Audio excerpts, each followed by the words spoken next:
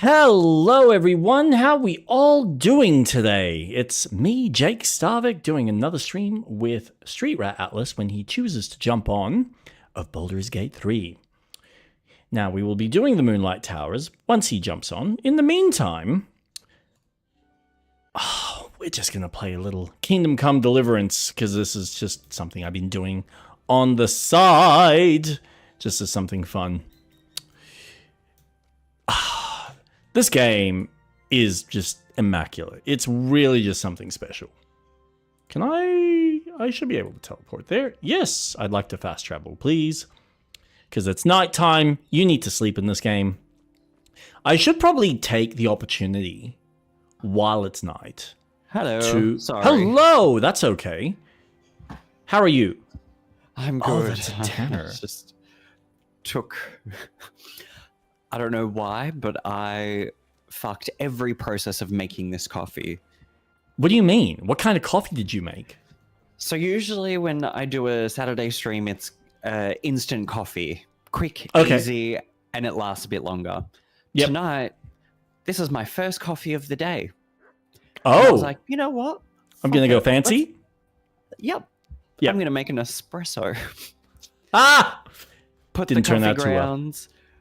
Nope, I spilt the coffee grounds onto the stovetop, and I was like, what? Oh no! I had to pick it all up, you know, shoveling it back in, and then re-putting the coffee ground in, and making sure that I had enough water, turn the stovetop on, and I was like, okay, sweet, everything's fine. Then I started pouring the milk in, and I forgot to shake it because we use lactose-free, I think it's long life milk. Yep. And you're meant to shake it before you open it. Fucking hell. There's no clouds. How is it raining? Sorry, go on. It's because of the fires. Oh, dude, that is bullshit. Absolute bullshit. And, oh, man. Seriously, this makes no flippin' sense. Anyway, go on. Wait, this isn't BG3. No, it isn't. Very good observation, sir. We will be doing BG3. I need to wait for Street Rat Atlas before we can do BG3. Let me get it open. And then I poured milk in. I'll turn this off. And it wasn't shaken, so it wasn't mixed correctly. So it was just like parts of clumps. Not that it was off or anything, but it's just like the agent that needs to compound the water with the powder, I guess. Mm-hmm. So now my coffee is just slightly lumpier than normal. Oh. And that's why it took me so long, because I had to stir it and make sure that it was unclumped and it's all silky smooth milk. Yeah. Fair enough. This is the last time I make an espresso before a stream. Look, if you're going to do that, that's fine. Just give yourself enough time so if the mistake happens, you've got time to rectify it. I've never made the mistake, though. It always happens in the most, unfortunate moments. You're so right. It was like, you know what? Fate is gonna fuck with you now. Oh, Have but like, fun. I mean, I don't even have to make a coffee or do anything of that importance. I just jump on and go, yeah, I'm assuming everything's gonna go fine, not realizing that the Windows update that I did the night before has fucked with my audio. And then I'm there having to figure out very quickly what is going on. It wasn't until like I fixed it and I was chatting to Doggo like the next day, and he's like, yeah, that's always the thing. If there's an update, check your audio before you even jump on. Make sure that everything's running. Give yourself that time to assess. So I do the best I can. Yeah, it's just like a little bit of prep goes a long way. Yeah, I thought I allowed myself time. It's all good. I'm here. But how That's are the main you? thing. I'm all right. We had a day at the zoo today. We decided just on a... I kind of decided on the spur of the moment. I'm like, it's nice. Let's do something. Let's go to the zoo. So that was fun. We saw the lions get fed. Saw the well, I mean, it's still a baby, but it's like a 6-month-old giraffe that they've got there, which was really cute and small. I mean, you know, small relative to how a giraffe is sized. And other than that, set up the new toy that's now in its new space. And I've got the other one boxed up behind me, which we're Kate's helping me, obviously, try and sell it. We had a guy that, because we put it up for about 800, which I thought wasn't too much of an asking price, but we didn't realize after someone was inquiring about it that they are currently selling for about $1,000. So I'm like, all right, worst case scenario, if we get 600 for the fucking thing, I'm happy with that. Like, I don't have the original box because I'm not going to hold a massive size box of that nature. I don't have that plastic cover that's technically the shield that someone might be like really anal about, because I know I was at the beginning until I realized it was literally cheap, shitty plastic. It wasn't like an actual cover like in the Batman movies. So I just piffed that. So it's things like that I'm sure a collector is going to be really anal about. I don't have. So if we get like $600 for it, I'm happy with that. Morning impulsive, well, afternoon on my end. So it's fine. But if we get about 600 for it, I'm happy. Good as golden. If we get 800, even better, but I'm not expecting it. There is a minor, I think there's like a minor scratch from the paintwork when I probably moved it at one stage. Mm-hmm. So that might make it harder for me to even get a full 800. So that's why I'm like, you know what? If I get half, easy pickings. But someone was trying to lowball us, and he's like, I'll give you 400 for it. Oh. And Kate's like, no. So Impulsive is really wanting to make sure that we're actually going to get some progress done and we're not piss farting around, which is perfectly fine. No, we're all just going to sit here and have a chat while we watch the world turn to stone. No, that is the plan, Impulsive. I would like to actually finish this game sometime in the next millennia. So yes, I got that all set up. It's really pretty. It is a decent upgrade just from a quality standpoint. There's a few minor things that I'm a little bit like, ooh, with the amount. I don't know exactly how much Kate spent. I don't want to know. It was emotionally tough for me, because it's a lot of money for her, and I don't really ask for that kind of stuff, but it's always nice. But there's like, on the instructions, so there's a lot of pieces that you kind of need to install and set up yourself. So like the bat symbols on the tires on the wheels, on the instructions they say that they're magnetic, but they're not. They're an adhesive. Oh. Yeah, and I was kind of like, all right, that's a bit of a dodgy thing. At some point in development, they must have just decided to go on the cheaper end. And Kate's like, oh, but you should make a complaint. I'm like, yeah, but the problem is that they'd have to change the car as well, because I've got actual magnets. It comes, the unit comes with like a magnet for two of the bits on the side, which you can pop out so that the what are they called? The wings attach into it. Yep. And Like the when back part above the wheel.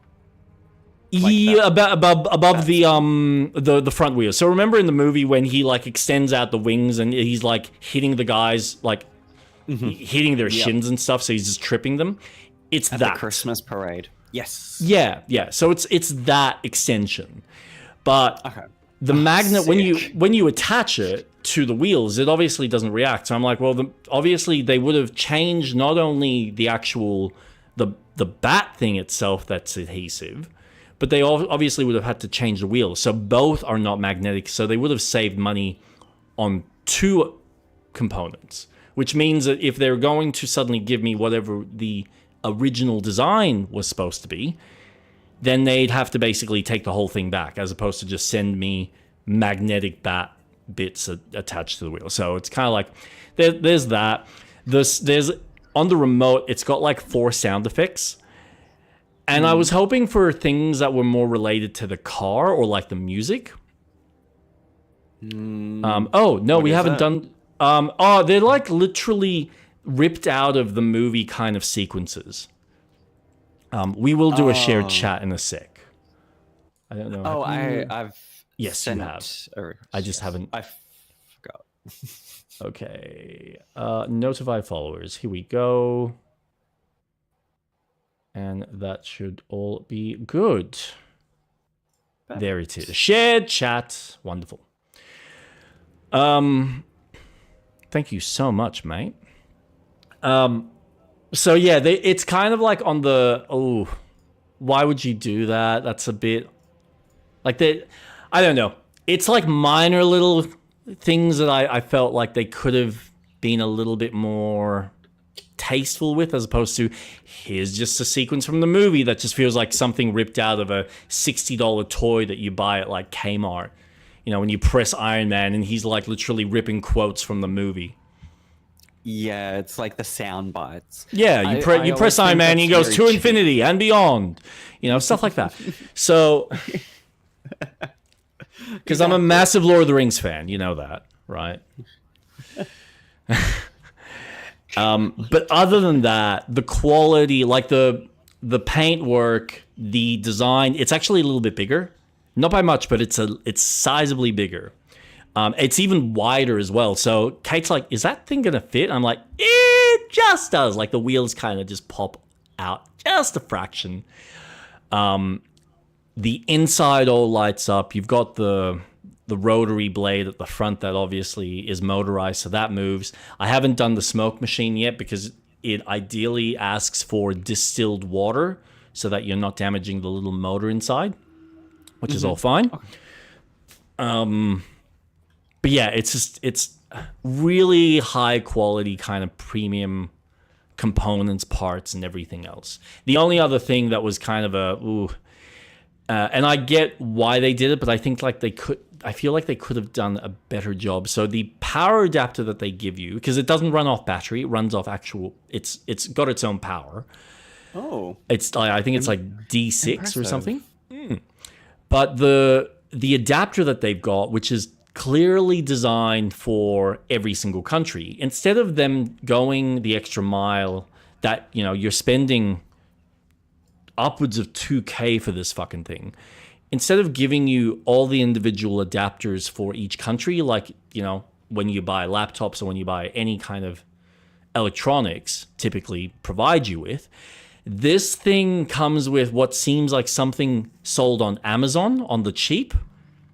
Like this really basic, shitty adapter type thing that then plugs into the actual socket itself. And it's like, it feels like it's this really cheap power brick as well. Like I actually felt it heating up quite a bit, which is a little bit concerning. And I'm like, I feel like if I look online, I can probably find an Australian version of this exact connection and it'll be better and probably safer.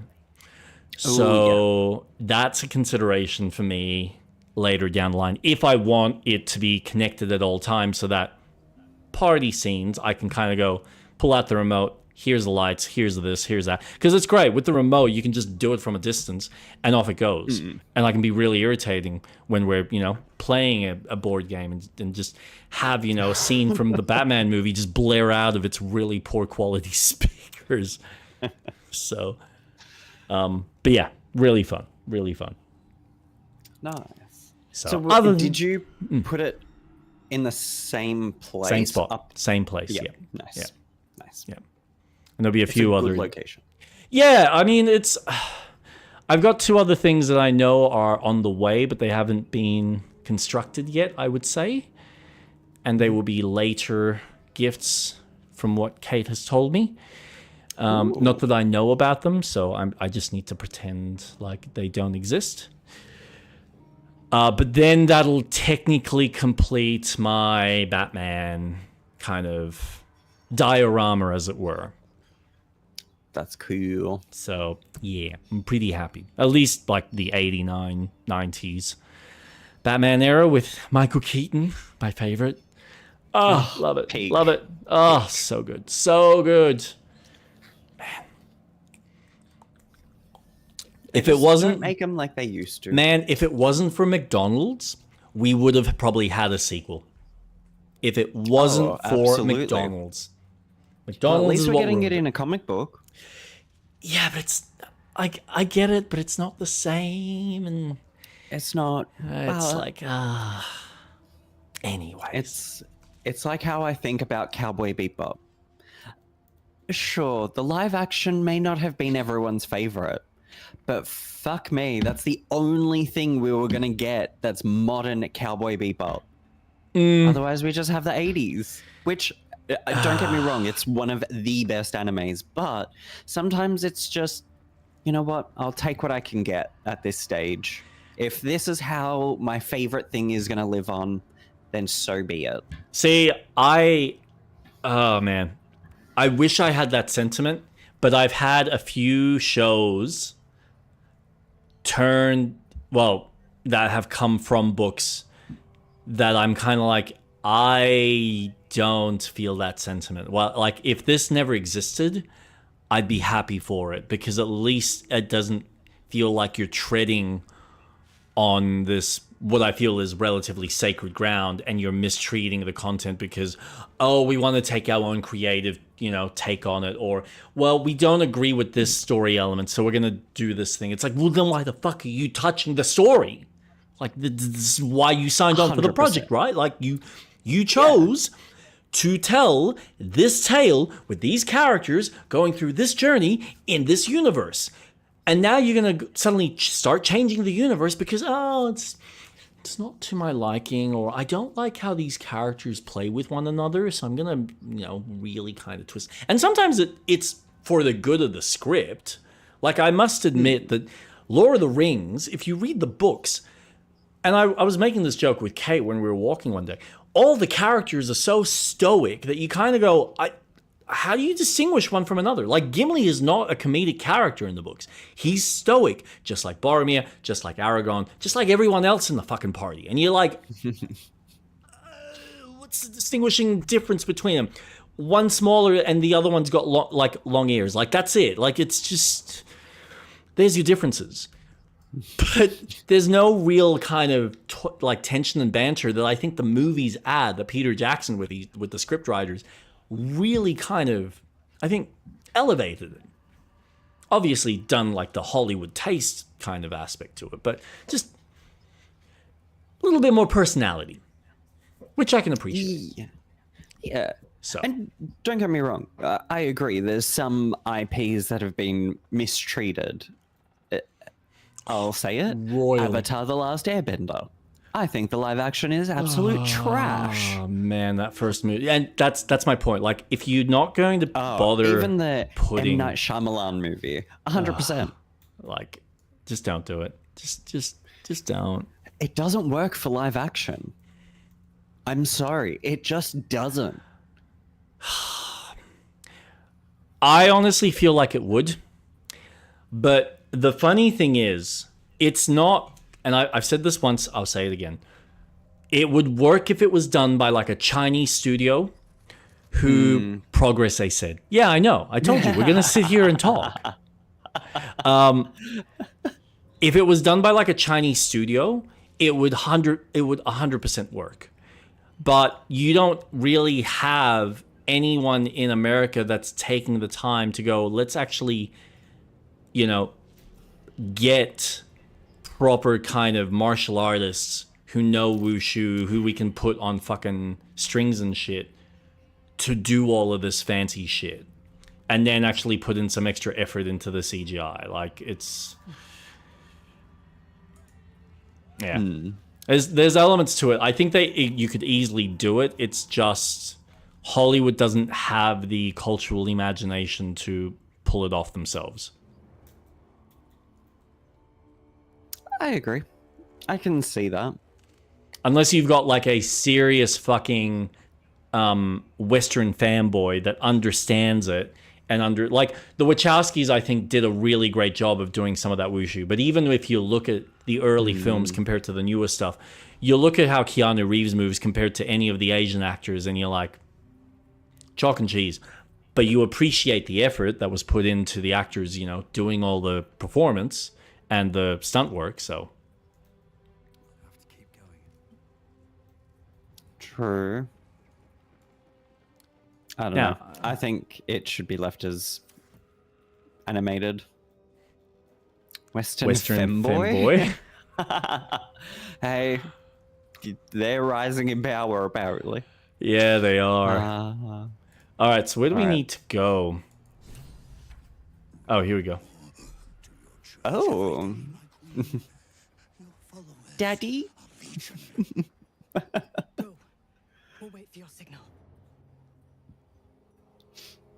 I still love that you're running around naked. Yeah, obviously. Your faithful stand ready, Majesty. Soon we march. Soon the world will bow to you. Here, we're boss. Something moved up there. Want me to No. drag it out? I've got good clear throw, make yourself known, stay hidden and keep watching, signal their partners to attack. I'm not going to get them to attack. I mean, you could stay hidden. Yes. What would I do? We should leave it here and just continue having a conversation for the next 3 hours just for Impulsive. The game is going to crash out of shock. You know what? Impulsive, we're going to take a break. We're just going to have a... Oh, yeah, 5-minute break. Yeah. Oh, God, good luck. I think this is a good time for a bit of a chat break and catch up. I think so. Let's just take a small breather. All right, yeah. All right, so here we are. Jesus.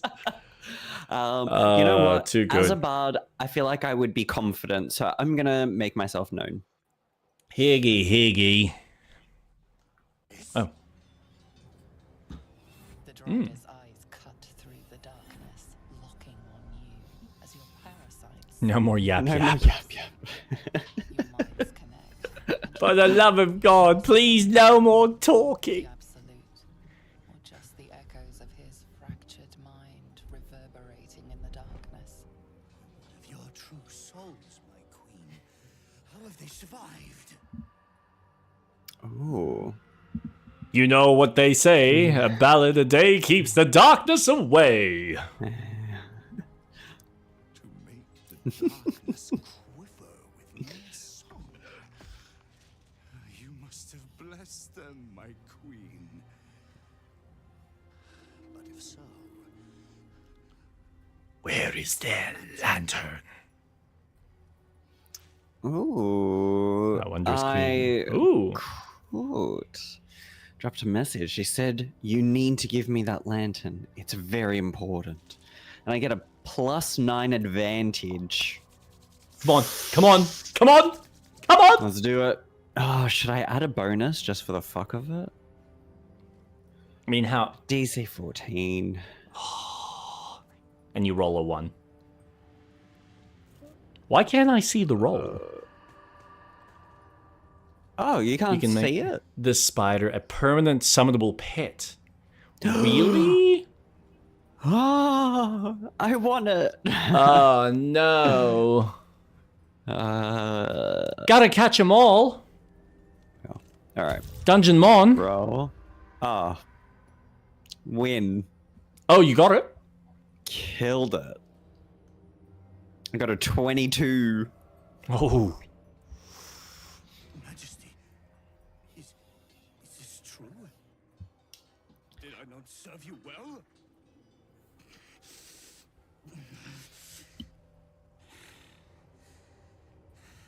Very well.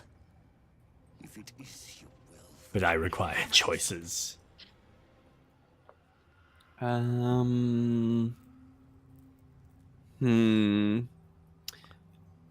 So how does this work exactly? No. Our queen told them nothing. The lamp's light keeps the shadows at bay. Stops them from getting close enough to grab us. Silence! The absolutes favored are speaking. She has blessed the lantern's light.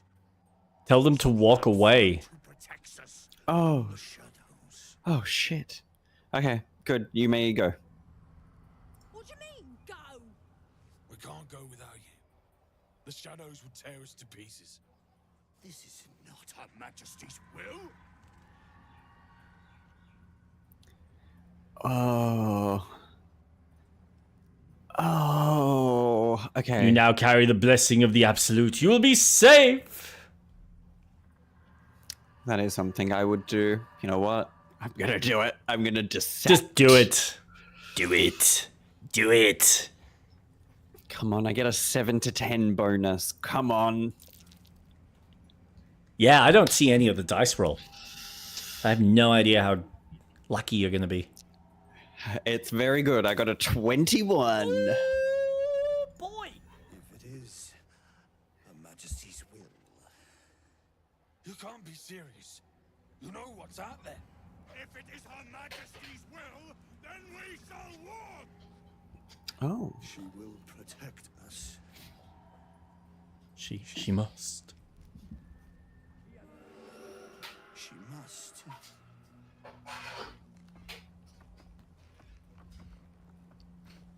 Oh dear. Uh-oh.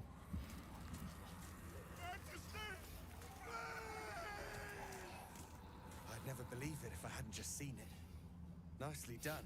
Now let's Thank see what you. we've got here. Oof.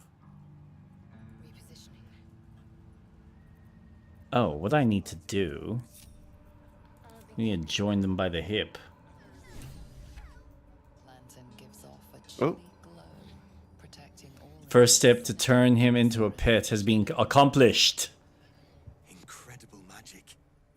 I can feel the light lifting the shadows, even those within me. Be safe and be brave. We expect no less. You notice a tiny pixie trapped within. Oh please, oh golly, me oh my. Oops. You must release me or I'll die. This lantern only lights the way when I am hurting night and day. Uh-oh. Legend tells the fairy trapped people, not the other way around. Why are you in here?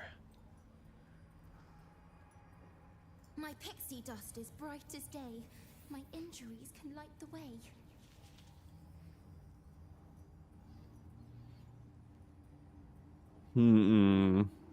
Who are you? My name is Dolly Thrice. Now won't you free me from this vice?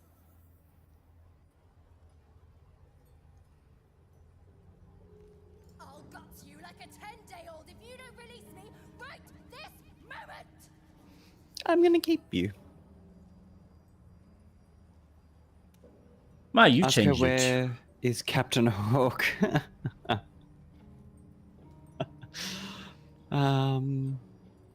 If you prefer the kinder type, I'll sweetly slurp your guts like tripe. Release her for the best option. Oh. Okay. Impulsive knows something we don't. Finally! Been trapped in that coffin with no one but a mad rider and my own farts for company.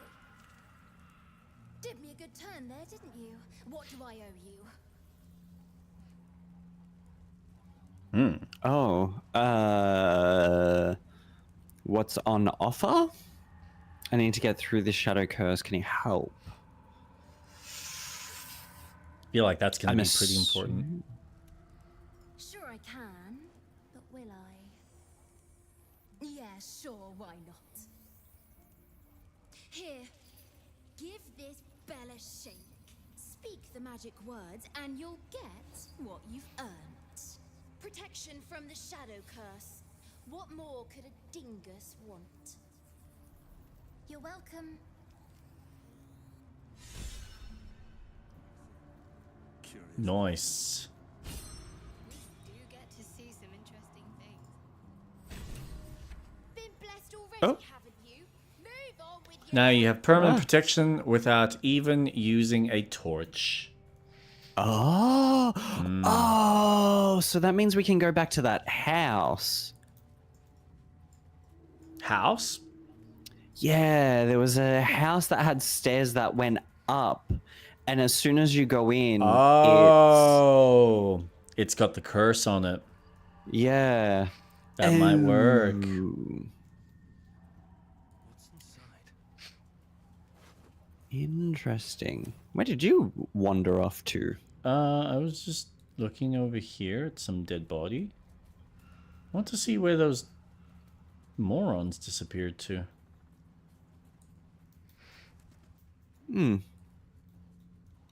Did they leave? No, no.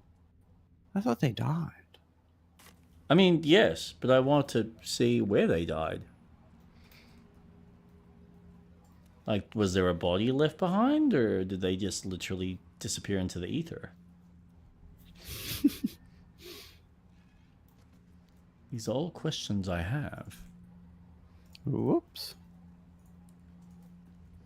By the way, where did the other...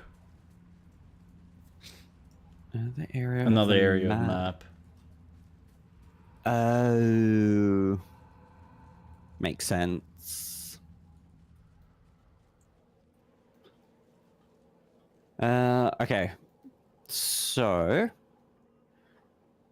which way should we go?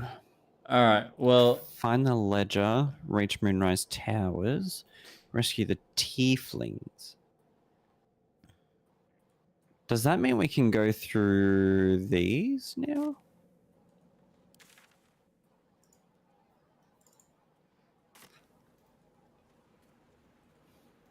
what? Yeah, so it means we can go through this.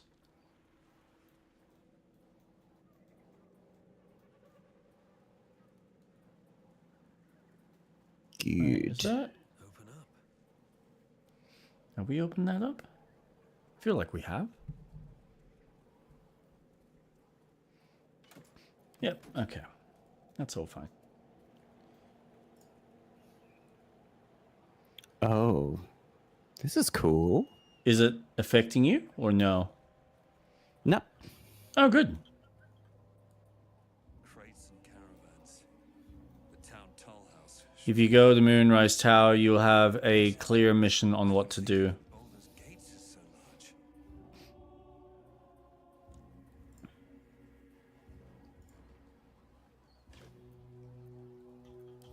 Did you want... Do you actually... Oh, key.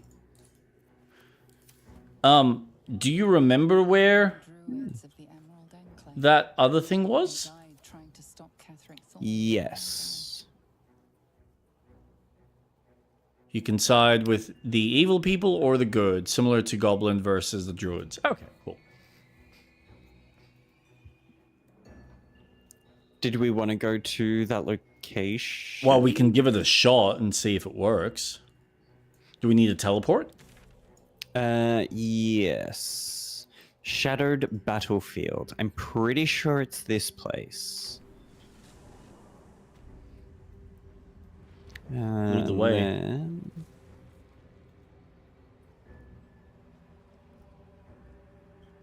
Is it here? No, that's a kid's house.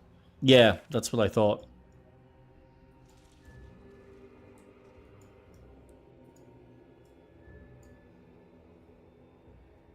Is it in the Underdark? No. Shadow fields. Where did we fight those claw things? It was in a cave. But when we went into the cave, there was a rune that we went through. I just don't remember where that rune was. Near the safe Near area. The safe area. Last light basement. It was in the basement. He's right. So if we go last light in, he's right. I wish we'd gear up and head out. All this standing around is making me antsy. I remember now. Okay. At least I think it was this way.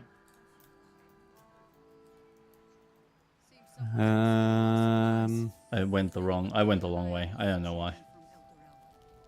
Is it here? I thought it was in the Shadowlands. Just cross. Don't go down. I'll give it a shot.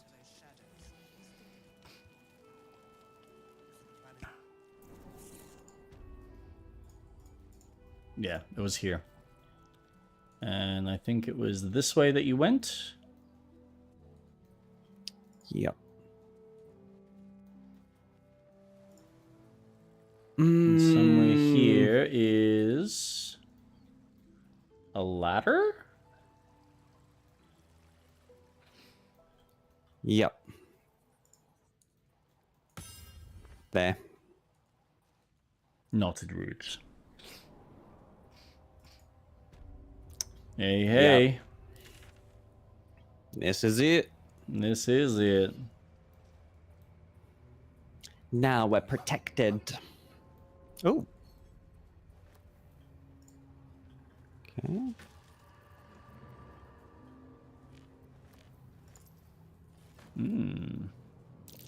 Sweet.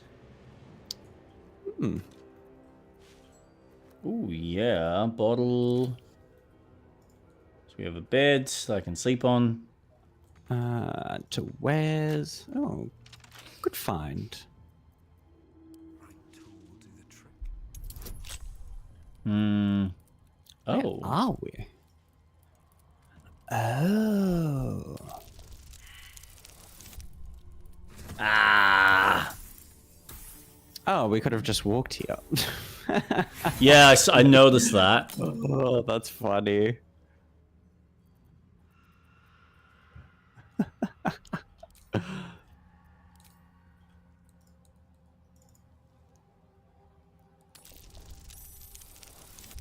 Ooh. Oh, yes! What did you find?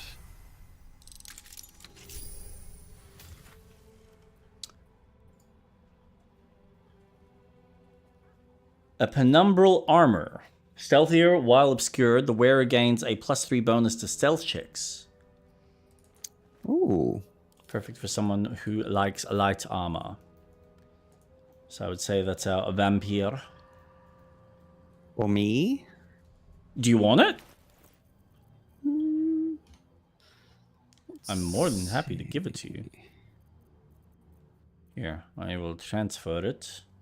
Who do you want to give it to? Atlas? Yeah. Alright. By the way, Shadowheart with her blonde hair. She's disguised. Sexy. Turn back at once?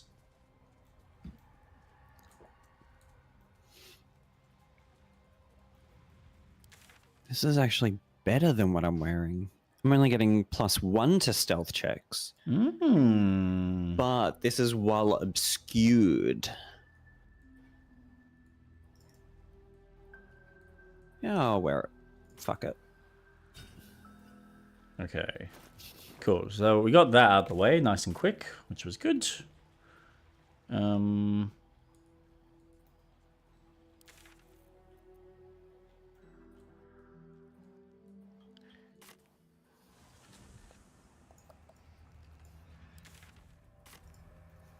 Now, I'm just gonna quickly check something, because I just noticed something on the map. What did you notice? Oh, the there's a- custom marker that we put? No, not that one. Okay, good. No. I know about that one. We'll save that for later.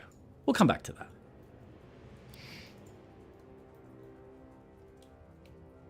Oh, you're so fast. Thank you. Oh, that's why. Center camp.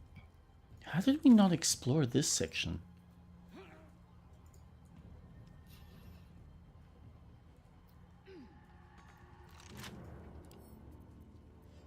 Lockpick. Oh, Ooh, gimme. nice. Mmm. What's here? Heavy chest. Oh, you unlocked a heavy chest. Elixir of Bloodlust. Glorious Vaulting.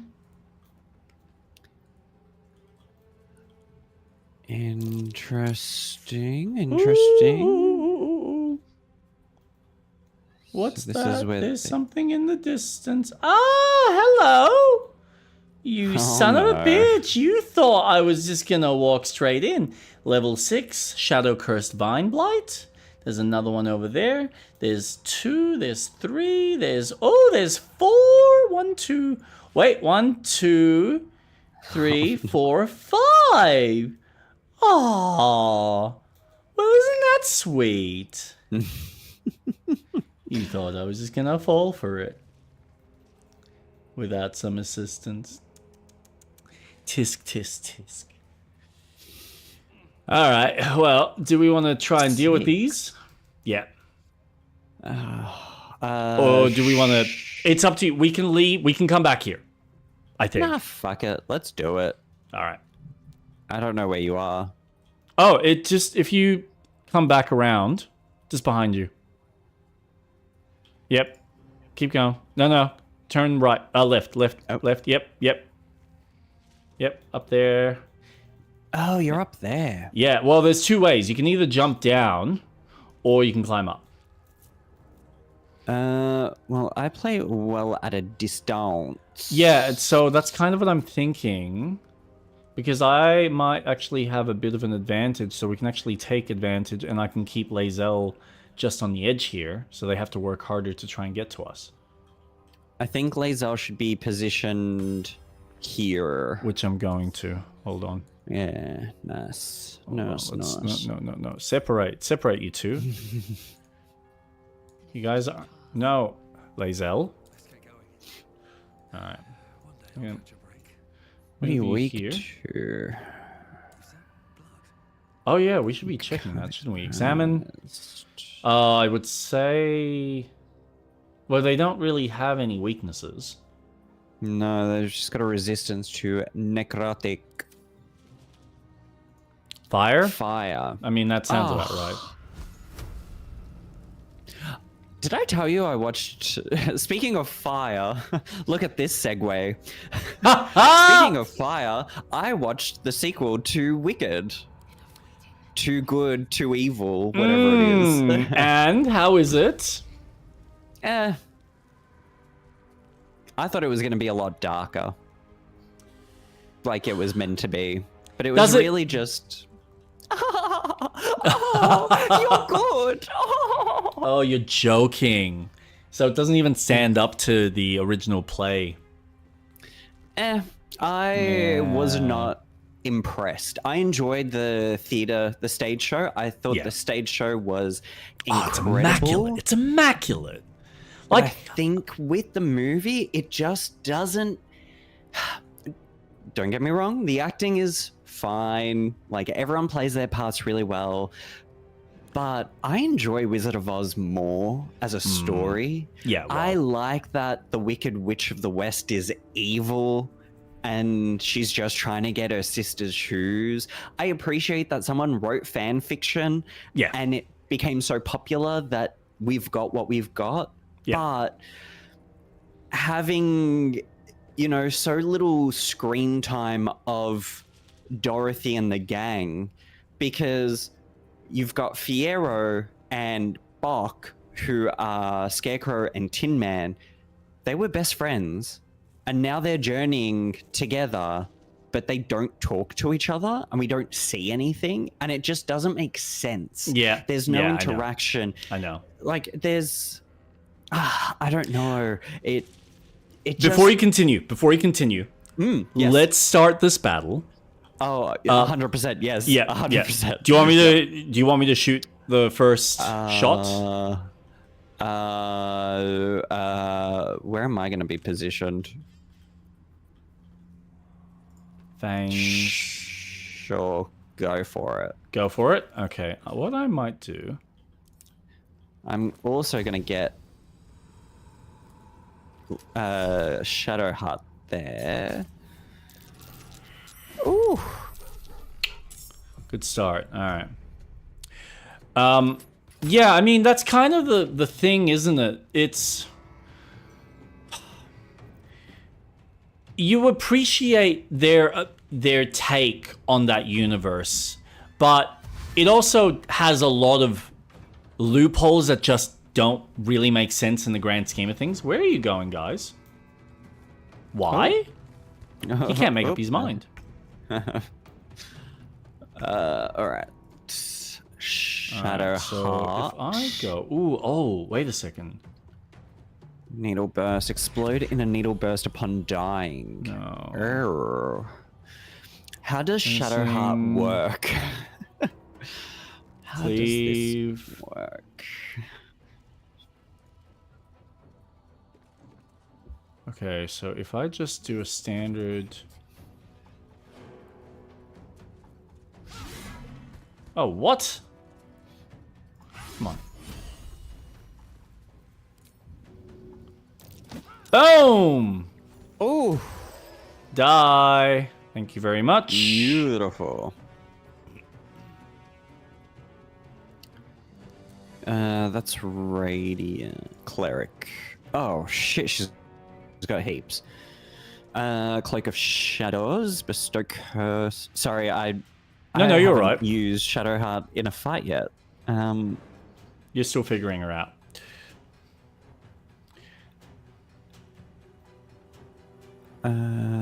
Okay, let's just see what this does.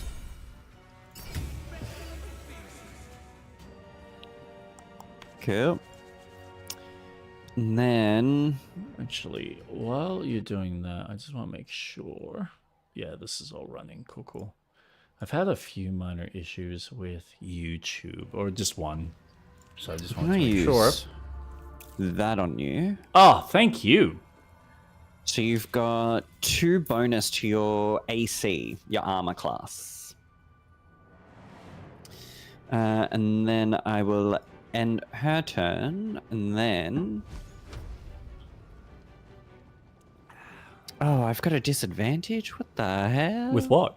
Maybe it's because of your location. Can you move out to where I am?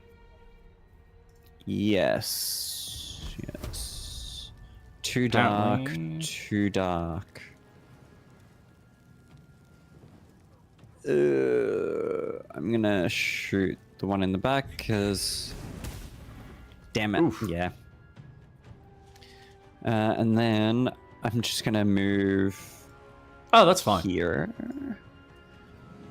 And...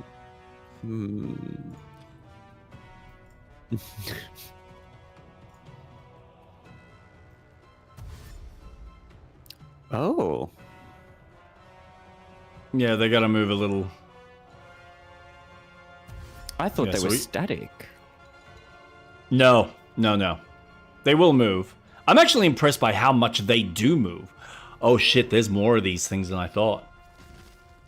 Ooh. Oh no. Oh, nice. Oh, thank God.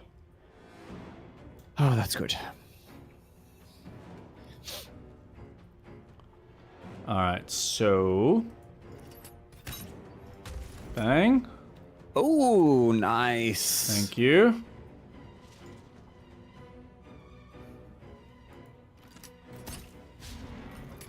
Ah.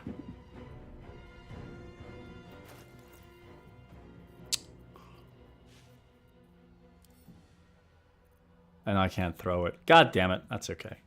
If I actually stand about here, then there's less chance of them actually trying to hurt me.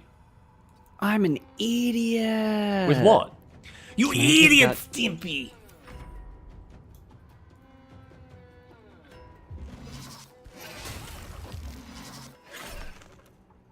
No. Don't touch what you can't afford. Okay, so now Lae'zel has the lamp. Remember, Okay. boy, bring me the lamp. The lamp.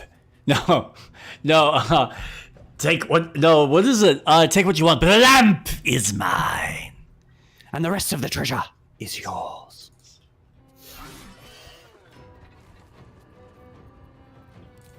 Your eternal reward. If I do... Oh, I thought the lamp would have helped. Maybe it doesn't do what I thought it would? How do I want to play this? What's this? Every short rest. You know what? Fuck it. I gotta use it. Let's use it.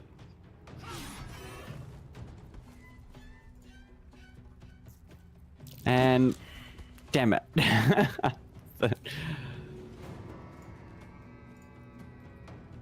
I got a better idea. Here's your mate.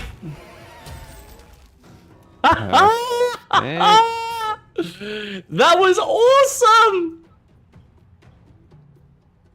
Oh. Are you able to move back with her? With Lae'zel? Yeah, just so you can avoid getting hit, that's all. I... We'll just Oh, move sorry, not here. Lae'zel, Shadowheart, yeah. Do that. Oh. Do that. Do that.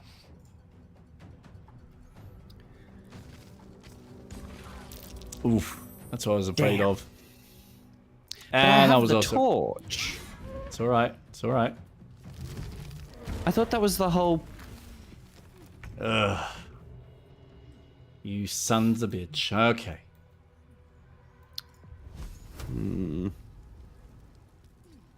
It's alright. We got the high ground.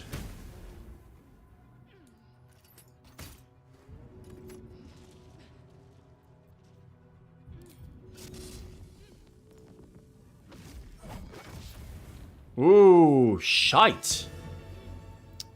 I'm also going to give you Bardic's Inspiration. I should have given that to you before you did your attacks, but that is a-okay. What can I do? What can I do? Wait, what's that? Until long rest, until long rest. Fuck, I can't move. That's really frustrating. No, I can't even reach ya.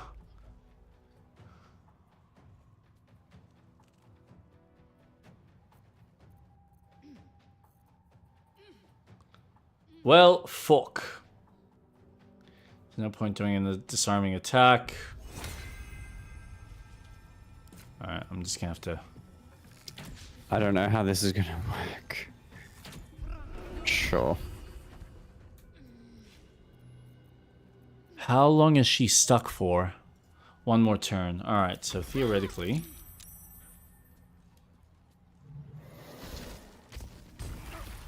Ah! Damn constriction. That's fine. Damn it. Just be mindful he's probably gonna explode, which is my only issue with him. Oh, does he explode? I think like the small ones, he probably will. Just something we need to keep in mind. He will not explode. Oh, it's only the small ones that do. Yeah. Oh, the good. small ones have needle burst. I Shit, can't have we move. nearly killed these fuckers? Oh, I didn't realize the other one's at 6 health. Woo! Yeah. You know, I know you... Shadowheart took a beating. I thought this was gonna go a hell of a lot worse. I mean, we could still die, but, you know, for the most part. It's true. You just never know. No.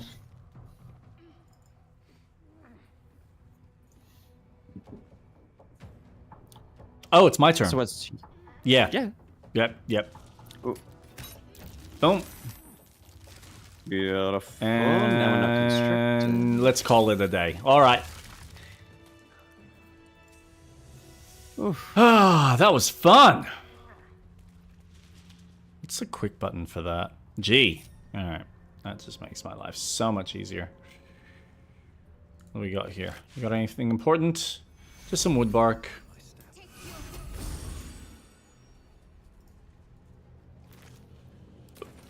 I'll take the bark.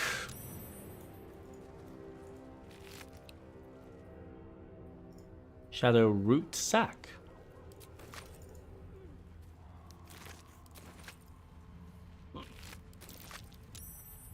Ooh, ice knife. A pearl. Wait, why?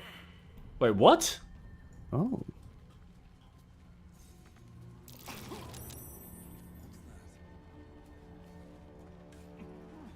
What are you doing, son? Oh, what? Okay. This game's being weird.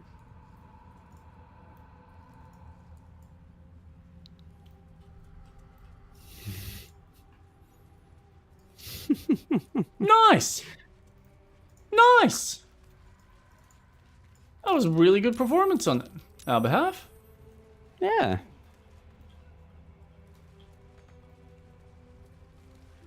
We did well. Oh. Oh, I see. What do you see? The other direction? No, just the world storytelling. So there's a head in the nest, Yep. but there's a headless corpse downstairs. So it's just really cool because it's like, oh, obviously, Someone like the beheaded. bird killed it and Yeah. beheaded it. It's just cool storytelling. Just You gotta love that kind appreciating of it. stuff. Oh, gotcha. The attention to detail. It's like piecing together a crime scene. LA Noir style. Yeah, but it's like, it's a crime scene that you're doing for your own self-satisfaction. You know, Dark Souls or, you know, that whole All the genre FromSoft, does the yeah. exact same thing. Yep. And it's I mean- so cool because it's as much as you want it, you can. Yeah. Because you can run into a room, not pay any attention to anything, leave, and then suddenly something catches your eye and you're like, whoa, what's that? But then you don't get the context of what was in the other room. It's just, I love. Oh, Love. dude. What the hell? Is that Roland? You see an old boot balanced upside down on a cobbler's knee as he taps the final nail into the new song. Curtis knew. This is like a third optional way to get in.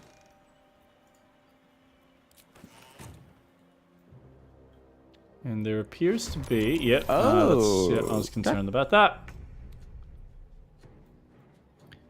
Oh, Roland, we need to save him. Easy.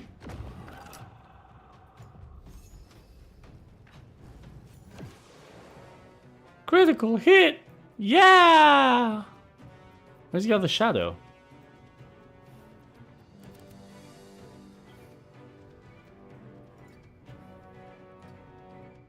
Is he another character? Oh, maybe? Maybe.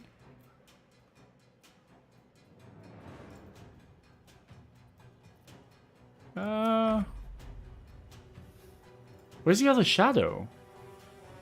He might not have appeared yet. Oh, He it might could have- be invisible. Okay. Yeah, he is. Shadow blend. God damn it. Alright.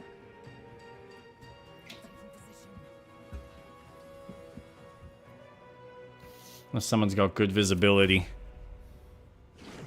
Yep, there it is. No! Roland! No! Ooh, nice. I'll save you, Roland. Oof, nice. No time for fucking around. Not a damn thing! Oh, you're talking? Yeah. Oh, it's me.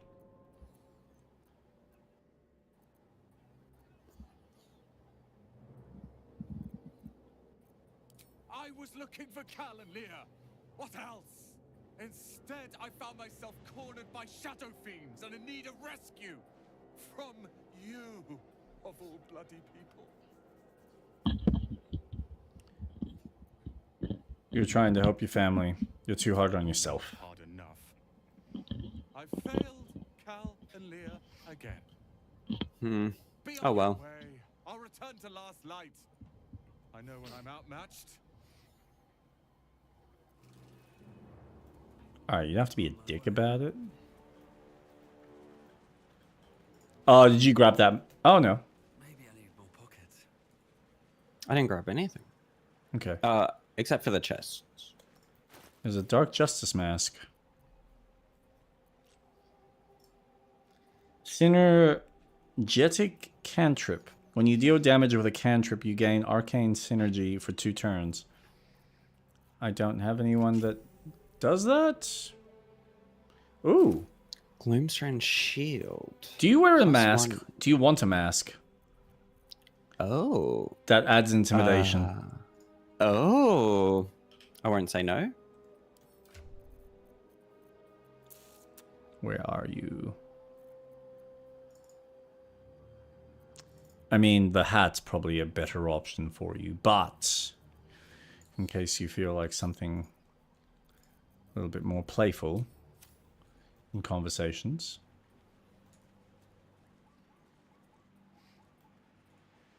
Hmm. You see him in Nice. food, balanced upside down on a cobbler's knee as he taps the final nail into the new soul. Kudisny. You sense a faded memory of marching in an army against Ketheric Thorn. Victory seemed possible then. She was a healer, trying to aid the wounded in the battle against the Sharans. But there were so many. You sensed that this one was once a fisherman, taught by his father.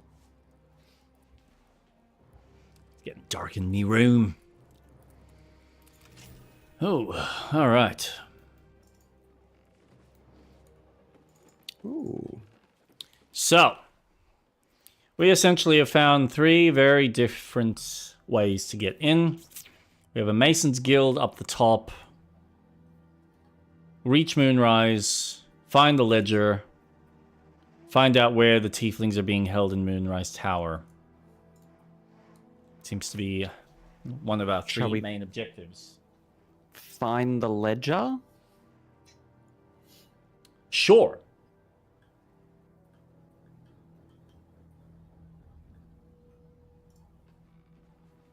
Bam, bam.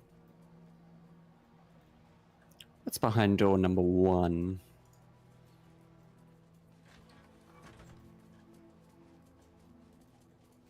Is that our friends? That looks like a hero up there. Oh, no. Visage of Guilt. There are actual But you Gethryn can... Thorn? Oh, you can talk to them though. Yeah? Oh. Can you, though? Do you want to say, just in case something really bad goes wrong? Before I start running into things I'm probably not supposed to. Help wanted. You should leave now. I should have left when I still could. It's required.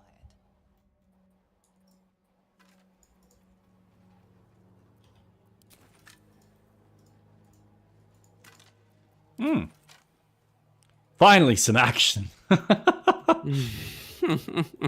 We're so sorry it took so long. Finally. Oh my god, they're finally playing the game. Like, yeah, This is what I signed up for. Oh god, too funny. Oh. Should I be coming to rescue you? Not sure yet. Ballads, sonnets, jigs. The list is endless, really.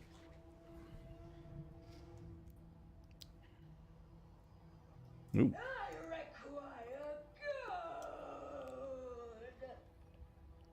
Oh.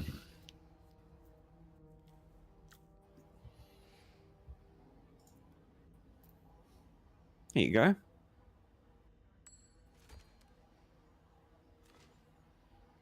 A toll.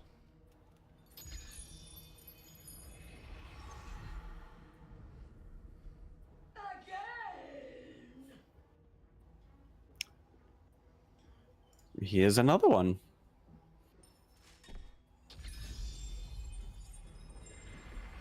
Am I making her really powerful? I don't know. There you go. I did pick up some gold, so... How much do you want exactly? Jeez. You cannot leave. You must pay. Shit. Hold on. If I give you gold, what do Yeah, I get yeah. in return? Hold on. Where are you?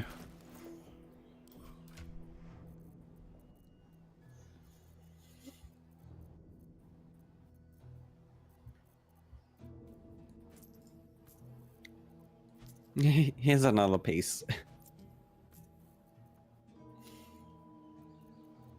Where do you keep your gold? Okay, it's... Where Which is it? pouch? The one that has a lot?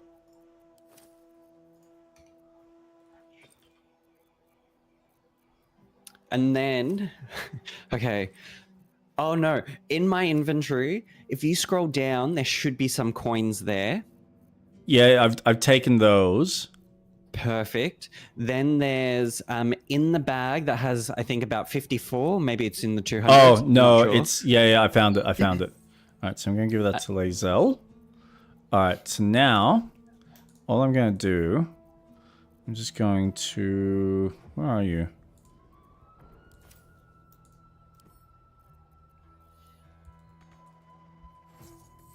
Can I? How do you separate? Oh, I probably have to go into Lae'zel's. Of course you do, because you're a crazy ass bitch. Split. Alright. Confirm. I didn't realize that's actually how the gold looked like. That's actually really cool. Alright, so I'm going to give you one more coin. Mm-hmm. So that you, if you want...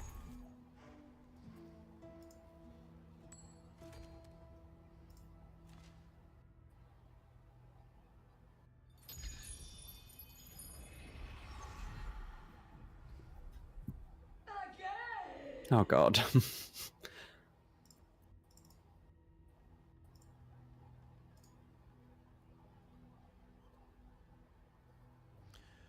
I mean, do you have... I'm just wondering, if you say fine, take it all, is that going to take mine? What if you guys go to camp, but make sure you... actually, can you come back into the same room and then go to camp? I have an idea. What's your idea? If we start a fight and you come back from camp, you will spawn exactly where you last left off. So if anything were to happen between me and this gold character... I can at least defend you. So do you want me to climb up? Yeah. Alright. Because I don't think anything's going to happen because I'm in conversation.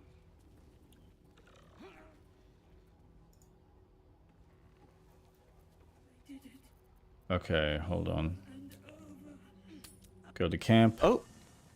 Shit. What's that done? Oh, nothing. Cool. Alright, Cool. so Go I'm to at camp. Okay, I just sent Shadowheart. Okay. I mean, we've said, I'm like curious. So if you say fine, take it all, is that giving every single coin that we've got?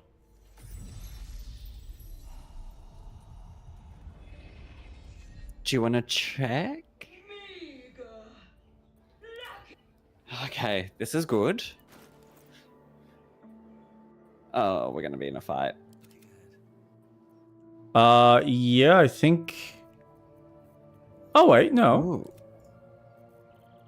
No, I don't think it has. Because I still got the 1,767, and then the 5,259. Okay. So what happened? Good. We're fighting. Where'd she go? She went down. She climbed down the vines.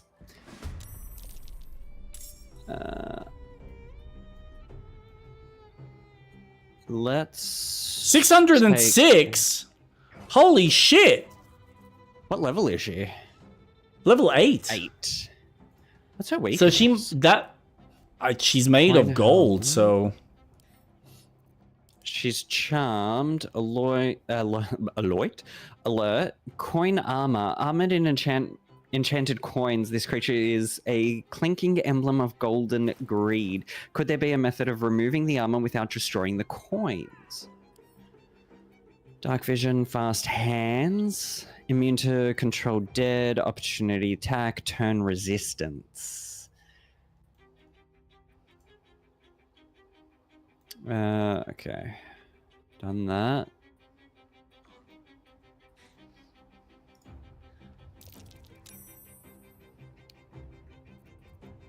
Oh, I shouldn't have moved.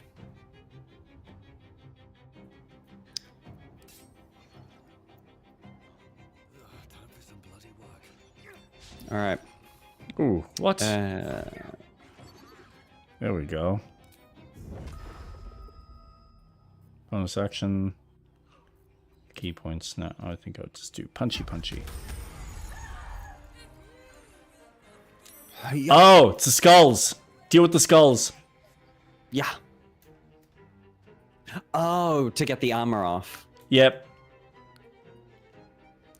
Oh, smirt. Well, I've just noticed because her health is down to like 506 now.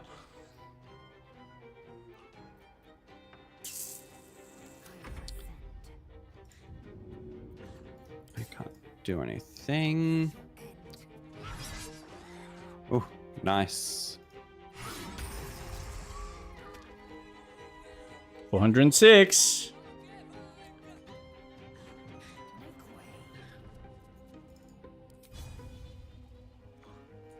Pommel strike. Start off on good footing. Oh, What was that?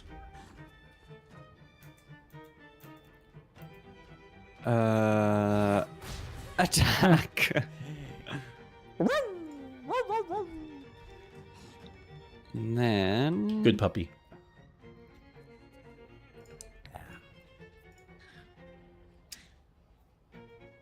I will cast.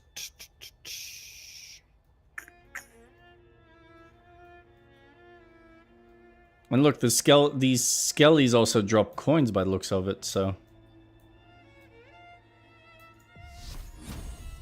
Nope.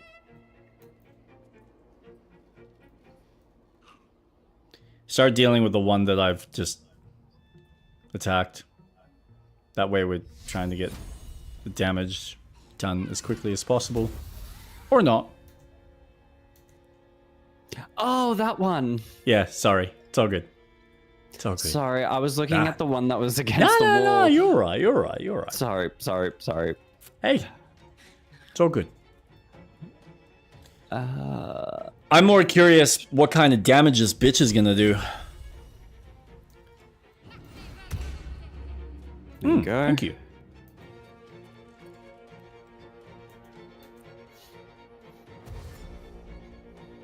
Good. Yes. Means Come he's not here. gonna That's attack. right. That's what I want. Oh. Oh. Yes, be blinded. By what? Oh, yes. By me.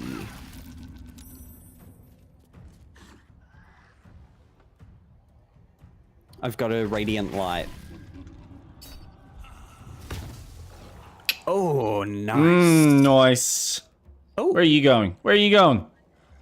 Oh. Oh. Yo. Ah. Oh. Uh-oh. Run! No. Oh. Shit. Whoa. Okay. Gotcha. So we need to deal with these things as quickly as possible. Yep. Okay, that's good. That's good. 306. If I lead this. Nice. Okay, that's good. That's good. Yes. And then can I throw? No. I wanted to throw a Shit. potion bottle on you. Oh, can I? There you go. Oh, nice. Cool. So I can still heal. That's good. Shit. Yeah, I know. Not enough movement. Shite. And then I'm going to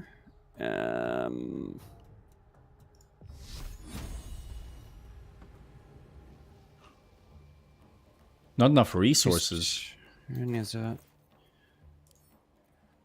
Drink.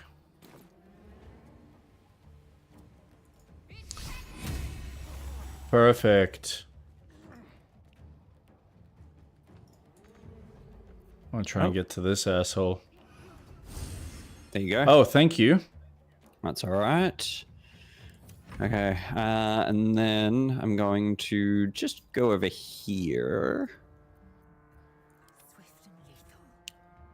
And fuck, this is going to be risky.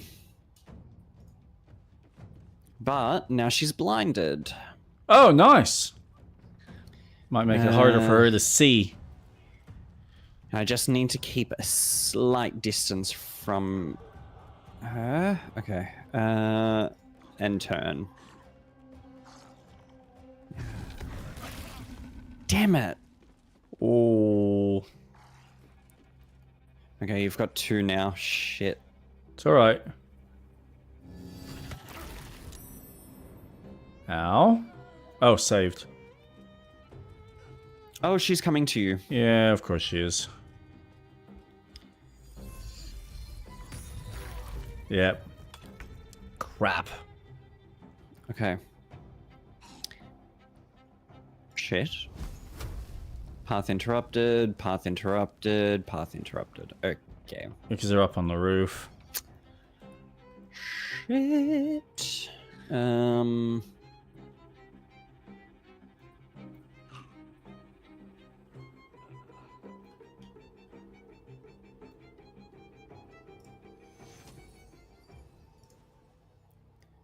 Get the fuck up. Thank you. It's a shame I can't do anything, though. Sure. It's my biggest... sure. actual... There might be something. We'll see. Oh, she fucking healed it. Yeah, that's what she does. She takes your life. Oh. Perfect. Bye.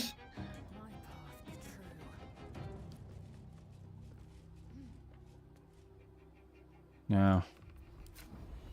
Target is out of sight. Can I do this? Shit. Ah!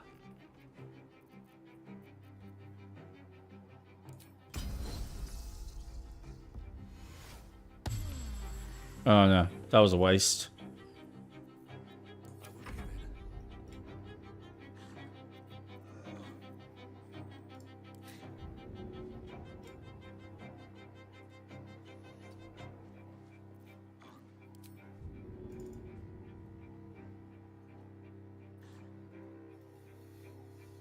I could throw, but I don't know how well that's gonna work. Oh. Yeah, and now it just fucked it for us. That's right, he's gonna dash.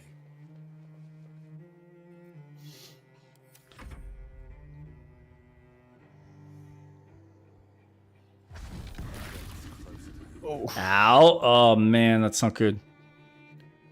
Dash? Yep. See, I wasn't sure how the rules on that were gonna go, but now I'm gonna die. Oh. Wait. No. I wanna dash. Drink?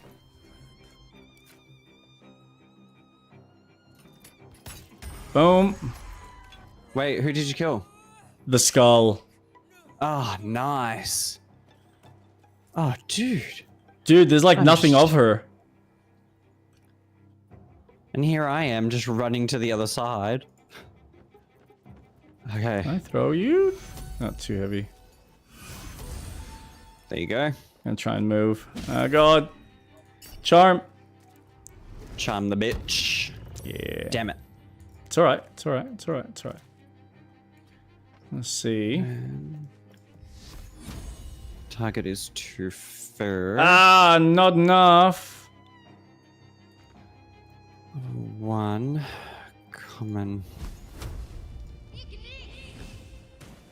Wish I wasn't standing there. Oh, damn it. Something.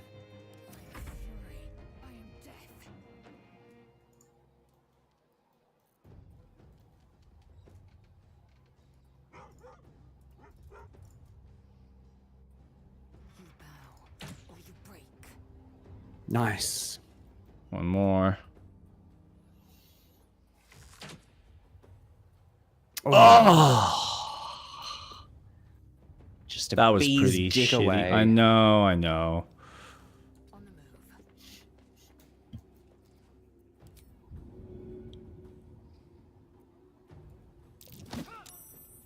Ooh, nice. I can throw I guess you, we can though. start wailing on her. Dash. Beautiful. I can Oh, you can climb up. Oh. Oh, dude. This is perfect. Yeah. Uh-oh. Now she's gonna do her Gosh, thing. she loves you. God. Yep. Because I'm nearly dead, aren't I?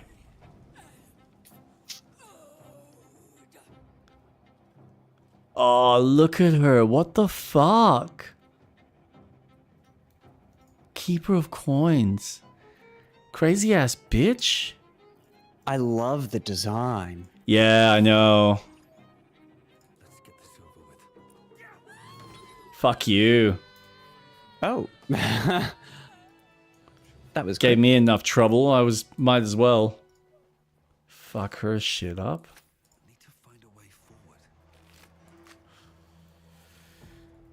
Alright, we are definitely gonna need a short rest after that. Oh, yeah. That was cool though, like that was such a cool little fight. I love puzzles. That was awesome. And where was Gosh, she the dropped bind? so many coins. Mm-hmm.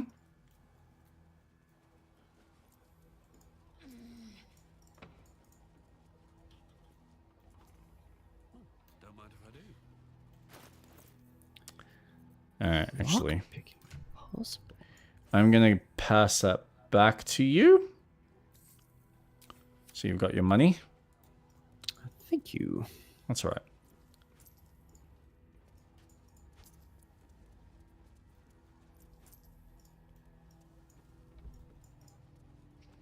That went. Oh. It's mine! I want it! Fine. Oh, this is a strength check. Shit. Shit. Increase your strength to 21. Cheese from the Dalelands. Or I'm just gonna roll, see. I mean, I have a... Oh, you got it? Yep. Nice. I'm strong and buff. Oh, Nice. 514? Oh, nice. Teleport. Nice. Inspector's memo.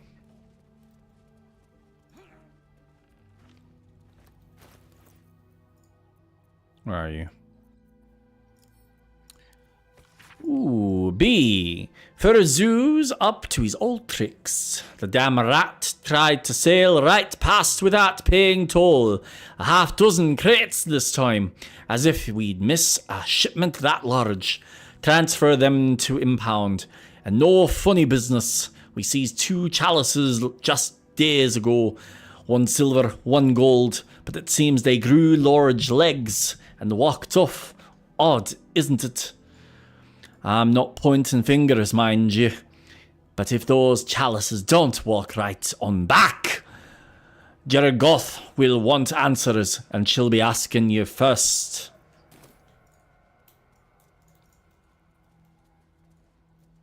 What else have we got? There's some more gold up there, I think. Some more sacks. Man, there's heaps of gold. Heaps. Whew. This is good. Needed to stock up.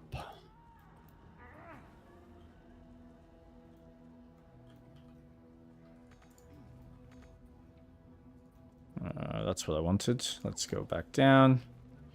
Some gold there.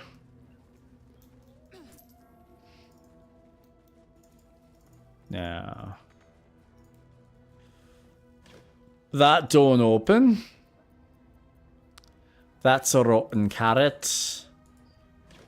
That's a cupboard. And... Oh. Uh-oh.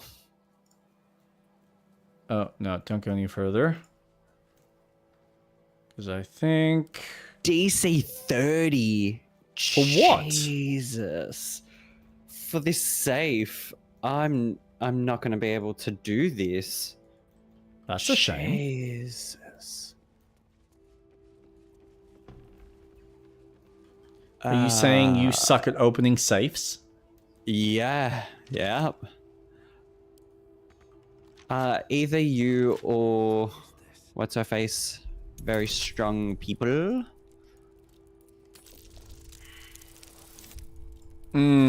No. I fucked up. She can finally seek out the touch of another, only to be told she might not have much time left. Oh, I'm getting worse rolls. What the fuck? Alright, one more. Let's try again. The fuck's wrong with me rolls, man? No shit, I failed. Alright, fine. I can't open this door. I'm gonna need you to try. Because I suck. Alright, my devilish looks shall open this. Please, someone needs to. Oh.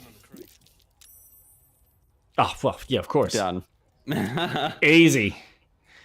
But DC 30, a D30. Nah, I can't do it. Nah, sorry, Mac. Oh, I Alright, can't so- get. So what am I It's too trying to hard. break? There is over here. Oh. No, this way. This way. This wooden desk? This chair? This opulent Candelabra? chest? The opulent chest. Hmm. It's too opulent for me. It's a safe. Lockpick. Yeah, I definitely have a chance. Oh, What? shit. What's wrong? Okay. Confiscated works. Atlas. Uh-oh. What? What? No what? one fucking panic. Why? Is it because you forgot to save? Are you in combat? No. Just the floors are a bit... Oh god. Should I be moving closer to you so that I can, like, rescue you? No. Okay, well... Okay, things are good. Sword Things are doesn't good. work. And I don't think I've got a mace, so that's not really gonna work in this instance. Oh. Okay, I got the ledger. Ooh, Holy nice. crap. So much gold.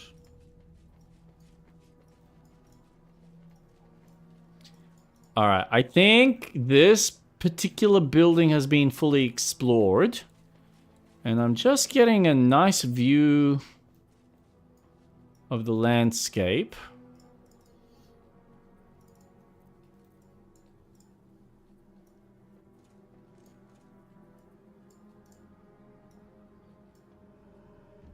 Oh. I think I found our spider. Oh.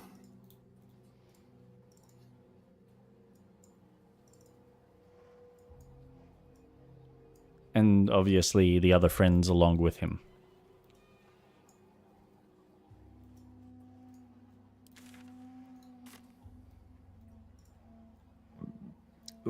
What's the view from here? Oh, it's perfect. Oh, I can actually take most of these guys out just with my bow. Oh, this would be immaculate. What is it? He's going to sacrifice himself. No, you can't. There must be another way. Do you want to stop Snape from getting that stone or not?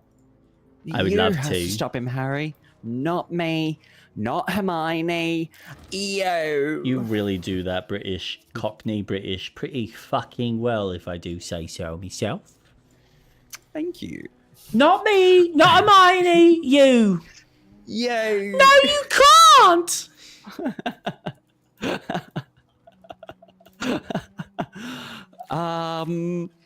Quick question. You got dirt on your nose. Did you know? Just there. What's the question? Oh. I just want to know if you can... Oh my god. But I'm all covered up now. Damn. Where Kind of are like you? showing my arms. Ooh. I just... Is there a hole? Oh.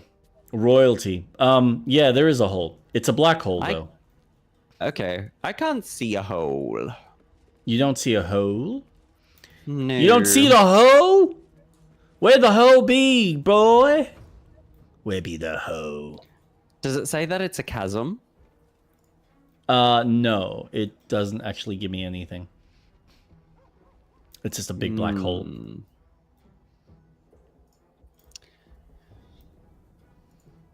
Alright, so that's where love to be we able to sort show of came from. Oh my god, this keeps going. Because I don't think there's another way in there, is there? That must be the tower. Yeah, that will be the tower. Oh, maybe there is a way. There's a way underneath. Oh, man. No, I kind of like showing my nakedness. Your nakedness. Just want to be a bit more freeing. Nope. Okay. Send camp. I'm gonna send to camp.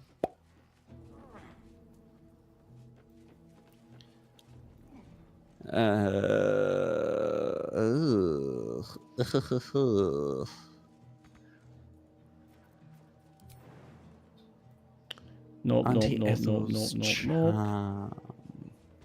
The dog collar I don't need.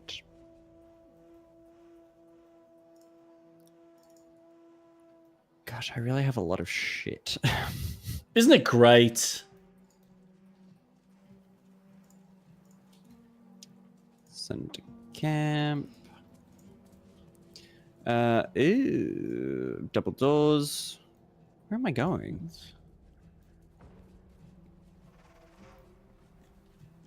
By the way, But do you can want to I just- save? It's a sturdy door. Thank you. I'm just gonna make some mistakes here. Just give me a sec. God damn it. What are you weak to? Fire. Ooh, water. Don't mind if I do. God damn it. Fire. Yes! What did you Suck break? Shit. A door.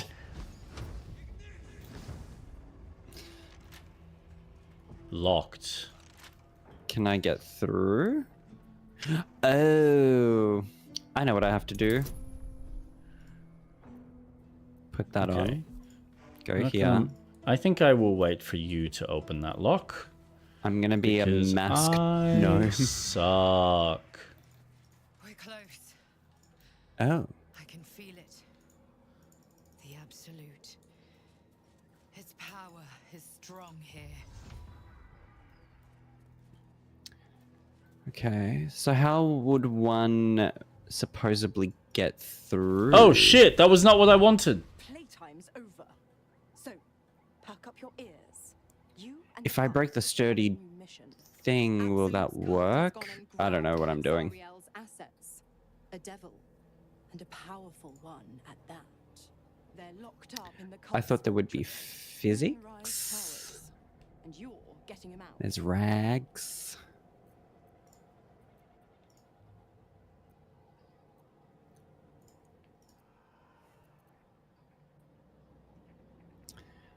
So how would one be able to This get asset through? can rot in the tower for all I care.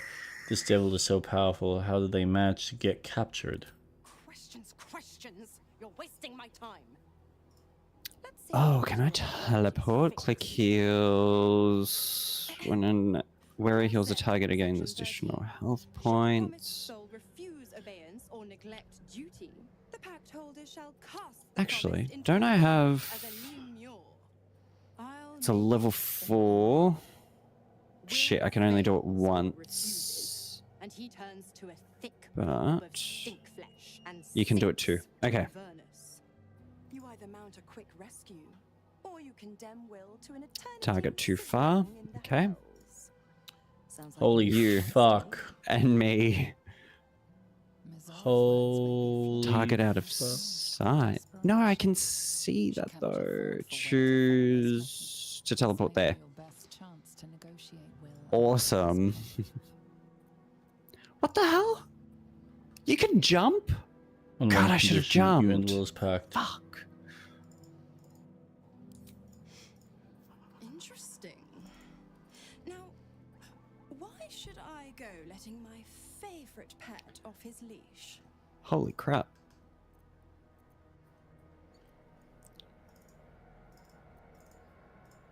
Weaker chest. Ooh. Button? Oh, should I have pressed the button? I'm gonna fuck this up. Oh, are you fucking kidding me? Yeah. Oh. Oh no, not you. You're fine. No, You're good. no. You keep doing what you're doing. You're doing great, sweetie. I'm really not right now. Casual. Oh god. Sandals. This is for Will. Clearly, this game doesn't want me to look after Will. You can think of no way to void a devil's pact. Okay. What do those look like? Send again. How do these look? Yeah, they look fine. I'm actually failing at this. Send to cam. Send to cam. And does that look? Nothing. Send to cam. I really want to do that again. Fuck. Never mind. Where are you? What are you doing? I was having a conversation with the fucking devil that's got the pact with Will, and I was trying to... She wants us to save a specific demon, otherwise Will's gonna get killed. Hmm. And I was trying to make a deal that, yeah, sure, we'll save the demon if you remove the pact, and I failed all the fucking checks. C'est la vie? That's pretty much how we're playing this, yes. But I used all my inspiration because of it. Ah, damn. Mm-hmm. So I'm a bit pissed off. Also, found a door down here. I don't know if it's of any interest to you. But it needs a locksmith. Call the locksmith. Call the locksmith. Call the locksmith. How do I... I'm up here. If you turn around. Oh, I know where you are. So you need to kind of go up one of the vines and then come down one of the trees on the right of where I am. Well, yeah. Your left, my right.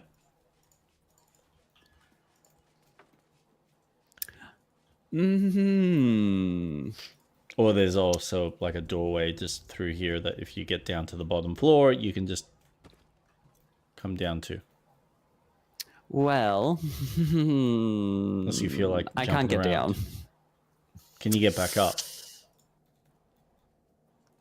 Tis fine. Okay. Can you Shadow get back Heart, up? you're with me.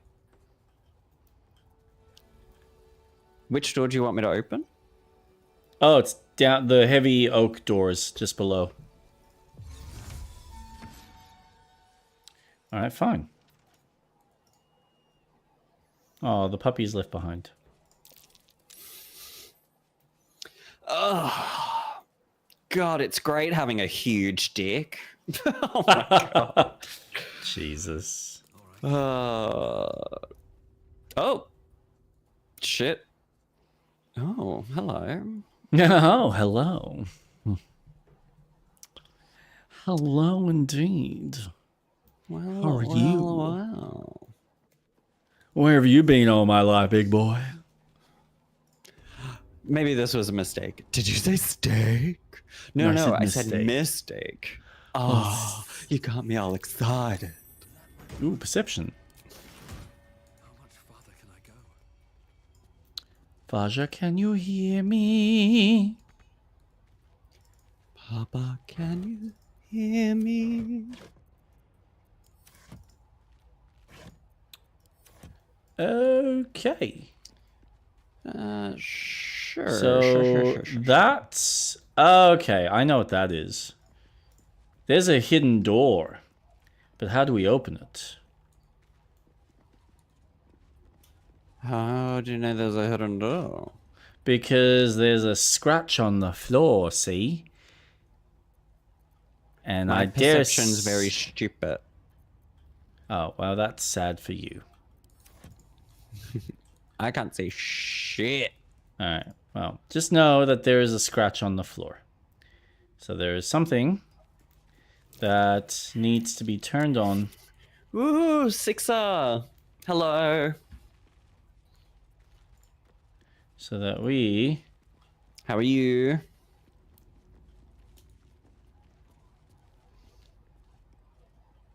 Can open this. Oh, that door.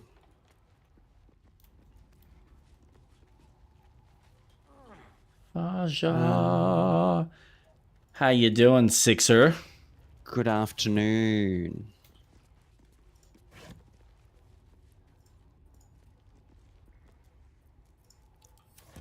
Well, it's definitely evening for us.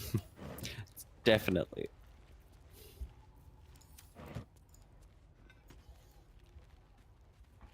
I'm sorry, what? Maybe it's turning all the torches on? I feel like one day it's gonna work. Just one day. Right? I'm doing good. I just woke up. Ooh, nice. You Early getting ready morning for you. work?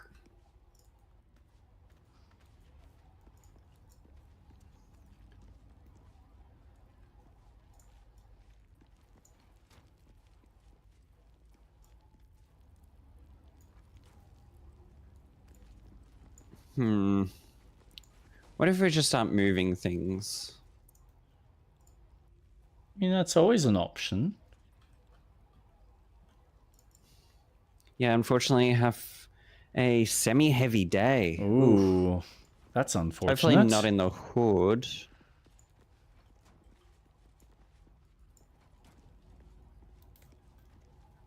Is there anything there? Hello? Hello? Hello? Just too low.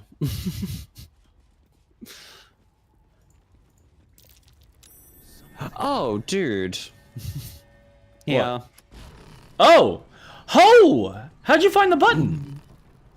My perception activated. My Ooh. observation hockey. Thank fuck, man. You've been there for hours. Trying to find something that didn't exist. Gold ingot, bronze ring, soul coin, silver chalice. We are so selling all of this. And a logbook. Tell me about your logbook, mate. Let's have a read. So you're not blind as fuck. Nope. No, I Trade trained my slowing hockey. merchants, scared of Catheric, nervous of war. He will not take my due. I also have Conqueror's hockey.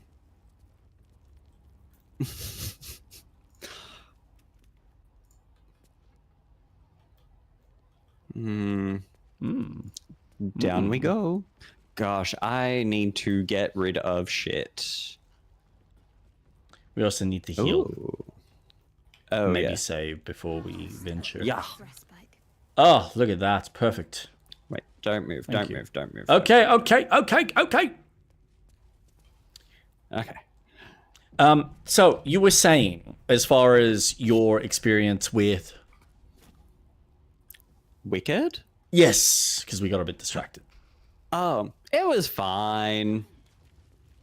Again, I can appreciate this version of storytelling in this world. It really does give it a different light than what Wizard of Oz did. Because Wizard of Oz is very self-contained. It doesn't include much of the Witch of the South, the land of, it starts with G, Giglin, or whatever. Yep, I was about I'm to say not too Githyanki. familiar with, But I'm pretty sure that's where the Wicked Witch of the West is. There's not much about the town there. So I get that the Wizard of Oz is very self-contained, and it was a showpiece of the Technicolor TV, and being the second movie to be in color. Yep. I know that movie is very cursed with the behind-the-scenes stuff, but it's just a fun hero's tale, and I'm one of the people in my headcanon that Oz is a real place, like Wonderland is. Absolutely. Correct. Asbestos, Judy Garland getting slapped by the directors. Oh, the wait, Wicked no, Witch that's of a the real West. thing? Oh, I didn't even know they had asbestos on set. Yeah, Oh, that's what the shit. snow is in the poppies. No! To make it look like snow, they used asbestos. Fuck. Yeah. Because, like, I know there's the the hanging of one of the kids, which I know is a complete fabricate. It was bullshit. But It's a shadow of the peacock. yeah, yeah. It is confirmed that it is a shadow, but it does Cursed look like cinema someone series. hanging. Yeah, yeah. Creepy But as fuck when the you Wicked think Witch of about the it. West, she got burnt when she was leaving the Munchkins. When she's going down in the platform to disappear, she actually got burnt. And she had severe scarring. Oh, man. The Tin Man, the paint that they used was poison. Yes, So I he actually was remember that. Yeah. So it's cursed. Absolutely cursed. Yeah. But it's such a good film. Mhm, And it's horrible, but it's such a good film that when I You watched... all suffered for my pleasure. I salute you. Yes, thank you, thank you. Our suffering is your pleasure. Oh, thank you, Hollywood. That's when Hollywood used to actually give a shit about their audience. Now it's all like, oh, we gotta be safe, you know, physically and mentally. No one can get emotionally hurt. We gotta care about each other because we're all a family. Yeah. I mean, that's not true. There's probably still heaps of stunt doubles that get ridiculously hurt doing crazy ass shit. So. Oh, 100%. It's like the guy in Harry Potter, the stunt double for Daniel Radcliffe. Yep. He got injured on set and he's paralyzed. And Daniel put towards his charity, made sure, like, it took care of him and everything. That's right. I remember hearing about that. Intense. Where the fuck? I just left. Was there was anything in here? Not much. There was a couple of items which I've already taken for myself, so. Oh, perfect. Which you're more than welcome to, you know, my share of the profits, the proceeds. Yeah. I mean, we share a very open inventory. What's mine Yeah, is yours. yeah. I mean, at this point, you can just go into mine and just take all my gold, so it doesn't really matter, right? Yeah. Be like, thank you. Oh, yeah, well, there's a really nice $8,000 ring. I'll just take your 6,000. Thank you very much. There is a hidden door in the house. And a vault. Oh, I really like this rare Communism. spell sparkler. 5 to 12 damage, versatile, wielding with both hands. I might take that. Why not? While you're at it, you can also take my broken moon lantern. Why not? That just there in the junk folder. Wait, a hidden door in the house? Where in the house?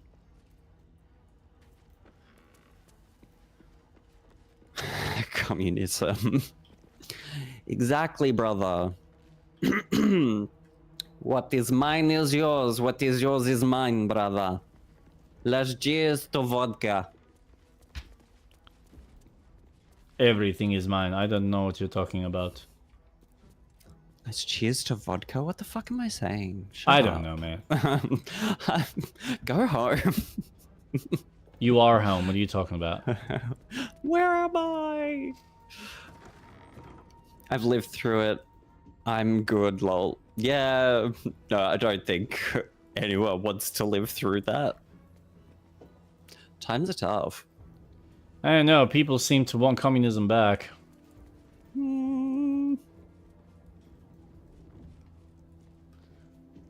At least back to the illusion of it.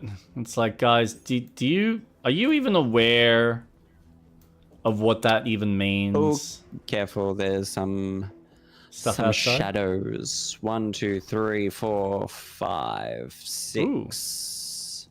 Dirty toilet seat. I count 6 bad guys. But yeah, it was good. Oh. It's not something that I'm gonna tell people, oh my god, you have to see it. Gorilla. It's more so a movie that I'll say, check it on. It's enjoyable for what it is. And it's all these young ass kids here in the States. it is amazing how many people, and that's the problem, right? It's young without any understanding and any experience of actually working for a living. Because when you've worked and when you paid your due, when you actually saved up your own money, you paid for your own like lifestyle, your own home, the things that you want, and you start understanding why capitalism works, because it gives you the freedom and flexibility to make as much as you want so that you can have whatever life you want. If you work little, then you don't get as much. If you work your ass off, theoretically, if you do it in the smart way, you can get a better life.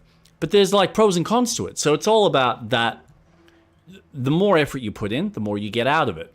Versus communism, where it's like you can work as hard as you want or as little as you want. It doesn't matter. We all get the same. And so what ends up happening is psychologically, and this is what these youngsters don't understand, psychologically, as much as we would like to sit here and be ants and just be like, yep, doesn't matter whether I'm a doctor or a scientist or a bricklayer or a toilet cleaner, we all get the same. We all get the same benefits. We all get looked after.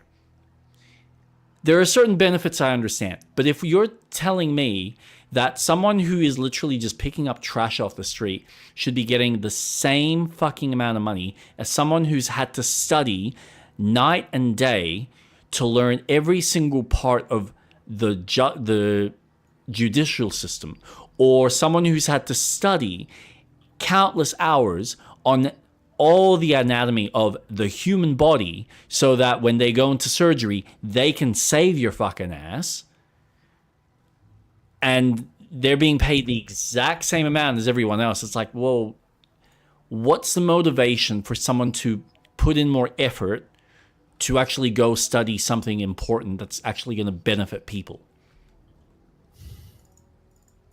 Send them to the mines, yeah. The children yearn for the mines. Oh, God.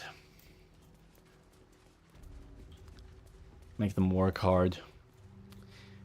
But I almost don't think that would even work.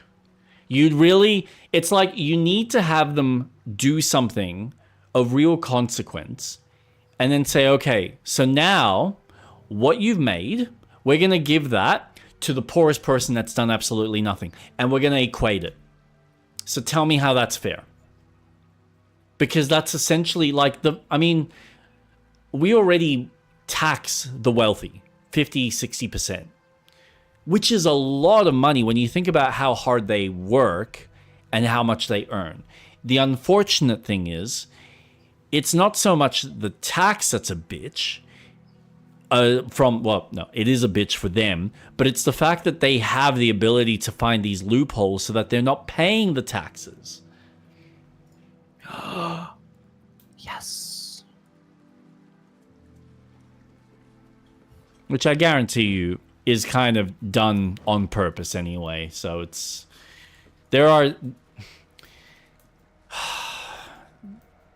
man, just the complexities of government, it's fucked. Down with the government. No, I'm joking. Oh, did you already go inside? Oh yeah, you're already there. Ooh, you're like hanging out with the cool kids.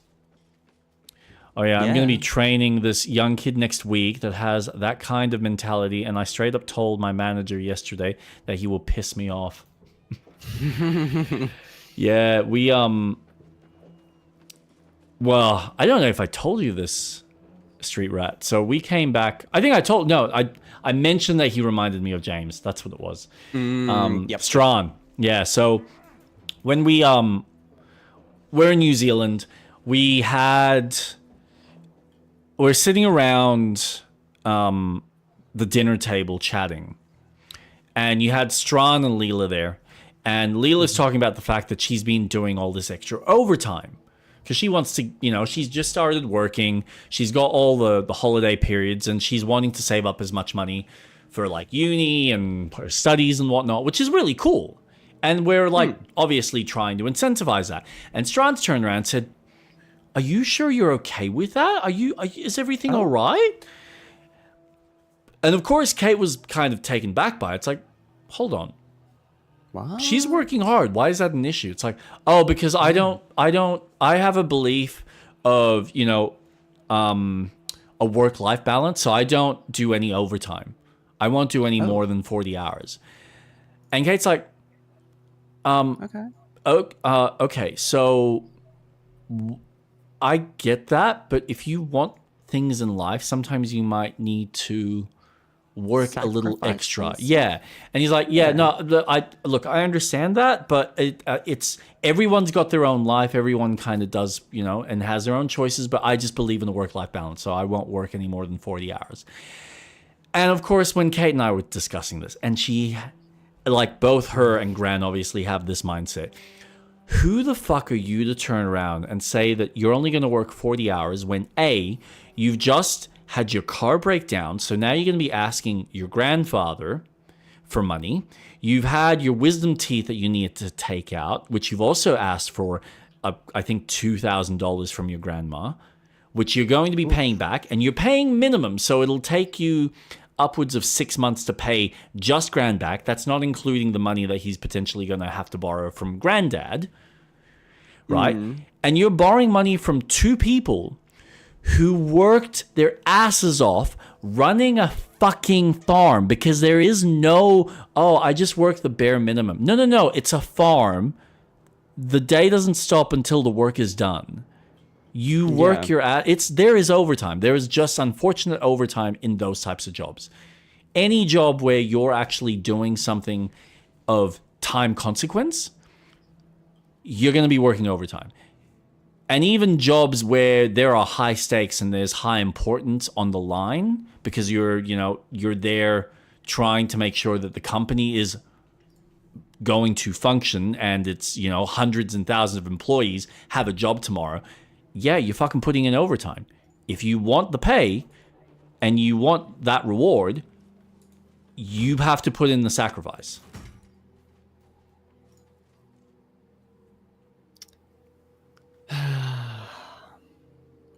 I work more than 40 hours and I still have a work-life balance. But let me put it this way. The only color I believe in is the color of my bank account notification every Friday. Yeah.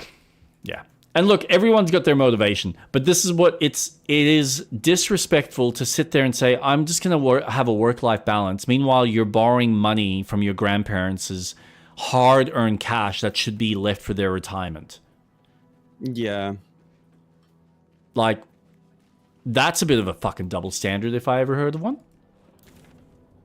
Where did you go? Did you go back to camp? No. There's a secret. Ooh, inside? Yes. Now, there's two things that you can do. There's a hatch that you can go in. Or there's an elevator. Where are you? Oh, you're there. Mm-hmm. What's that? Odd-looking bones. That really doesn't do much. Today, I watched an incredible film that I would recommend people to watch, and I'm not going to say shit about the story because it is something that you just need to go on the ride for. I watched Begonia. I don't think I'm familiar with that. It's Emma Stone and I forgot his name, but Kirsten Dunst's husband. Okay. It is so good. That people tell me. People tell me that I have a lifestyle that I support. Obviously, it's not bougie as people say, but I need money. Yeah. Dude, no one should have to justify how hard they work or how hard they are wanting to work or willing to work for whatever lifestyle they choose to make for themselves. Mm-hmm. And then how you choose to spend that money, well, you worked hard for it. You spend it how you want. If you want to donate it, donate it. If you just want to be selfish with it, I don't see why not. You've already had to sacrifice over 40 hours of your life or any time for someone else or for yourself if you're running your own company. And I guarantee you, anyone that's running their own company is not spending just fucking 40 hours. Like, I would love to have this be a job. But I need to spend extra time. And that's like, and I don't even get as much time as what other fucking streamers do. But I make what I can with the time I've got. So it's, 10 hours a week of the streaming. And then it's the time that I spend having to edit the videos down so that they're at least enjoyable and bite-size for people to watch. And then there's the shorts. All of that takes time.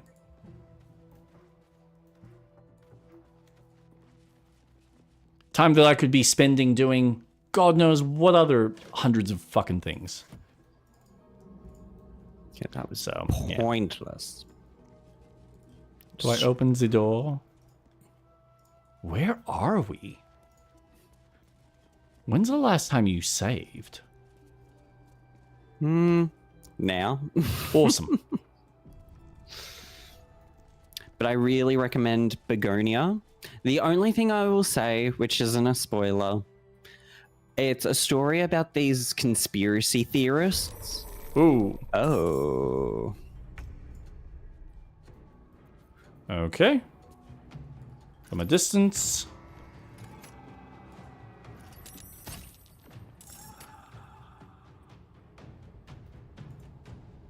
I added it to my list just now. It's nice. I can't say anything else, but I watched it because one of my friends at work is like, you are shunned until you watch it. And I was like, fuck. It is. I watched it and I was like, what the fuck is this? And then the credits rolled and I was like, whoa, okay, this is good, like indie house style. It's not high budget or anything, but the use of sound. Sometimes it just has no music and you just hear the actors running, like you just hear the footsteps crunching in the grass.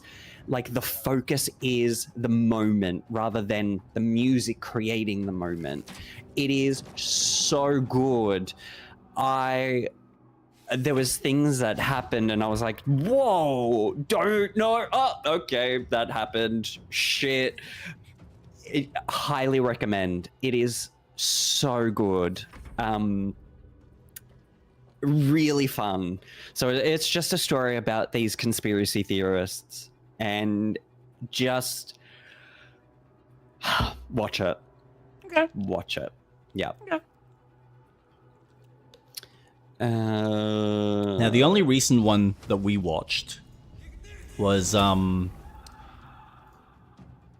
Lucky, which we watched last night. It's kind of an Ocean's 11 style film but it's instead of them trying to rob a bank, they are robbing the NASCAR. So it's Channing Tatum, who's just been fired from work because they're concerned. He's got a limp and he's been working in this mine and he's concerned. The boss was, or the company was concerned that he was a liability from an insurance perspective. Even though he's never had the limp, like he got the limp when he was at war with his brother, who's played by Adam Driver. And Adam Driver's like the southern one.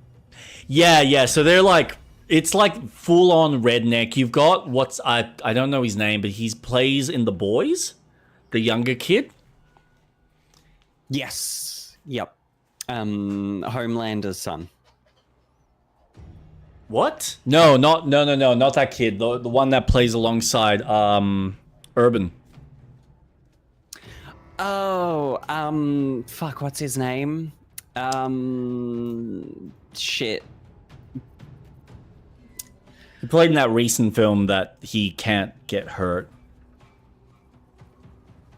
Yeah. Fuck, what's his name? Which I reckon he'd make a fucking amazing Max Payne if they ever decide to remake that as a movie. IMDb. But yeah, he plays like a full-on redneck, and so yeah, they basically Channing Tatum, the I think he's like the younger brother. Basically, yeah, that's it. He basically orchestrates this whole plan to steal money from the NASCAR during like one of their massive races that they have down there. And with the help of one of the guys that kind of fucks up one of their like computer systems, they make sure that all the money's being dumped into this one area, which the mine happened to, where he was mining initially was kind of getting access to. But they needed help from one extra guy who they basically break out of prison.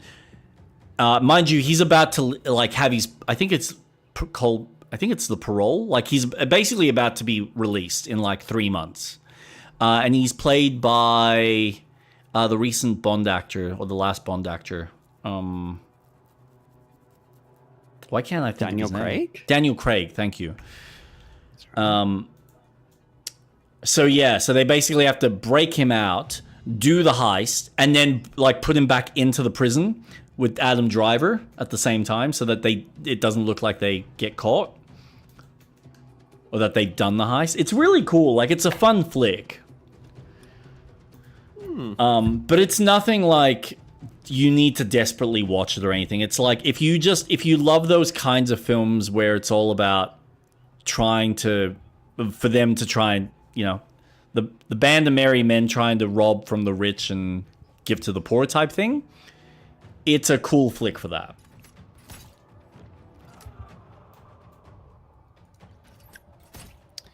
Atlas, did you see the animes I sent you? Angel Beats. Your Lie in April. Right, I know these guys are somewhere, but where? What are these? Angel Beats. You son of a bitch. Oh! Dude! Not cool. In a realm within the afterlife, a band of teens fight to keep from being taken to the next level. Oh. It's like Alice in Borderland. I like that. Okay. And then Your Lie in April. Your Lie in April. Your Lie in Like April crying, is so a yeah, lol. Japanese romantic drama manga series written and illustrated by Naoshi Arakawa. It was serialized in Kodansha's magazine monthly Shonen magazine. But what is it about? Your Lie in April is a Japanese romantic drama... Oh, plot. Give me a synopsis. 14-year-old piano prodigy Kusei Arima becomes famous after winning several music competitions. Ooh, okay. They've been added to the list. Woohoo! You like crying, so yeah. Okay, well, you know what? Fuck you for making me cry on Wednesday. That was... Oh. How did he make you cry? So I played from the recommendation, and thank you, Sixer, for purchasing the game, Copycat, which is an Australian-made game in Victoria from 2 people. And, you play as a cat, and it's an emotional roller coaster. I was so upset at some of the characters, but I got the good ending. So I'm... Yeah, dude. Overwhelmingly positive. Fucking hell. It's... Oh my gosh, what a roller coaster. I recommend it. It's fun. $21.95. Yeah, it's not a bad price either. Oh my gosh. And it's Australian voice actors. And... Fuck me. Some of the characters, I got really upset about from their actions. Okay. And then when the ending rolled, I just started breaking down all the key moments, and I was like, oh, oh. Yeah. Yeah. It's Yeah. really good though. It's a really good game for the experience. Oh, God. And just supporting local. We were all crying. It's so true. Both Sixer and Day were with me. We were crying. Jesus. It was a good game. I'm curious about the other ending though. And if that specific moment at the night where you could stay or run, if that was also an ending. That was interesting. I'm not. Fuck that. Well. It was good. It was good. Nice. Okay, so what's happening? So we right. got a thing in the middle, and then there's a bunch of enemies that we can't see that just keep kind of hitting us from the dark. I'm trying to move in a position that might get them out. Yes! He's blinded. Sucker! Good. Yeah, Come closer. If you dare. Alright. What's that? But I'm very excited. Sidebar. My Stardew Valley farm is going pretty well. I now have 5 pigs. Yep. That I'm getting ready to be my truffle hunters. Oh. Amazing. Killed it. Literally. Just one. I've got more immediate concerns. Oh, okay. I have all the remaining items I need to finish the community center. I haven't done it yet because I'm going to do it on stream, but everything's ready to go to finish that part of the story. Okay. I'm best friends with the wizard. We have 10 hearts. And now I'm trying to build my relationship with a character in the sewers. I saw a little thing between him and another character about a war that happened 1,000 years ago. And the wizard intervened and he's like, it happened a long time ago, guys, get over it. And they're like, okay. I'm okay with taking anime lists. The problem is I don't usually prioritize anime from a watching perspective, but I have a massive appreciation. So I went through my fair few when I was a little younger.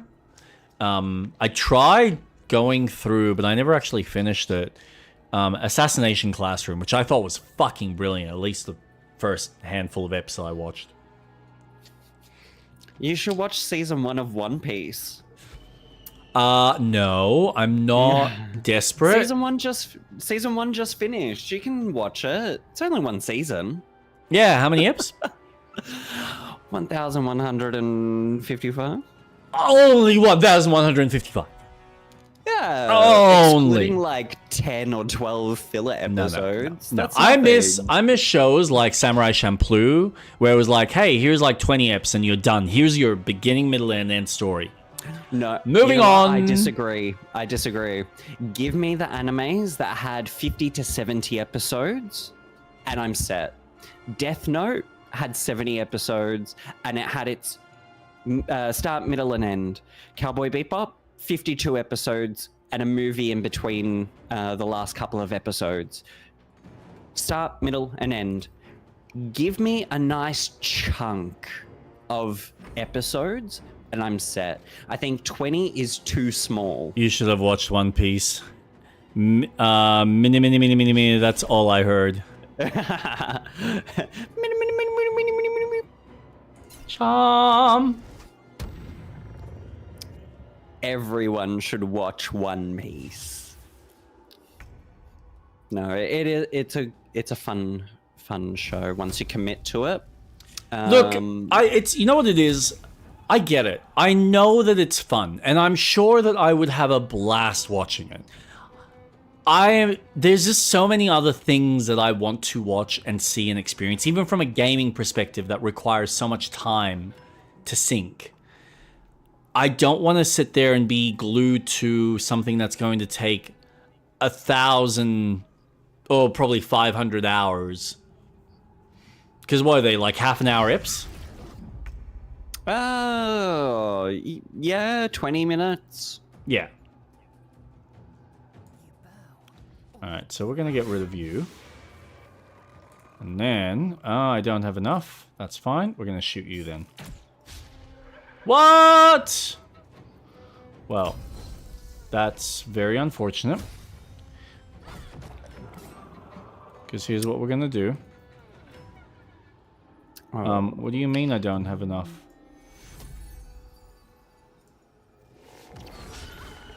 Yeah, suck shit. Do that. 1, 2. Oh, you fucker.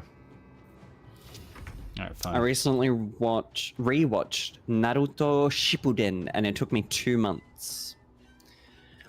But did you skip all the filler episodes, which would have been like what? That would have given you like 15 episodes of actual canon story. And I think that's my problem with some. Nah, fuck it. Charm. I think that's my problem with wanting to watch Naruto is that I would have to have a list next to me to go, okay, this is a filler episode. You're an asshole. Fuck off. Oh, and he's gonna disappear like a piece of shit. And I can't see him. Oh, great. I'll bring you back up. Thank you. That's alright. Yeah. These assholes are hurting in a way that I do not like. There you go. Hey, I can actually start seeing some of these buttheads. There we go. That's one down. And I can't do anything else. That's alright. I'm gonna try and go close so then he's can see. blinded. And this one's now pissed off. Yeah. Yep, that's alright. You wanna play? Let's play. 1. Oh, nice. Done.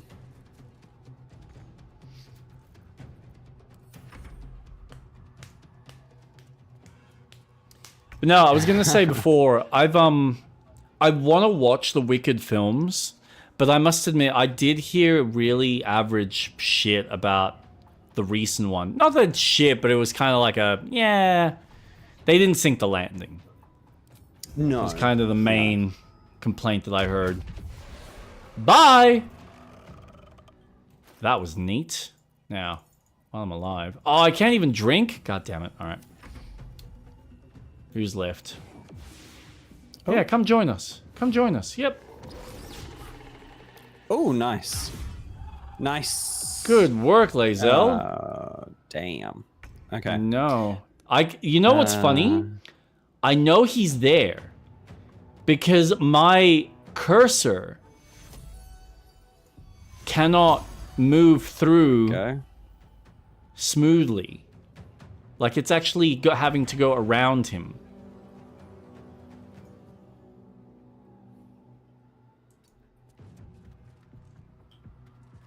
Is he there? I don't know. Ooh. There you go. Thank you. That's alright. You sensed this one hid for days as the sounds of battle got closer and closer to town. It, Didn't even care who won. I think it's a film series that you can skip on. Like, if you don't watch it, you don't watch it.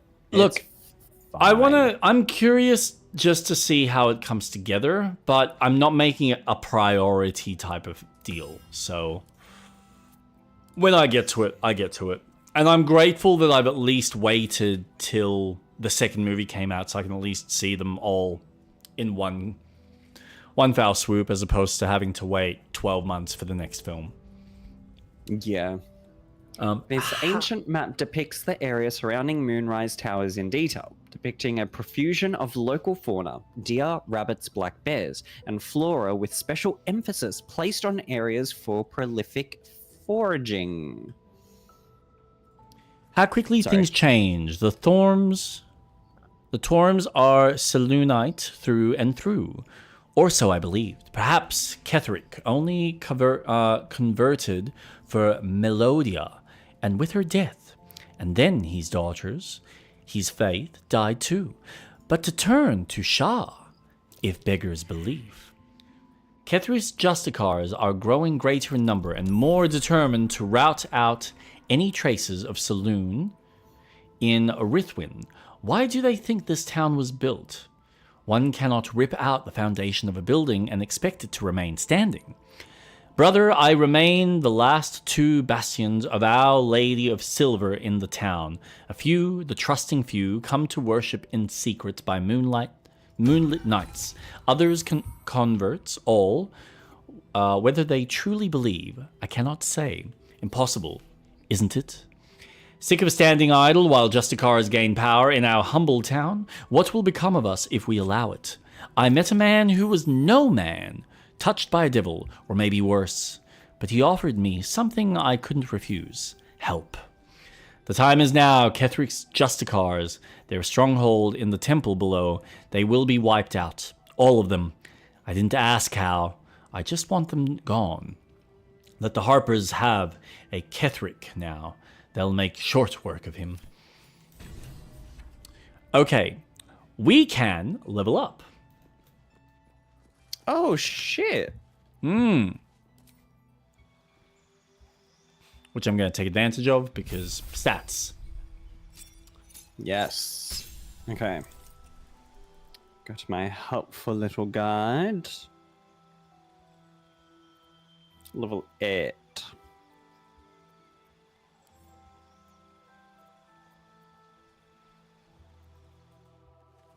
Oh, what happened? I exited out unnecessarily. All right, so what am I changing it to? Oh.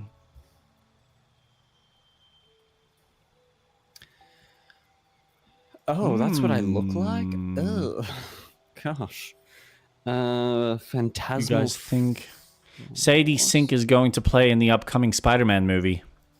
Jean Grey. I'm going to go with it. Fuck it. That's what I think she's going to be. She looks like Jean Grey. In the Spider-Man movie? What, you think they're going to introduce... Oh, 100%. 100% they're going to introduce the X-Men. Yeah, Absolutely. but have you seen that recent trailer? Which one? The one with Xavier and Magneto. And Cyclops. Yeah, and Cyclops. I just found that very bizarre. They're bringing everyone from every... Why? Can't... Because it's the multiverse. You know what? I like it because it makes sense. It's showing that they own the properties and this is them. I don't think Xavier and Magneto are going to survive. I think this is going to be the new age of going, okay, we're closing the chapter on these actors. Here's the new age. Because the next phase is going to start with the X-Men. And the Sentry in the background. Yes! Like, this X-Men world that they're showing looks insane. Cyclops finally using his beams. Like, he is one of the most powerful characters. Well, they are restarting the MCU after Secret Wars. Yes. Hence why they're bringing in the young Avengers, the new Avengers. They're getting ready for the new age of Marvel. And they've brought old characters back. It's nothing new. With weapon attacks. Phantasmal Force. Deal damage to a creature each turn. At the start of its turn, it takes psychic damage. Each subsequent time it takes damage, the damage type of Phantasmal Force changes to match that damage type. Okay. And my feat is Lucky. You gain 3 luck points, which you can use They were gain starting the MCU advantage after on. Secret Wars. Well, at least we're getting an actual good Gambit finally. Is... What's his name not going to be Gambit anymore? Oh, 20 is the highest. Oh. Sick. What make... Alright, that's correct.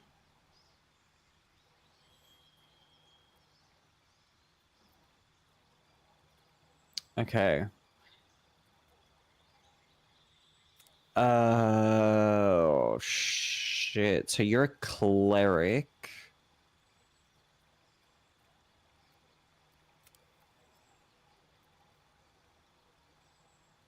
Stamina and physical endurance affects your hit points maximum.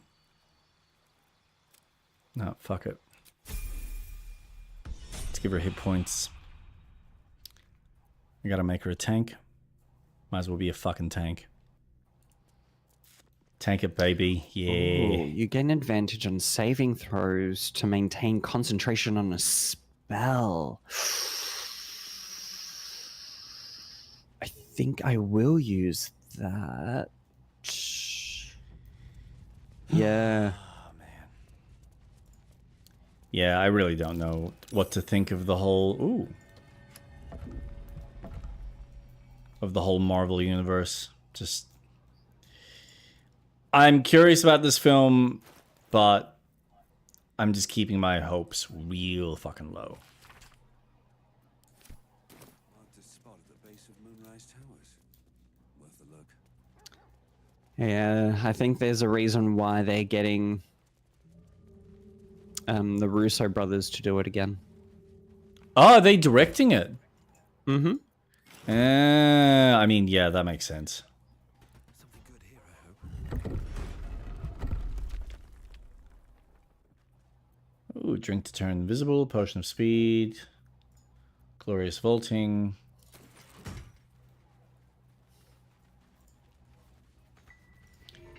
No, let me out! Let me out! I want freedom! Oh, I finished the original Prince of Persia. Oops. On my Steam Deck. How was it? Sands of Time. You know, it's funny. I enjoy it from a nostalgic perspective. And I think the story does come together really well, but it has aged substantially. And I can kind of understand Ubisoft feeling the need to redo the game. On top of the fact that the combat is fucking shit.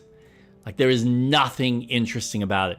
I find it funny that Assassin's Creed, the original Assassin's Creed, had better combat than what this has. And the only difference... I mean...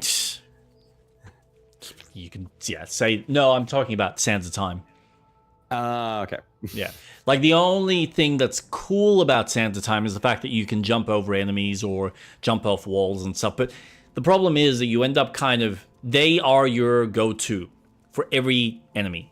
Because if you can't jump over them, you jump from a wall and hit, like, pierce through them. Like, they're your only two options for dealing with enemy encounters. And it's the instant win button.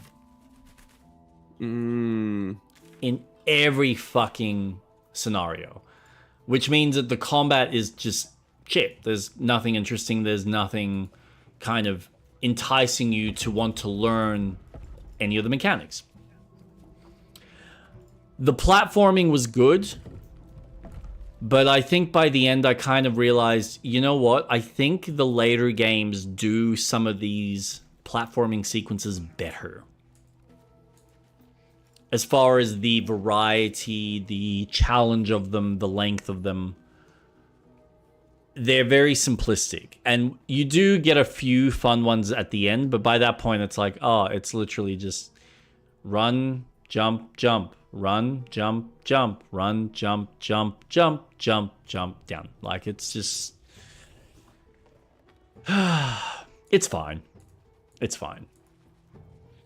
And for what is only a 5 or 6 hour game, so it's not long, there's probably only an hour's worth of story. Because it's the Vizier who's trying to take the sand? Yeah, so you realize that he was basically behind this whole plot to begin with. Yeah. When you find that out, obviously, by everything happening in the first place, like, you get a decent amount of storytelling through the beginning. You get a couple of bits in the middle where you're developing your relationship with, I think it's Faye or Fire or what, whatever the chick's name is. Yeah, the princess. And then you get the last little bit at the very end, and that's it. And you can really, if, like, it's not like there's much of that development happening in the first place, so you kind of, since you guys made such good progress, I'll allow the yapping for a bit. Thank you. Thank you. Oh, so kind, Impulsive. I'm so glad that you... Break time! You know, no, I do actually want to continue. I just think we probably... Well, either we do a short heal or I heal myself. We have 2 more short rests. Do we want to utilize them?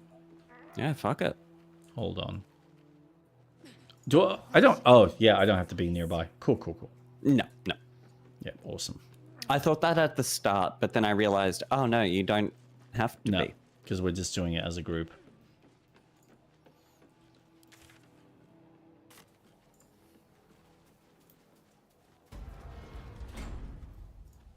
Hello, little child. Hello. Oh. Hey, I know you. You're... Dementor!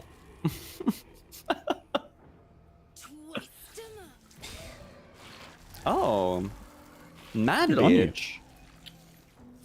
Ayo. You remember this girl, Arabella from the Druid's Grove, the thief Korga tried to punish. Ah. Sorry. It knocks the wind right out of me. Yeah. The idol I took, it changed me.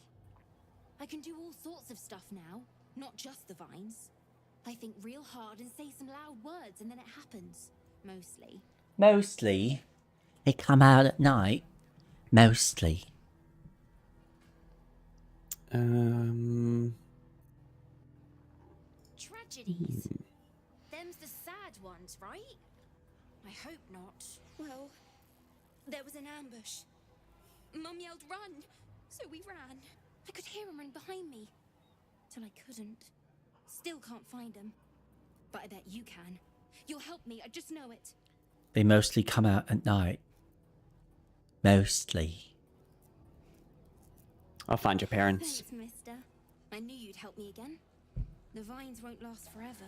Newt! I don't suppose I can stay with you. Just till you find Mum and Pops. I won't be any trouble. Fucking amazing movie. You can stay in the camp. Yeah. Thanks. You're the best. She better not steal anything. Of course she will. And then she'll get more powers. And then she'll help us at the very end.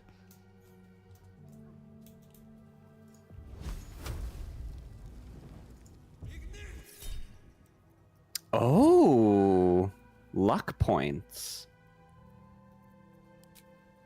No. Did Did you just piss them off? Yeah, Okay. they're stuck. Cool.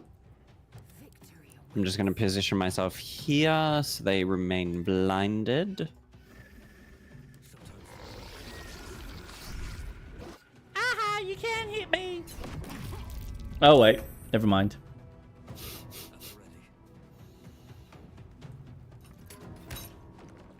Nice. Thank you. I would like to hit you. Rat's blood first. Boom. Num num num num num num num num num num. Nom nom nom nom nom.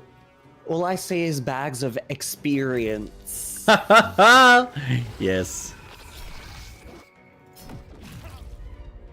Concentration broken. Except I'm now out of move points. And of course, my character is not the best with a bow.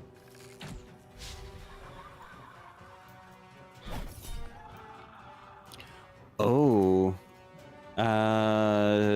What are they weak to? Rat's bloodthirst. Nom nom nom nom nom nom. Immune. And my turn. Ooh. Here you go. Never mind. Perfect. They are weak to your mama. Speaking of which, they sent photos of Antarctica. Oh! Are they having fun? Oh, the best time. It looks incredible. Oh, you're going to go into a fight? Yeah, I can see that. We can what deal I with could- these guys from a distance, I think. There's quite a Yeah. few. 1, 2, 3, 4, 5, 6, 7, 8. Yeah, so I had visibility of a few of them from the roof. But I don't know whether they were also going to get... The spider is with them. Yep. So if we want to deal with them, I'd say go back up to the roof and then try and deal with them up there. That's a good idea. But before we do that, we This are is where technically... you can make him a pet. You just have to look it up.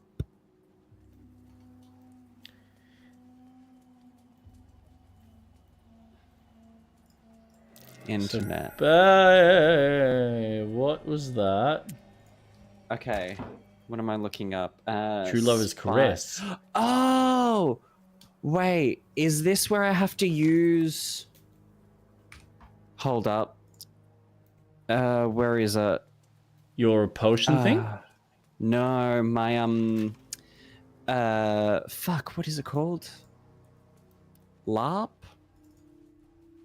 No, it's not a LARP. Harp? Spider's Lyre. You know what? I probably don't want to keep going down here without you, so I'm just going to... Oops, I did not mean to play that. Play music. Oh. Am I not... Have I not equipped it? Damn this place.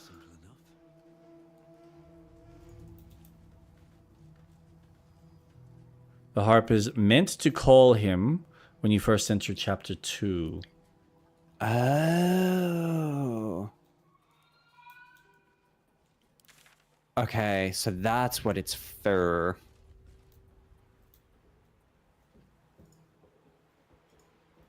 Oh, I have so many advantages on me. This is great. What a wonderful game. Okay. So that's all explored.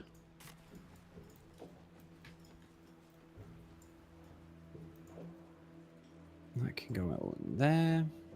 The harp is pretty much chapter 2 shortcut. Oh. How are we still not technically in chapter 2? I don't understand this game.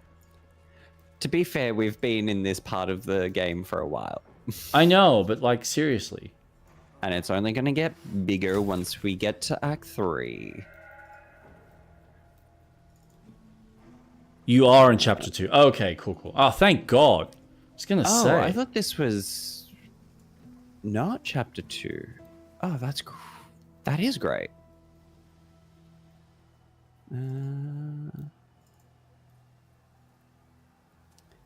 Okay, I'm going to get rid of some stuff. I don't need Let's have a look. that. Oops. Ooh. All Thank of this. you. Go to camp. You guys are 40% You guys are in Act 40%. 2. Give or take a few enemies. Oh, shit. Yeah, that does sound about right, considering how big this map is.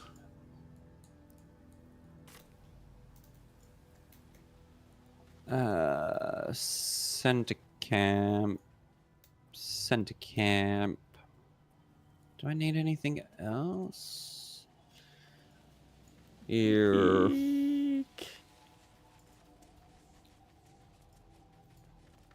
Arrow can go in there. Alright, clean that up. You guys have no idea what is ahead. Best chapter. Oh, my friend has advised me that once we get to chapter 3 or act 3, we are in for a treat. So I've been advised that act 3 is the game.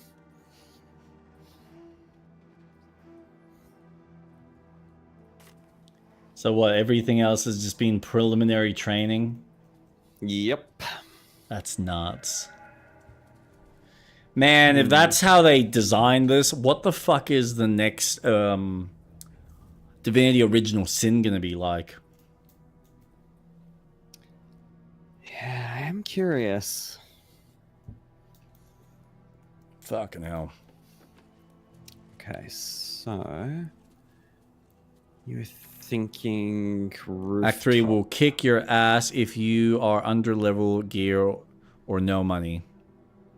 Really? Oh, awesome. You can buy a lot of good gear in Act 3. And I guess a lot of the companions or NPCs that we've met along the way as well will come back and continue their specific storylines. Because Where we're did you all heading go? to the same... I went to the Masons Guild. Oh, why? Didn't you say go on the roof to get an Oh, advantage? there? Yeah, no, not that roof. The toll house. Oh. Yeah, I'll show you. Well, I think... Could I?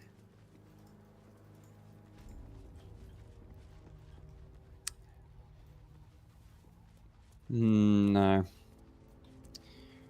No. Why?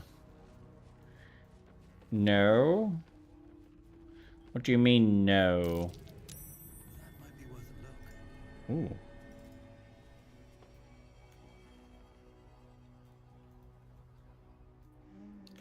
Oh. Not wanted. Colliers and merchants wanted. If Did you you- don't have money, just be ready for a good thief. No I'm a experience thief. required. Oh, wait. Hey, dude. Yeah. We haven't been in this room, have we? Which room? The one that's covered with a plant?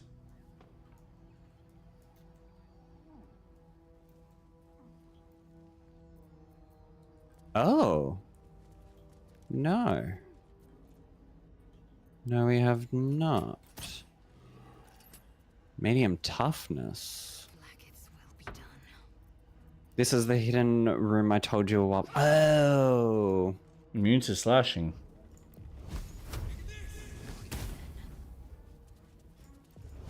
Within reach.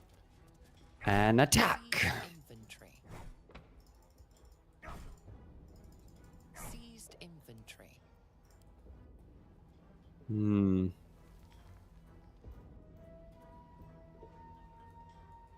Oh, I know how to get in there. Through the window? Yeah. To the wall.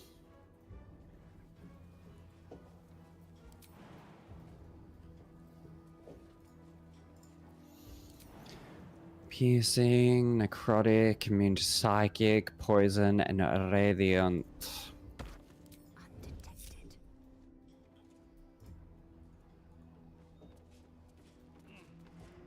Unless...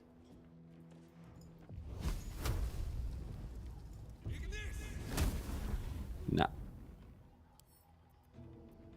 To the sweat drop down my balls. Oh, yes!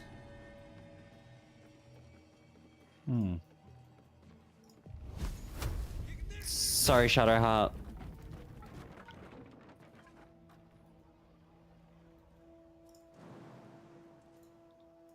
Oh, no, I didn't want to talk. I didn't want to talk. Lady of Sorrows, guide us. Did you want something? Yes. Nope. Your boobies. No? Okay. How does one get down You without... just jump down. But I lose 5 HP. Oh no, 5 HP for a golden chest. A very heavy How did chest. Lae'zel get in there? Magic? Ah, clever girl. Told you, I went through the window. Remember, the Githyanki have force power jumps. Shadowheart was my first romance in this game. Oh. I can see Shadowheart being a very favorable first Character? romance. Yeah. Ooh, great axe. Scroll of color spray. Saloon prayer book. Read. Dear Saloon, our fair maiden, wave our hearts with threads of silver, guide us with light of the moon, and quench us with the purest of tears. Shadows taunt us, hear our prayer. Shadows stalk us, hear our prayers. Shadows wound us, hear our prayers. Salute thou with radiant loom. Mend our hearts with threads of silver. Heal us with drops of morning dew, and soothe our souls with softest star glow.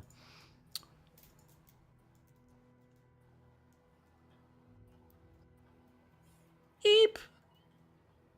Eepa! Eepa! Actually. She's a sweetheart, even though a bit racist. What? I can work with racist.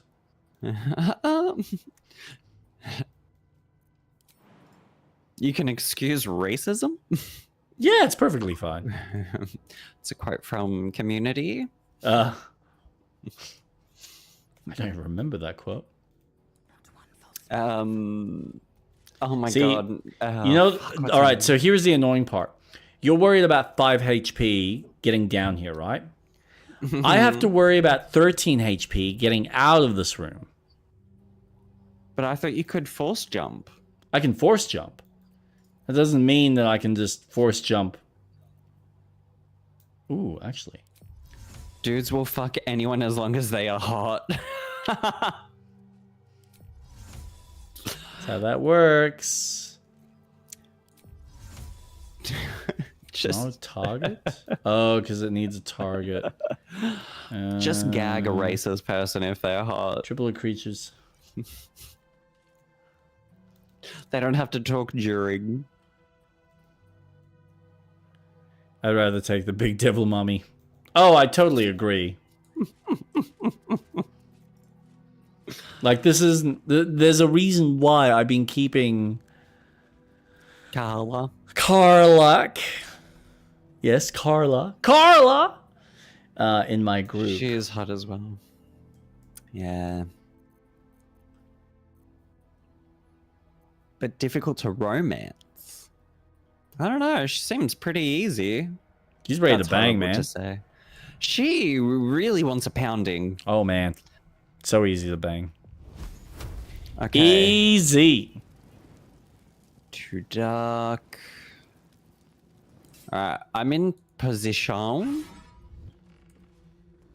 Position for what?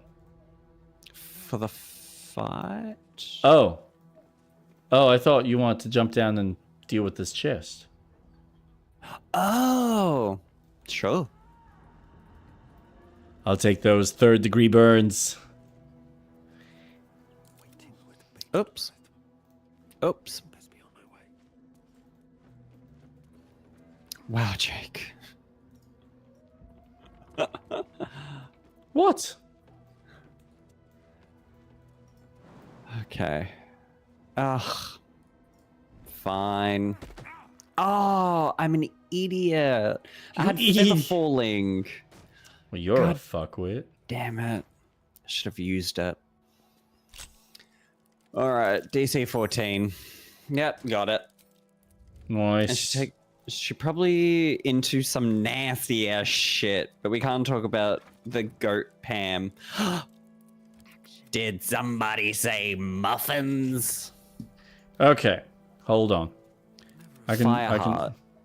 Fervent flames. Whenever you take fire damage dealt by another creature, you gain 2 turns of heat. I will give that to you. Can we leave here? I am about to make a alternate way down. Yes, you just need to give me a sec.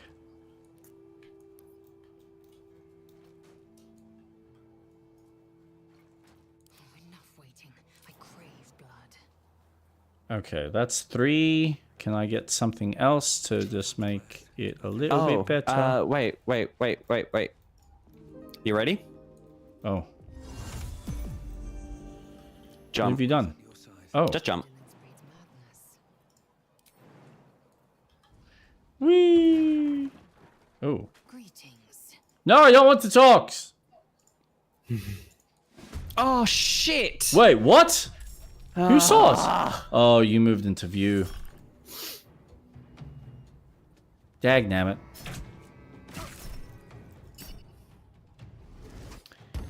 Alright, how about we run inside? Yep. Thank you. Thank you.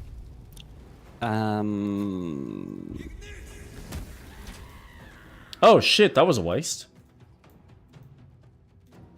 I thought you were running inside. Yeah, but I wanted to shoot someone first. Ah, sorry. It's alright. Are you alright, gonna go? Yeah. Okay. Jake, please.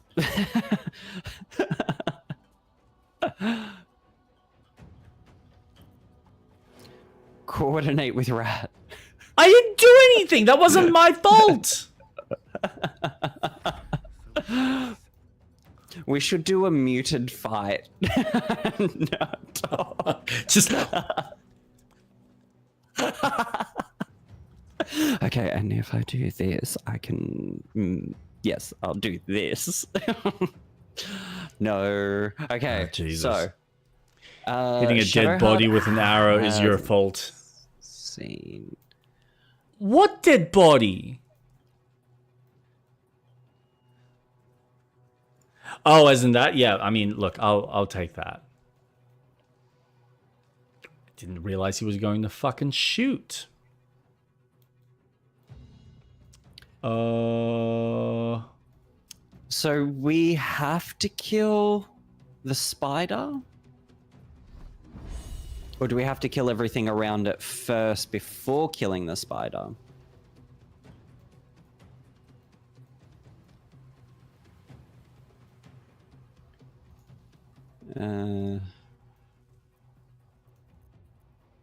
Actually, I do a dash.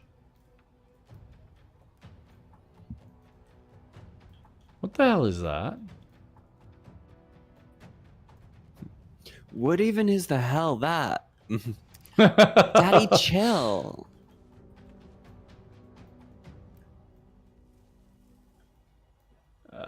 Man. Probably could have gone the other way. That would have been better and smarter. But I didn't. I went the long way. I'm a fool, boy. Dash. Dash. Yes. Oh, what? Oh, whoa. Whoa. Look at you. You're jumping. I'm so proud of you. Betty. Okay, this is good. Shadowheart still hasn't been seen. Cool. Oh. Okay.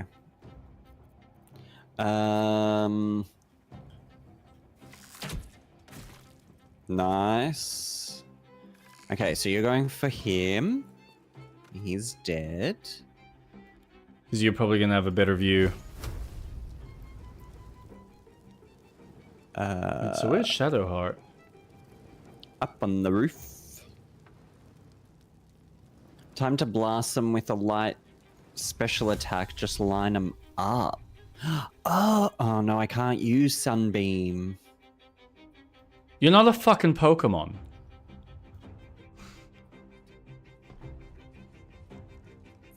Pikachu. Pika pika. Pika.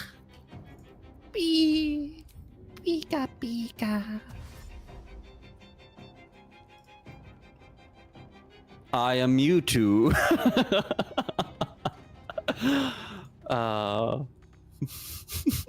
Wait, what do you mean? Like, wait, where did you go? Huh?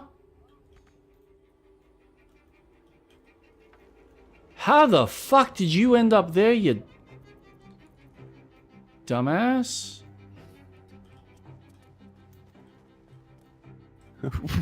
Where are you? What? I don't fucking know. What is happening? I don't know. He just did something really bizarre. What is going on? We're gonna dash this way. I get all the fun shit happening. Maybe I'll take a potion. Hiss? Undiluted piss. Yeah, we should take a toilet break right now. Right now? Yeah, like right. We should just stop the game. We'll continue this next week when we have a long 3-hour conversation.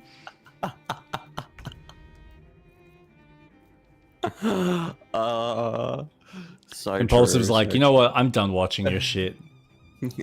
I'm unsubbing. No. We're gonna change our channels to be more of a podcast channel where we don't play video games. No, we're turning just into chat. we're turning into a political podcast where we're talking about the creation of flowers. The rest of the stream will be a rap battle. Oh my god. My rapping will be so horrible. You guys will literally unfollow. 100%. Look, there in my own I create a beat private for you. home, I will rap Childish Gambino where no one can hear me, no one can hear my rapping skills because I am white as fuck. I'll just not rap because I cannot. I can barely speak.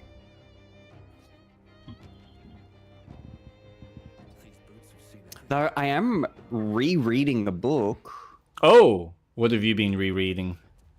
The Atlas 6, which is a really cool book. It's about the library of the Alexandrian Library and how magic. So it's all about science and magic. So some people are magical physicists. So they work with specific things within that realm of science, but using it as magic. And I've I'm at the end of book 2 and I have book 3 and I'm like, I haven't read this in such a long time. I have to reread from the start. So much has happened. I need to reread. So I've started rereading it and it's so good. It's more targeted towards adults than it is for teenagers, like how Harry Potter is.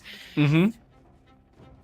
And it's fun. It's 6 or 7 students get selected by this society to protect the library and use the knowledge in ways to expand it.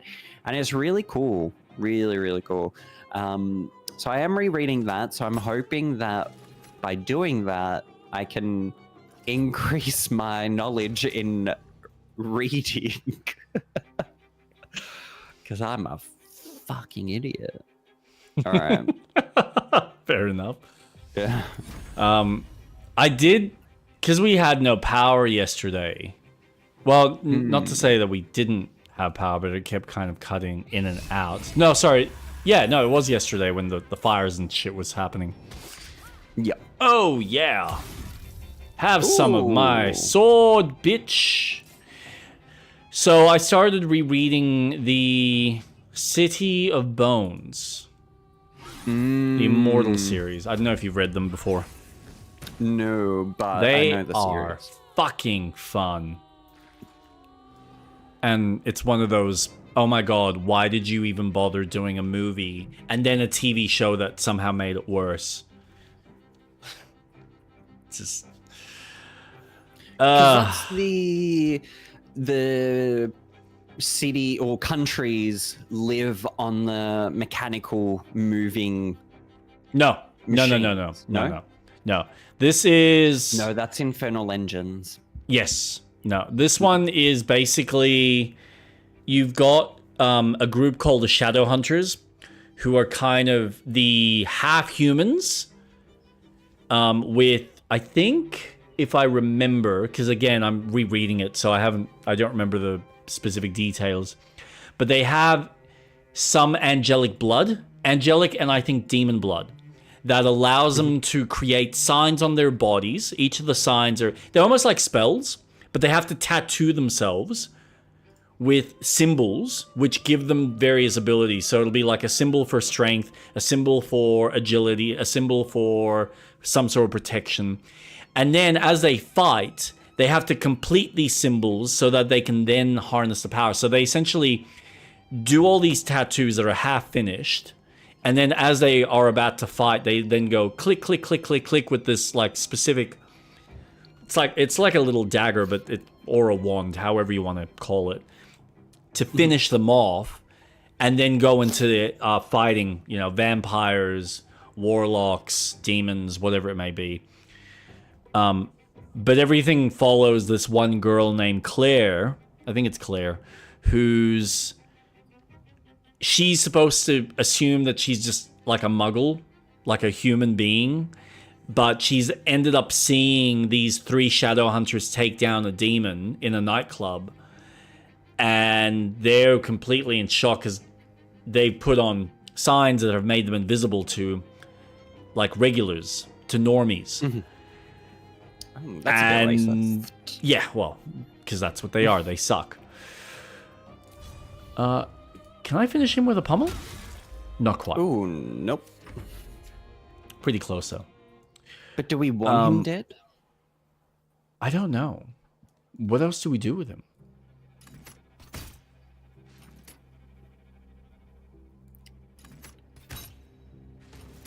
Bye! Yeah. Oh. What just happened? Oh. My headset just did a weird thing. Okay, that was weird. It's all good. It's all working. Did that hit? Oh no, that didn't hit.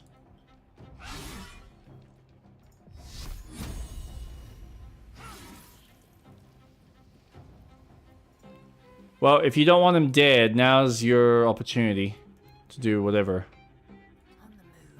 I'm not sure. I have no idea. So otherwise, I'm just gonna do damage.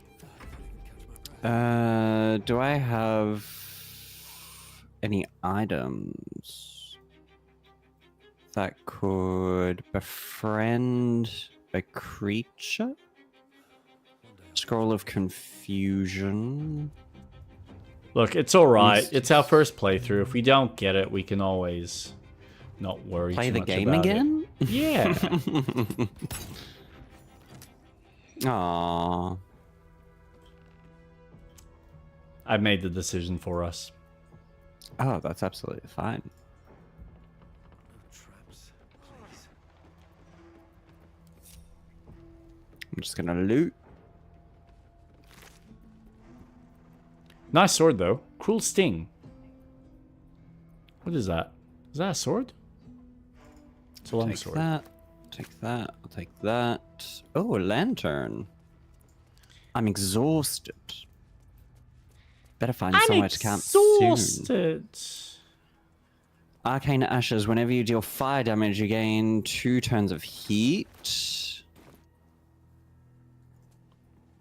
Biddy. Okay. Okay.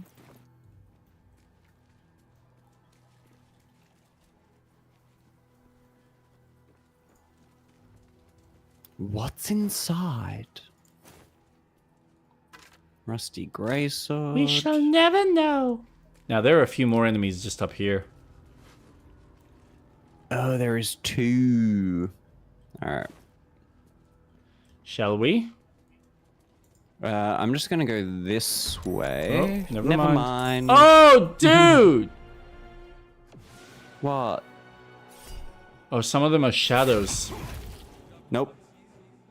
Fuck.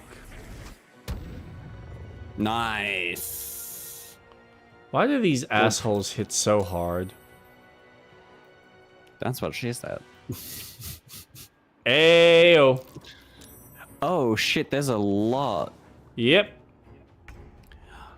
Okay. That was my concern. I understand. Alright. Am I using concentration at the moment? No. So...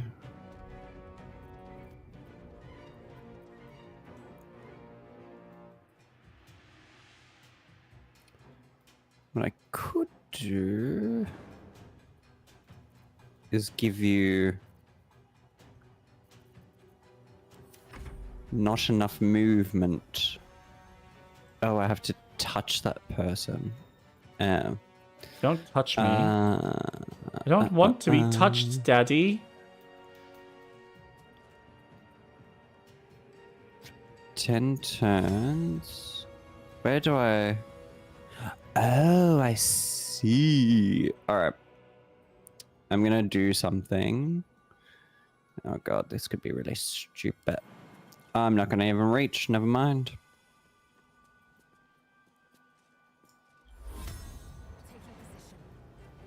So good. Might try and put Lizelle up here. Can I even hit anyone from here? Not really. The only thing is, I don't want to attack the shadow-toned harpers. Oh, why? Because they're being corrupted by the shadows.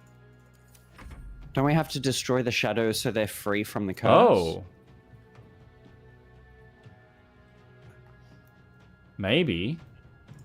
Where are the shadows? They might already, like, be cursed, so they can't be saved.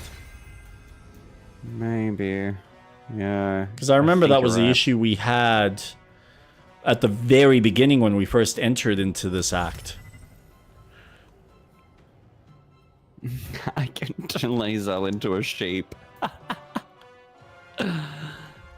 Hey, it'll be fun for the stream.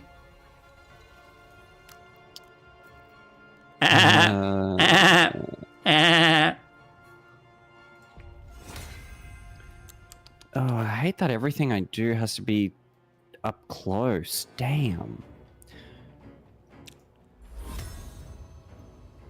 Oh. This music sounds like it's Tim Burton's from Batman. Or like Beetlejuice. Let's see if this works. Hey! You did something. Fucking hell. Well done. How'd you know that was Thank there? you. I didn't. I was trying to bring someone back from the dead. I didn't think Yeah, that was gonna happen. that was great. Do that again next time. Perfect. More of that, please.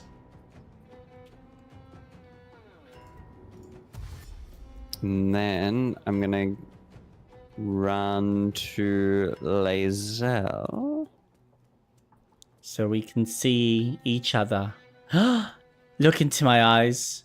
Now push me the way you said you were going to. Oh. Sorry, you missed. Oh, he's There he is. blinded. Oh, I can't see Okay. him.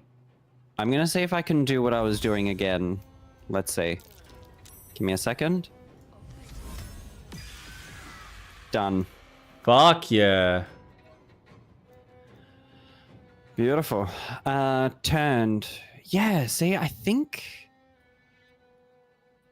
those who die in the shadows are cursed to remain there forever. These undead have reduced hit points and strength, are resistant to necrotic, and you cannot use a spell or weapon or axe.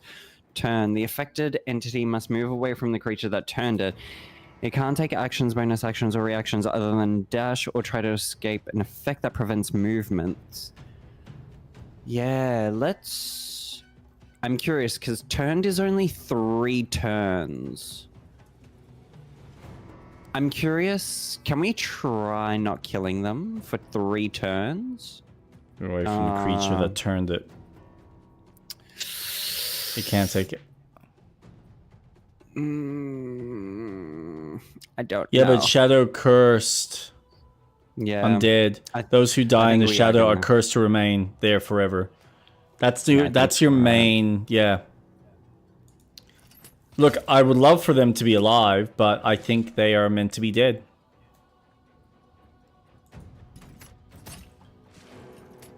They unfortunately didn't survive.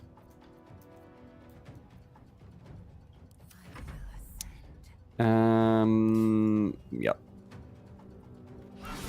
So you can have that. Perfect. Don't go too close. If you can do anything ranged, only because Yeah. they're not blinded. I should have moved closer. It's alright. Actually, I can move closer.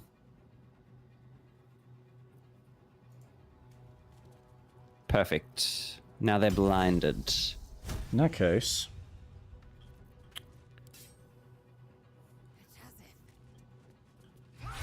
Boom. Yep. Boom. Oh, I know who these guys are. Who? These are the ones that we Came started in with the us? mission with. Yeah. Yeah, I had a feeling.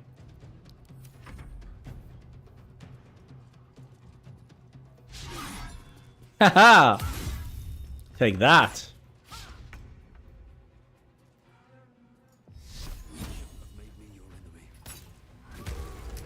Woo!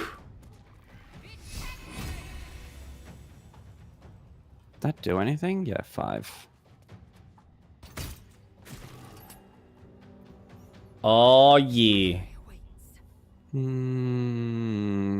one needs healing. Not at the moment. We're all doing pretty well. You're blinded now. And then let's do. Boom. Got her. Shakalaka. Send to camp. Oh, sure.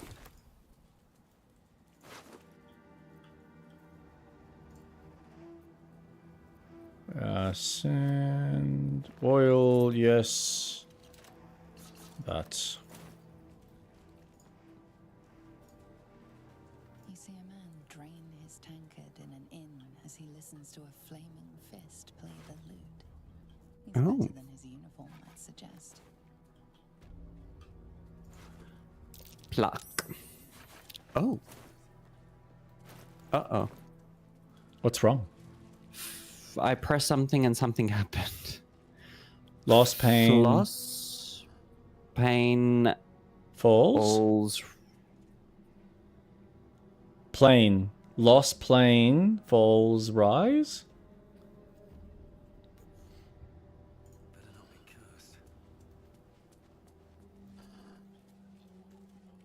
There's other plaques.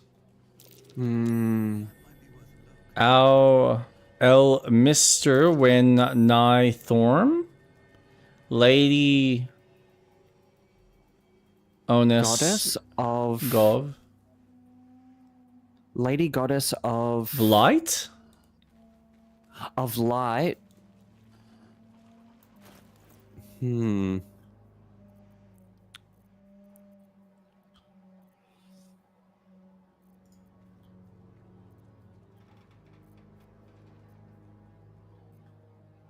Damn it. Rise.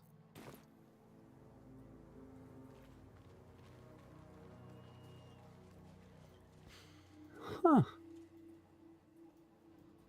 It's a prayer. I get that.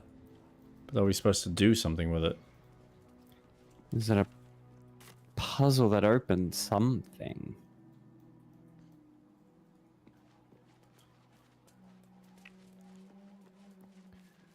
Oof.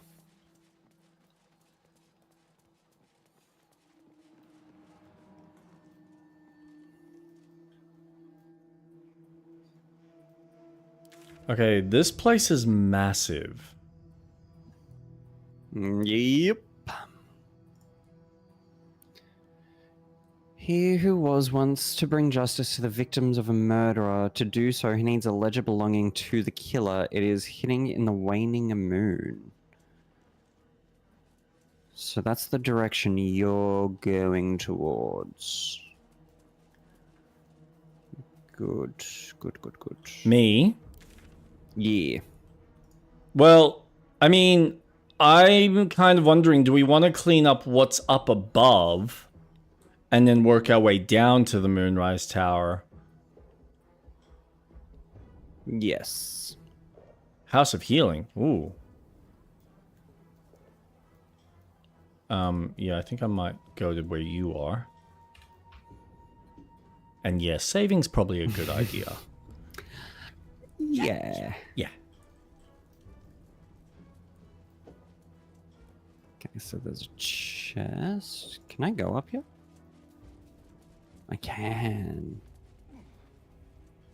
You don't want to check through the door? Yeah. Check. Go in.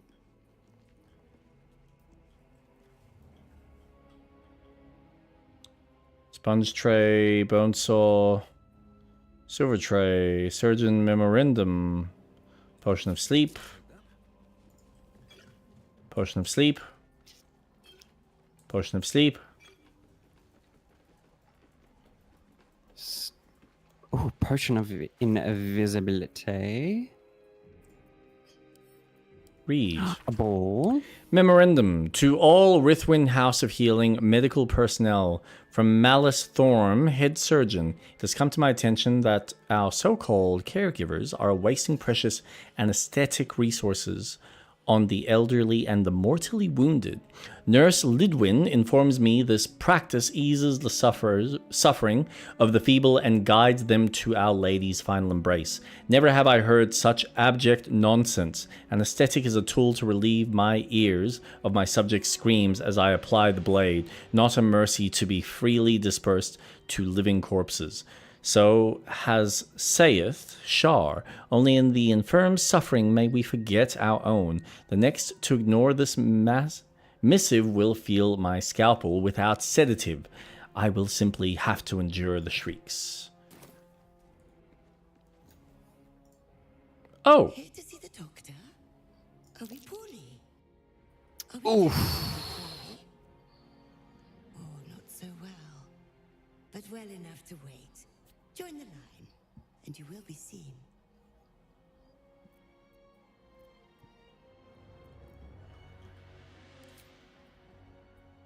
patience. Okay. Be well. This is What good. line? Here to see the doctor? Are we poorly? Portrait of a woman. Poorly? Oh, not so well. Oh, I didn't have to. But well Okay. enough to wait. Join the line. Keep your eyes sharp, sister. Tend to your scalpels, so I might say the same of them. Who the fuck is down here? Patient's registry.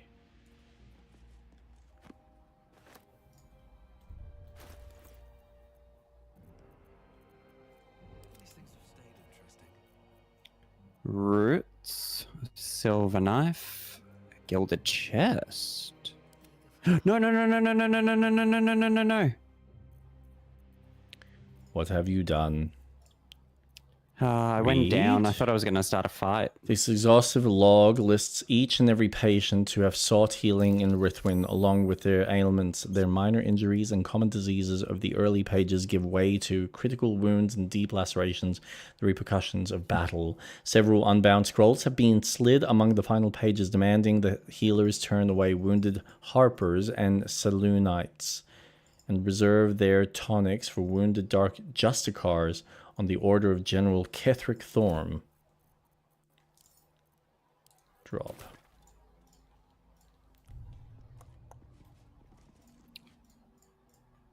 You're not sick. Oh, not so well. Okay. But well enough to wait. An efficient path. Oh, right.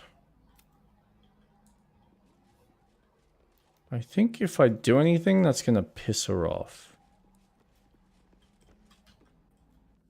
You're not. Witness the solace of the ladies' is. Jacob is missing out. Jake is missing out, bruh. Wait, what am I missing out? Pig's head.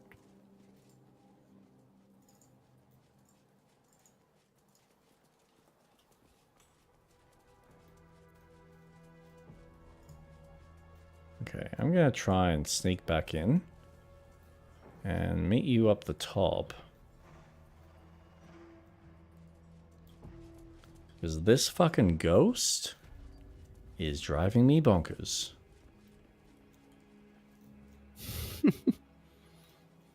Ooh. Death is too powerful a force for even a single god to contain. It is a duty that has been passed from hand to hand, splintered into smaller pieces.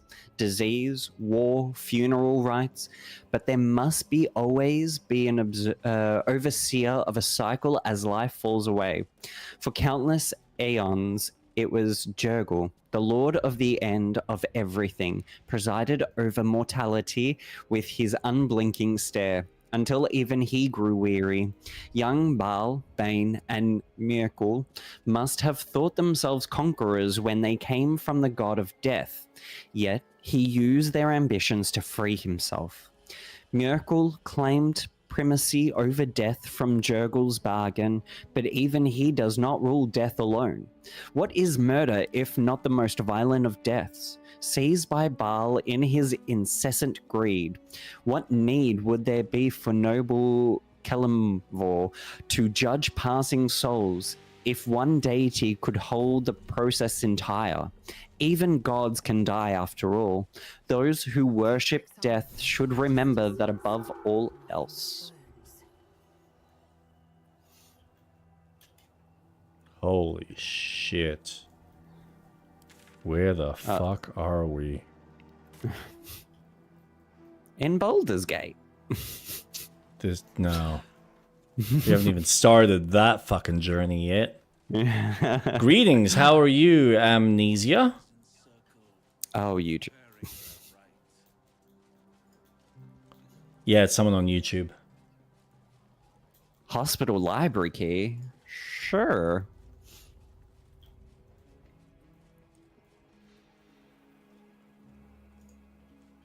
Oh, another gilded chest. I love each of you is just having his own adventure. Surgery kit. See, and this is what I was thinking for Act 3.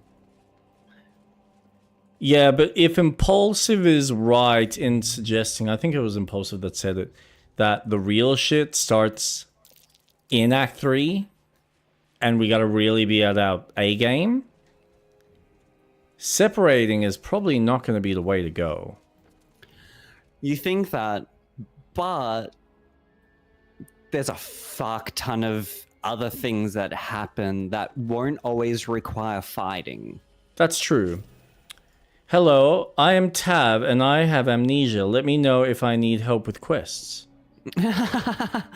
If need help with quests. The real shit starts around the end of Act 2. I'm confused. By what? Oh, so amnesia has amnesia, but you can ask them for help on quests, so they don't have amnesia? Yeah. You got me thinking. Explain yourself, amnesia. What is this sorcery? Instance. What is this magic? Maybe if I do this? Nope. Yeah, I did the other one. It doesn't really do much. So this is a button. And it doesn't work. Oh, it does. I thought it was a trap. No, it's an elevator. Yeah, just Yes, because it was sparking, I was like, oh, maybe it was going to fall and I'd fall prone. Well, now it's not working.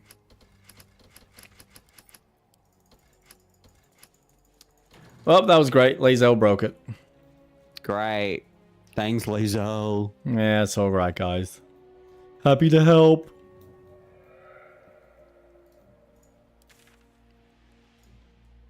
How am I going to jump to my team? Alright.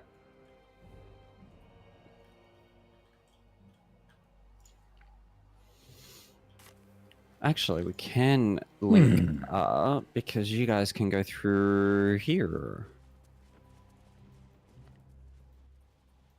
Yeah. And then we can follow these down and go down the back way. Oh, there's someone there. Who is that? You look friendly, I think. Are you friendly? Oh, awesome. Oh, yes, rotten fish. Skipping the house? No. We're just taking a different route in. Grave.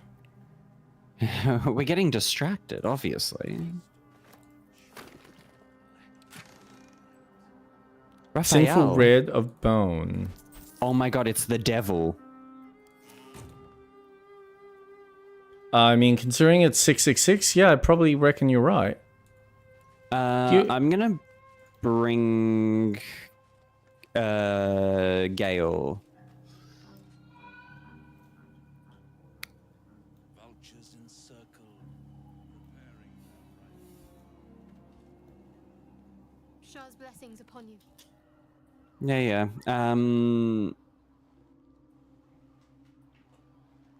We should journey separately for now. I'll look for you here if I need you again.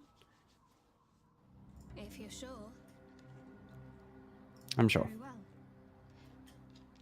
Take Shadowheart with you when you in cave. In cave? Oh, so I should bring her? According to amnesia. May the darkness protect you. Tav's join got me. some unfortunate, brain tumors in there, but they can remember that little detail. Oh, Will has a little... Mingles with Will's, and he learns of Mazora's mission to Moonrise. Uh-oh. TF, what happened to Shadowheart's hair? Shadowheart quest starts after the door near the devil. Not before. Gods, she makes a mockery of everything the blade stands for. Such an asshole. Yeah. This is because of the interaction I had. Yeah. We need to get you out of that pact. Kept me awake countless nights. I don't have a clue where to start, other than play her games and play by the rules. That's the only language devils listen to. There must be some loophole. Will be. She has the blighted thing. What I know of it is simply what has engraved itself upon my memory. My contract is very clear. I can bring Mazora no harm. She'll have to let me out of my pact willingly. The only way out is if I can out-bargain her. We're standing here with nothing but the clothes on our backs and the worms in our heads. If we put our worms together. I'm sure of it. How glad I am that you see me. Yeah, that shard temple in the cave. In that cave. Okay. Alright, so I'm not moving. That's okay. So you wanted me to. Shit. I didn't What think did that was. you do? I just came up to the devil. Ah, you talked to the devil? Yeah. I wanted to talk to the devil. I wanted you to talk to him as well. You're always so hasty. Just a bit. Listen in. Warning, no less. Don't tell me you're worried about me. Merely protecting my assets. Ooh. I know, Impulsive. I know. I thought it only fair to warn. Hey, you're choosing to sign on to watch me, so you can watch me make lots of mistakes and fuck it up Just for the watch rest me. of us. Just watch my. Yeah, watch Street POV. Rat. Don't waste your time with me. And then you can watch it from Street Rat's perspective, like, oh, more. Why? Unfriend him. What dangers are those? Oh. We both know they are soon to be revealed. Sexual It would be dangers. pointless of me to try to bar you from entering, but I can set the scene, as it were, prepare you for your role.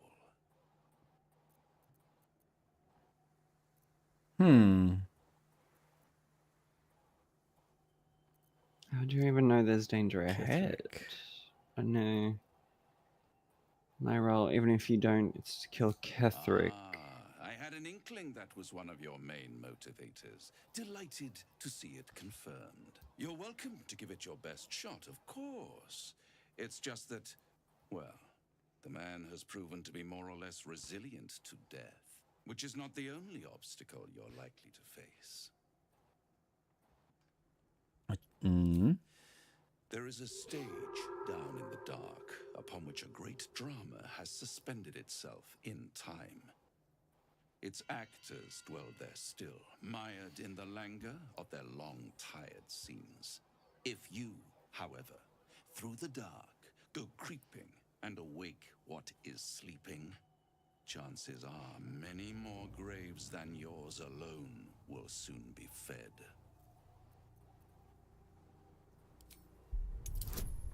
Oh, hey, you get a +3. I do. That fucked it up. Do I have any inspiration? No, because I used it all before. I'm a mentor, not your mother. I don't wax poetic about bogeymen to keep you on the straight and narrow. By all means, stray, explore, hunt.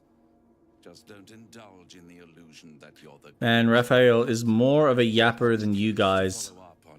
No, he's really not. I think we still got him beat. Who would have thought it possible? Adieu. You cheeky bastard. Objective noted. Okay, well, great. that was should awesome. we go back into the house before going into the Yeah. That was my plan. That's why I'm going into the mausoleum entrance right now. I was going backwards. Gotcha. I mean, I technically entered the house. The problem was there's a ghost there that's telling me I need to wait in line.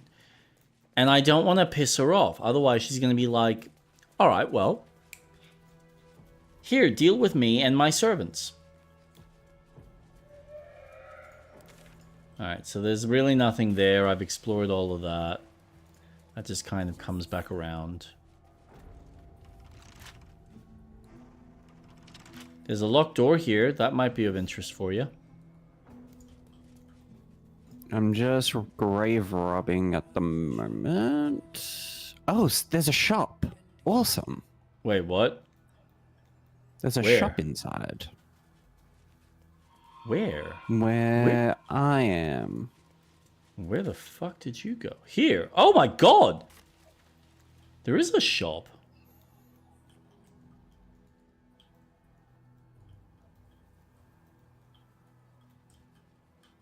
Who the fuck is selling anything in this place? The house is also connected to the guy sleeping and talking about Nathaniel. Okay. Hey, there's another ghost in here. Don't call the doctor yet. I've got potions, sutures. I know I can do this. Oh, why are you doing that? This is the children's ward. Triage is back that way. Oh, You recognize the corpse. love the place. Find her parents. They're dead. So you have medical supplies in hand. Can you spare any? Once I've stabilized the patient. Didn't guys see a sleeping guy being taken care of by the Harpers in the safe area? Medicated to ease. Yes.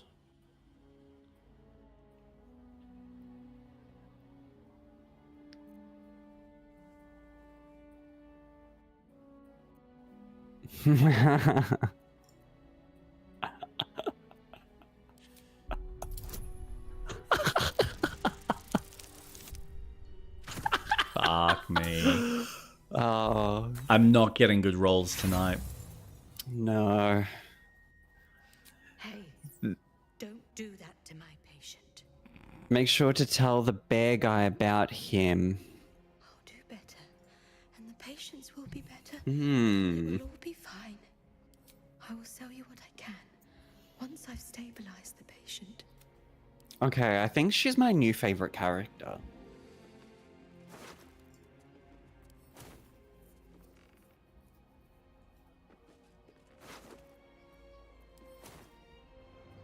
So how does she want us to stabilize the patient?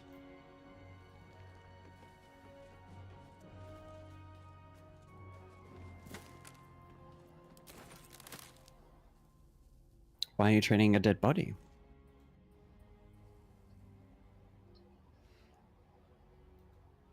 Apparently, Impulsive has a favorite character in Act 3. Mm. Hand drum, ball. Training sword, practice sword. Rustic chest. Yeah. Ooh, Oh, yes. look at that. Did you do it? Did I you sure convince did. her? I'm gonna poke that body.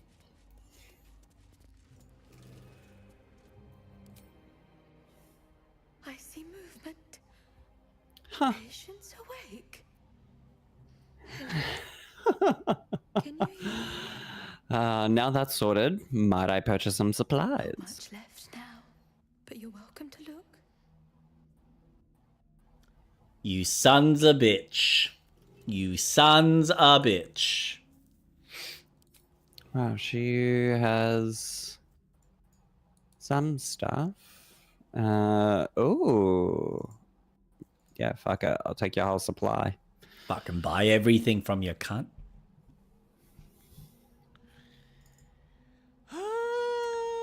Buy it all. Every little bit of it.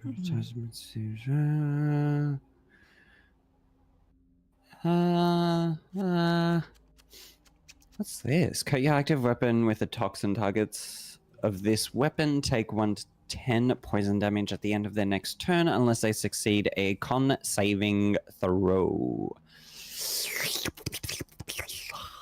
That's what we like, bitches.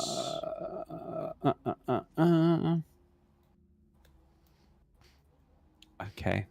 Well, Sister Lidwin is sick. She reminds me of the nurse from Dead by Daylight. Haha. Yeah. And I love the voice actress's work. You'll excuse me. I've got to tend to my patient. Just the way she talks. Oh, love. What a great character. Did you loot their bodies?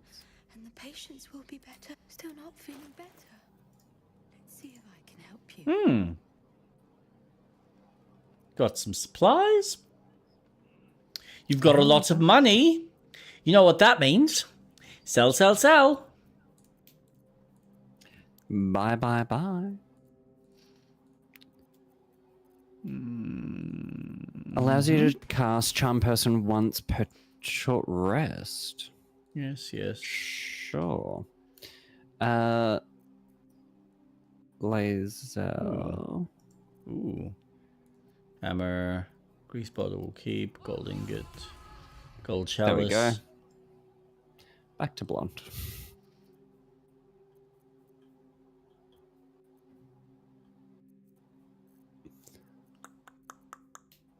Silver knife. Oh. Rope. Oh, I see.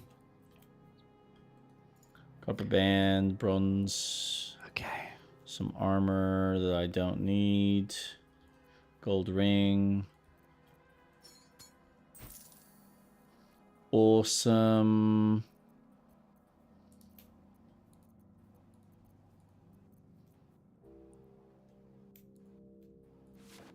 Oh, this looks like a fight. Malice Thorm. Interesting. There's a bit of that.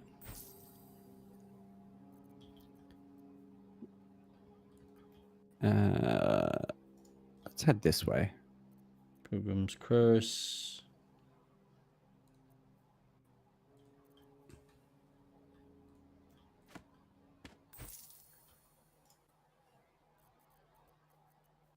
Oh. Let's close the door so we don't start a fight. Oops. Last notes of a monk. Journal. Sister. Wife. Logbook. Hello. Infirmary records. Get rid of half of this shit that I don't flippin' need. What else don't I need? I'll hold on to that for now. I don't have time to wait. I need to see the doctor right now. Now, if you... Well, this is gonna be fun. So what are you doing? Are you pushing? I am seeing if I can push through the line. It's back outside. All right, cool. Wait. I'm not a patient. I'm the doctor's new assistant. That's a new one. Ooh, I am killing it with my throws You are today. fucking killing it indeed, sir. Yeah. Well done. I mean, you are a bard.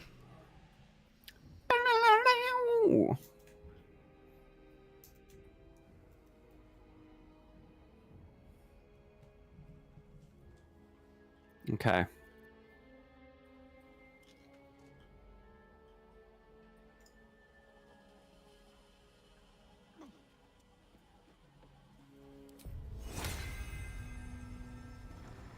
Oh, what's Lae'zel doing? What? Oh. How long does that last? Until long rest. Fuck yeah. Hmm. I'm just going to do this very quickly. Am I casting anything at the moment? No. Oh, that's only for me. Okay.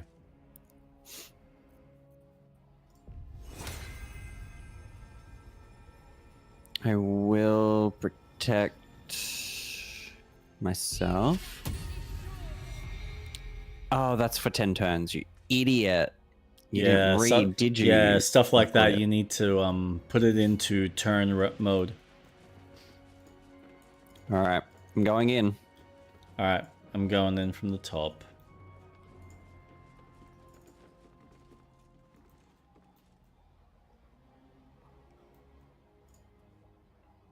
The objective of the scalpel system.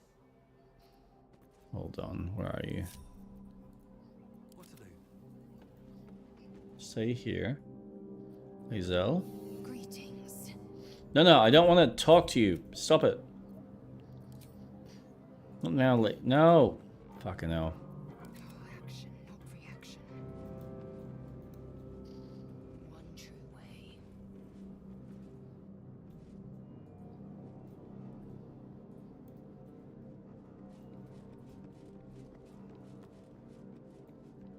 Oh. Stop. Stay your hand, for it slaps where it should stroke.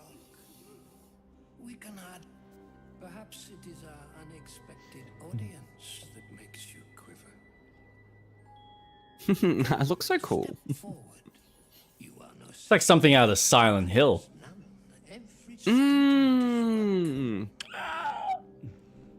I watched the playthrough that the Game Grumps did for the new one? Silent Hill 1. No, Oh, the original. OG. The original, yeah, okay.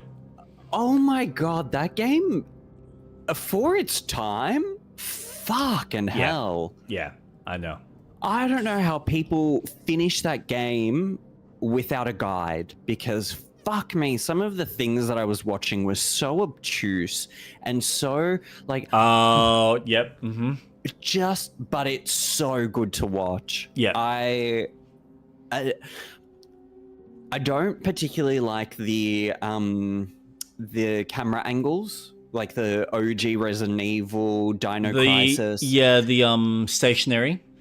Yeah, the fixed camera angle. I don't like that in particular games, but this kind of had it, but you could move it to third person. Mm-hmm. So it was really interesting watching how you could see a room in a particular camera angle and then change the camera angle back to behind the character. Okay. But spooky, I like it. It felt very Japanese, the story, Yes. you know. Yes. This girl, she goes back to Silent Hill, she's drawn to it, and her dad's following her, and then it's just Japanese as fuck. And it's awesome. I love how they do spiritual horror. It is so spooky and occult-like. It's... I really thoroughly enjoyed the story, and I'm kind of wanting to go down a rabbit hole of knowing the other sequel games that follow, because I know the ending of Silent Hill 1 is the character in Silent Hill 3, so it would just be interesting to see how they connect. Yeah. But you're totally right. The sisters look like the nurses from... Silent Hill. There's such a familiarity between them. Okay, come step forward. You are no sister, but that matters none. Every student is welcome. Yes. Do please enlighten me. Absence. No other word captures the heart of Shah so very perfect. Those are some interesting hands. Edward Clawhands? Oh. Of eyes, but the cancer that causes one to witness the laceration of being. If light is the symptom, presence, but in darkness there is absence. In light is presence, in darkness, absence. I'd like some absence, please. The sucker of Shar eludes you. See how You know, I haven't had grappa in a while. That shit is nice. we do not wish to see you suffer so. Let us cure you. Oh, ho, ho, ho. Okay, I can investigate. I've got a +1. I've got +3 in religion. Persuasions. Oh, I could persuade them.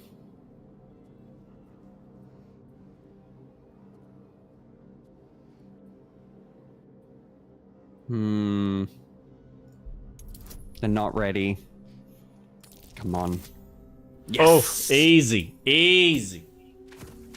Easy. +9. Yep. Yeah. Easy peasy. Ah, you just got it. By a bee's dick. That much I must concede. How to steady their hands, I wonder. Oh. I take joy in performing with a master of my craft. I'm sure the sisters are the same. Why don't you volunteer? Why don't you volunteer? Why not have them hone their skills on each other? I will get them... Yeah, I'm gonna go with the bard option. Oh, fuck. I'm just gonna add a bonus of guidance. Let's see how much luck you got tonight. Come on. Oh.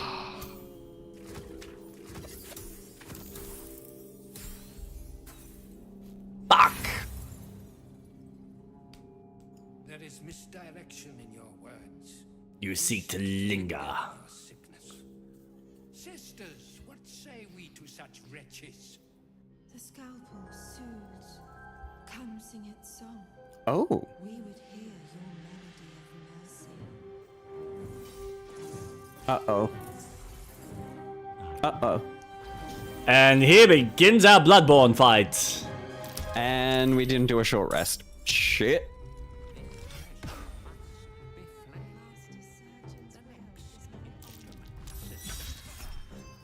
Jump. Holy shit. Have you seen how much health he's got? Yep. Oh.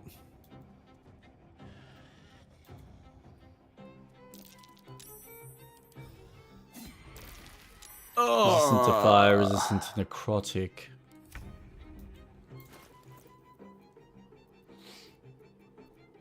Oh, awesome. Oh, awesome. You're in position. Nice. Yes, Look I at am. you. I might be able to... What have I got? I gotta have something. Resistance. Potion. Colossus.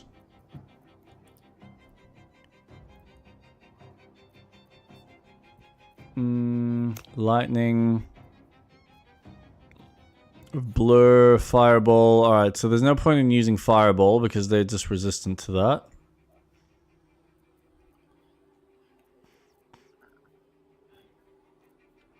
Oh. Okay, so Malice has advantage on saving throws against spells and other magical effects. Resistance to slashing, piercing, bludgeoning, multi-attack.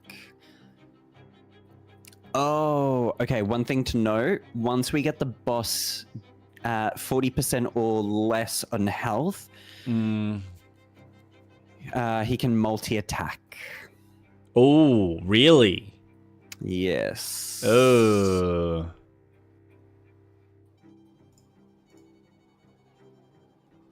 Checks and savings throw.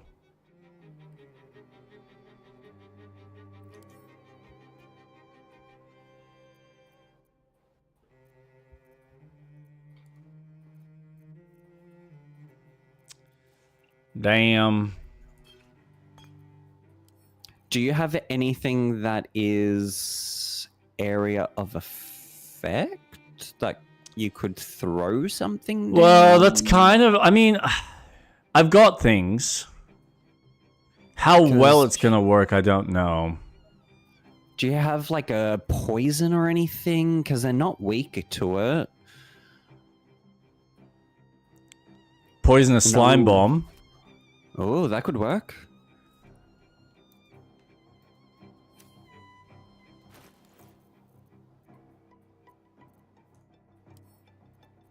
Throw. Alright, so I can really only... Is he alive? Oh, the distressed patient is alive. Okay. Yes. Alright, so if I say...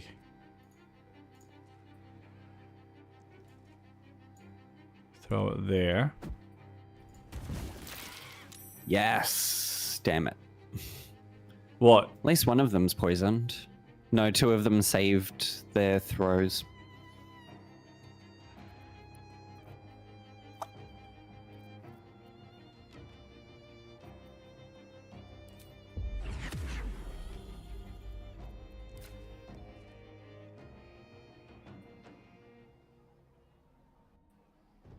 Hmm, 55. Oh, advantage. Nice.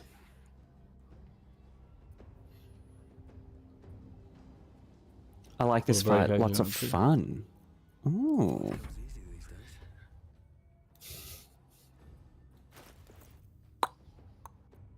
Now I will play Pot of Greed. What? Impulsive uses a lot of Yu-Gi-Oh emotes, and I just... I believe in the heart of the cards. It's time to do.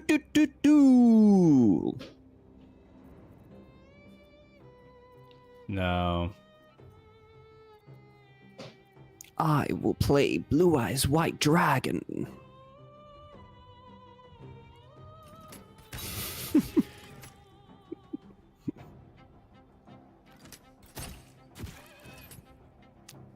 Nice. That's good.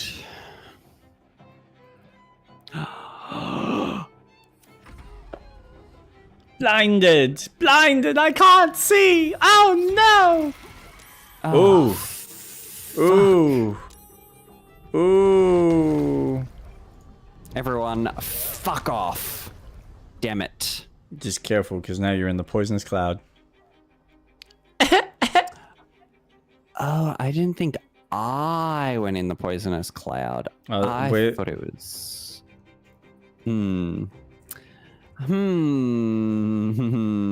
Yeah, didn't think about that one, did ya? That's okay. That's okay. I will do... Watch this. Watching.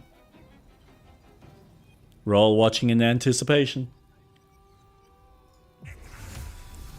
Bye. Oh, you can use fire to turn cloud into an explosion.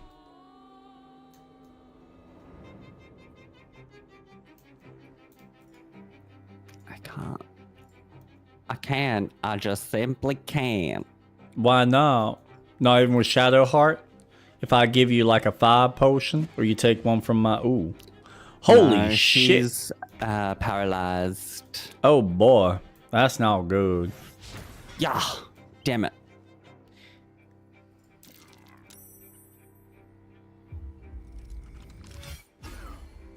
Oh.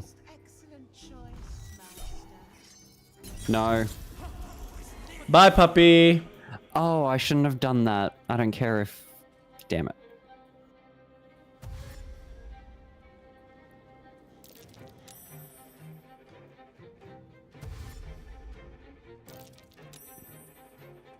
Oh, someone's climbing up. She's coming to you. Yeah, she is. You gonna give me a big kiss? Okay. Do I have... Channel divinity. I don't have anything. What do you mean you can't reach?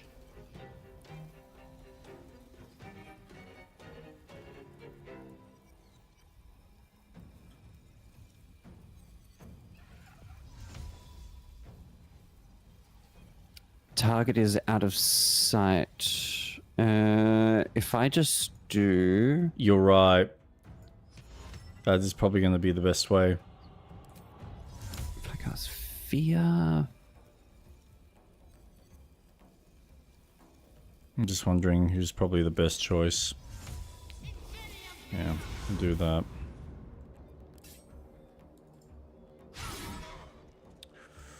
Ooh. Interesting, because there we go. I'm going to... Oh, wait. Okay, so you're getting rid of Sister Anya? Yes. I don't want to resurrect. Oh, Jake's you're too heavy to refusing throw. use his fighter skills.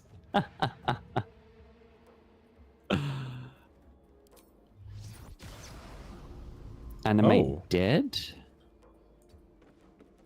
No, no. Hold on. Feign death. Yeah, what bitch! The fuck? Jesus. Stay down, bitches. Not enough resources. Really? Is that because that was a special? Yeah, I did a special. That's okay. That was pretty fun, though.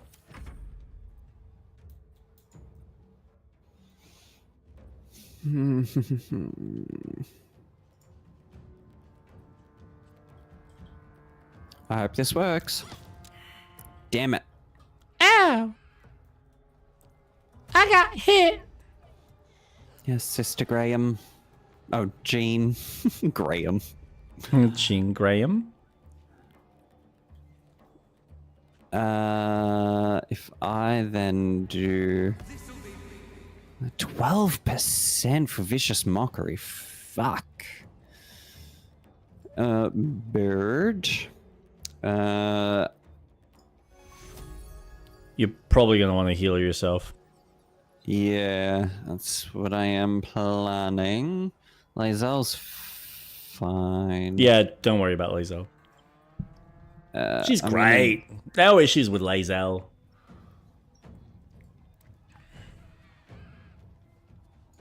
At the moment, anyway. Drink a potion. Although I do want to know. And...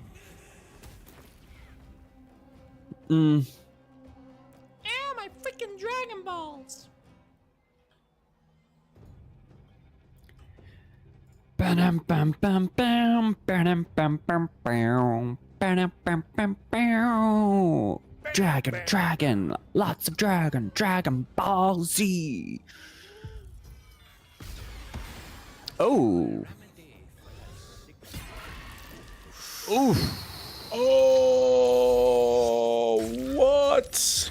Oh, why are you hitting so hard? What is this?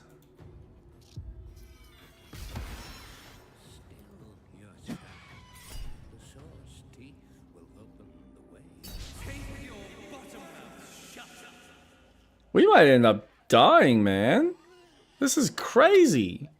I don't know. Maybe. I'm confused. We're because all a I'm little confused. Oh. I'm attacking you, apparently. Oh, Oh, what is going on? Oh, damn it. It's not what I want.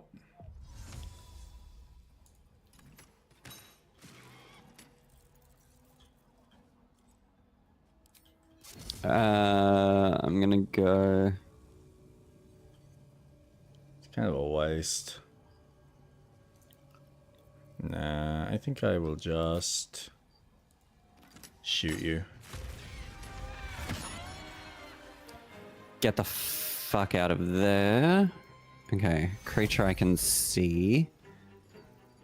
Oh, myself. Okay. Key points. Okay. Shadow Heart's out of the way. Oh my god. Woo! Yeah! Look out. Can't do anything. Jake, Monk should be up close, punchy, now from afar using crossbow. Ah. You say that, and then I get close, and then I get clobbered. I'm a very unique monk, alright? And I did do punchy. I threw her off the balcony. Doesn't get any more punchier than that.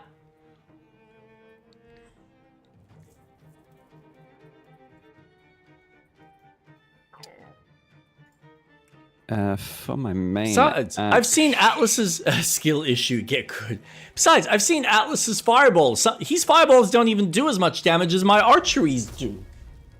Hey, I'm trying. I know. I know you are. And that's what I find so hilarious. I shouldn't be good at archery, but my character somehow pulls it off.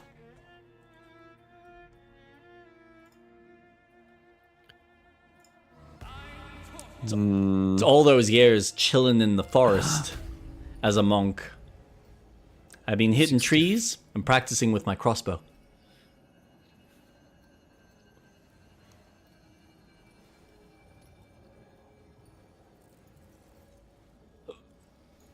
How long does this go for? It's concentration. Because monk is dex based. Damn it. You're damn right. Arrows do more damage.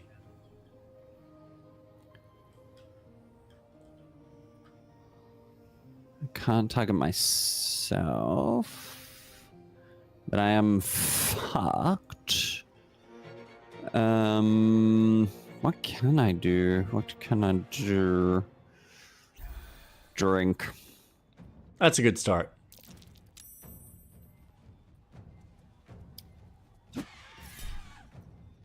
Oof. Ouchie, ouchies. But you do have health. Yep. It's all good. We'll figure it out. If not today, there's always tomorrow. Run away, he says. Uh-oh. Oh. You're joking. Oh, the good thing is she's got a little bit of health, so that's good. She can go down easily. Oh! Okay, that hit hard. That did hit hard. 40, 12, 40. She's dead. She's dead. Target too far. Target too far.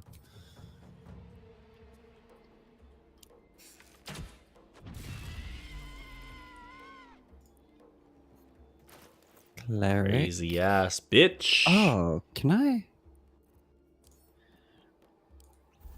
Drink. Not enough space. Not enough space. Target can't be reanimated. Are there skeletons? Drink.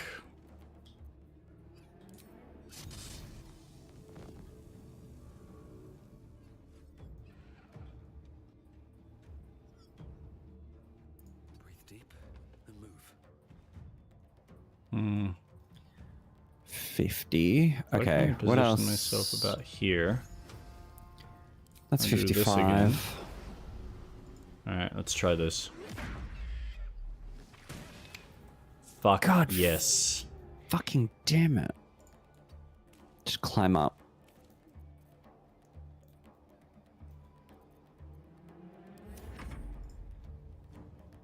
Okay.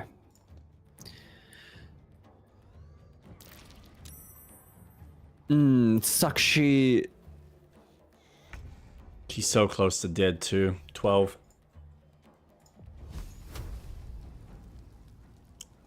You reckon you can finish her off? Oh. Almost. That is so close. Pro tip, Jake. Opportunity of attack with Lae'zel won't happen if you have the bow equipped when ending the turn. Make sure the weapon is used. Oh. Mm-hmm. Oh. Actually, that is a good tip. also applies with enemies. So if an enemy is an archer, they don't do opportunity of attacks. As long as they've got a ranged weapon equipped, they won't do opportunity of attacks. And that applies to us as well. So I need to make sure I finish my turn with the sword. Yep. Okay, that's easy enough. Where's Lae'zel? She's there. I'm... Wait, what am I? 64. That's not too bad. Only because are you going to move? I'm planning on moving a bit closer. So I'm either going to deal with Sister Hannah, otherwise I'm going to run up and deal with them before they try and make their way to Shadowheart. Because that's where I'm assuming he's heading. Okay, then I'm going to give... No. I'm going to give Lae'zel Bardic Inspiration for her attacks.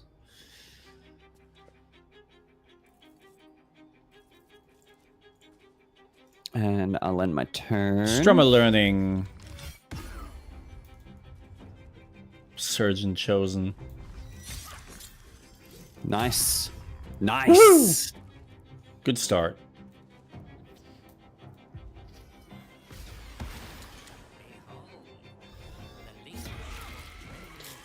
Ooh. Ow. No, you know what? That kind of works for me. Okay, I'm gonna go for Inessa. Alright. Go on. Awesome. Good start.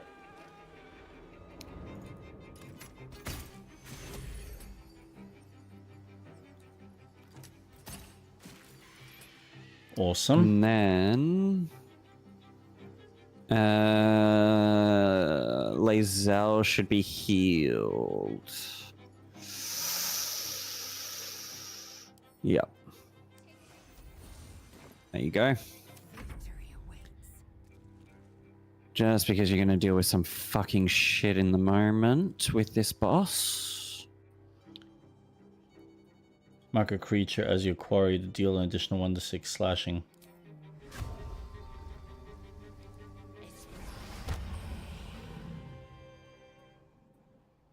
Alright. What does that do?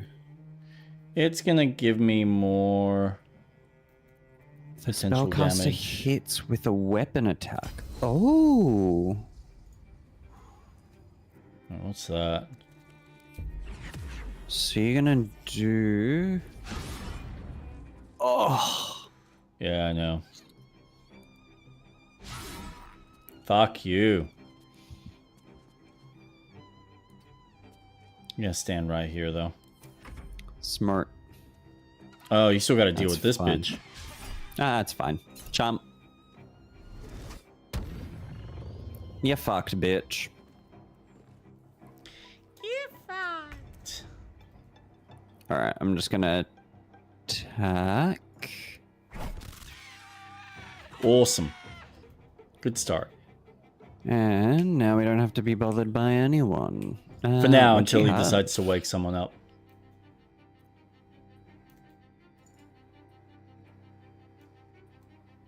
Just be ready for that.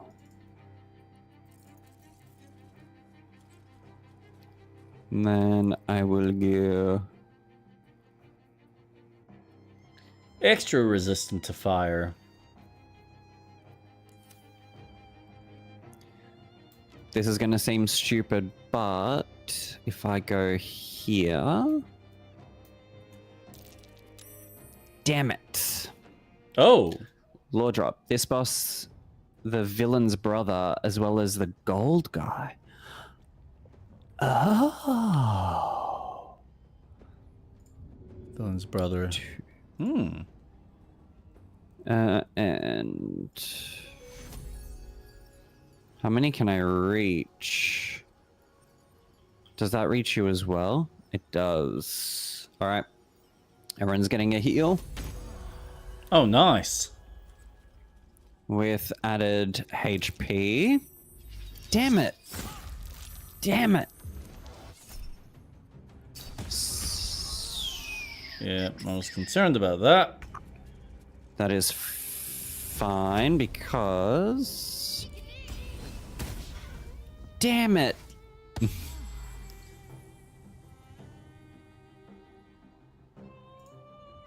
Hmm.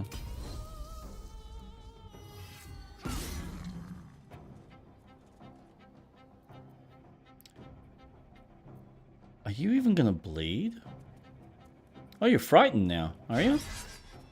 Kill his ass, guys. I love that emote. Go away.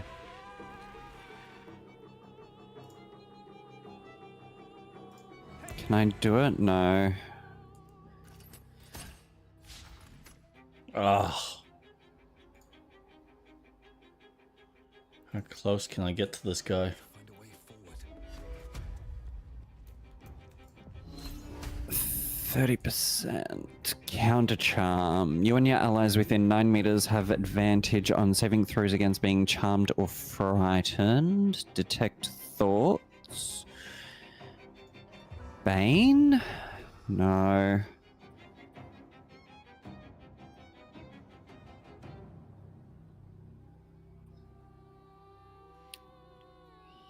Here.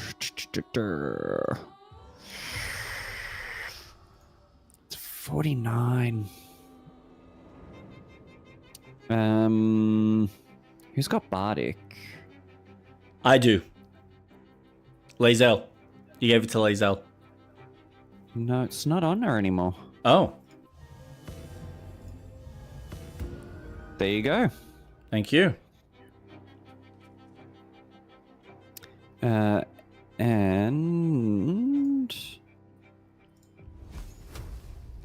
Damn, I thought I could destroy the body. Tis fine. Yeah, it's funny you... Oh, man, you're reading my mind. I was thinking, if we fuck up, to go around and see if we can burn the bodies before we even start the fight.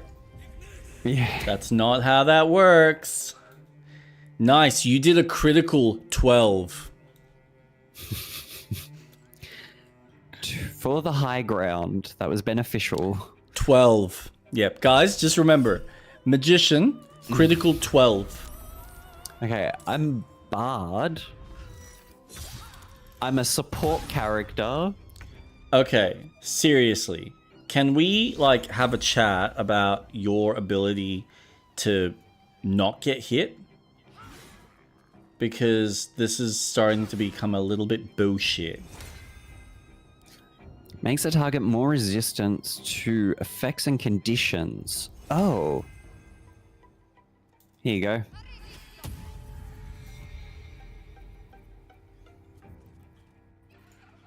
And then... Not much I can do now, except... I can't...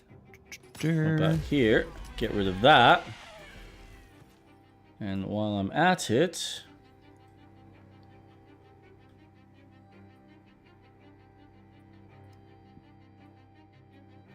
Stun attack? If Let's give it a go! Oh, no.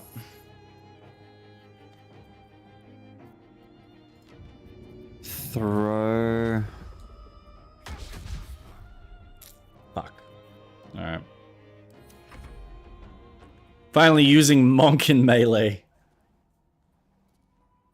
Shut up. I'm playing Baldur's Gate the way I want to play. There we go.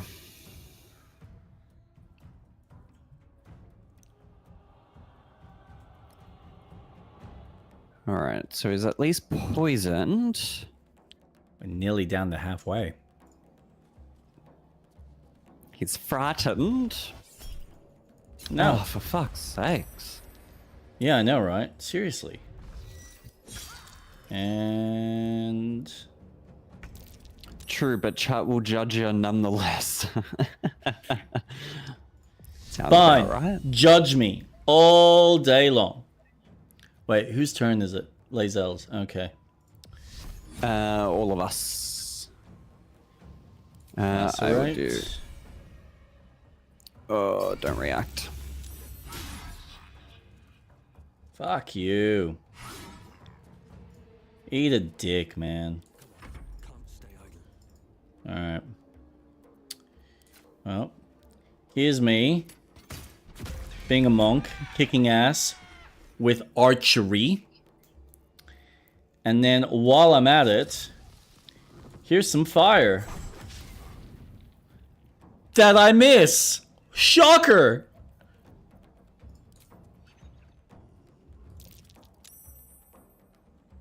Do I want to use the key points there? No, I'll just take the bonus action. Whoa! Who needs healing? The only person I can think of is Shadowheart at the moment. Yeah. But she's also relatively safe, so I don't know. Yeah, I think he's going to focus more on Lazelle and you. And trying to continually bring Sister Anya back in. Anya, come on! Do something! The monk's just like, nah. Alright, that's good, that's good. Dude, we're up to 100 HP. Oh, nope. Ooh, yeah! Move close, Jake, with the monk for opportunity of attack. I think he's pretty close.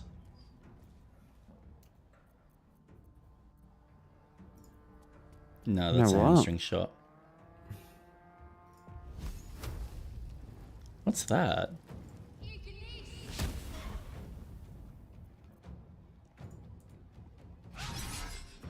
Damn it. Oh, fuck off, you piece of shit.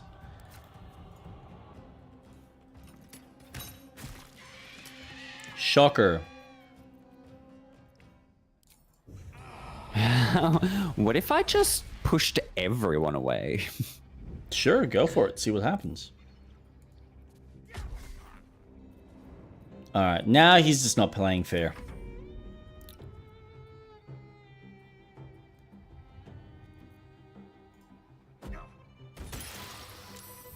Damn it. Yeah, he's just dodging everything apparently for some fucking reason. Maybe he's gonna like do his little special, fuck us over, and then we can start doing damage again. You know what? It's like the boss battles in Lies of P. It's like, oh, I'm not going to be able to do damage to the enemy right now because they have to do their little special.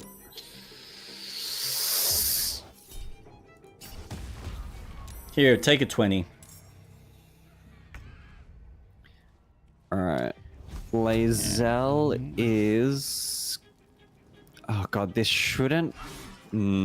that's risky. That's really risky. What? I was gonna burn the poison.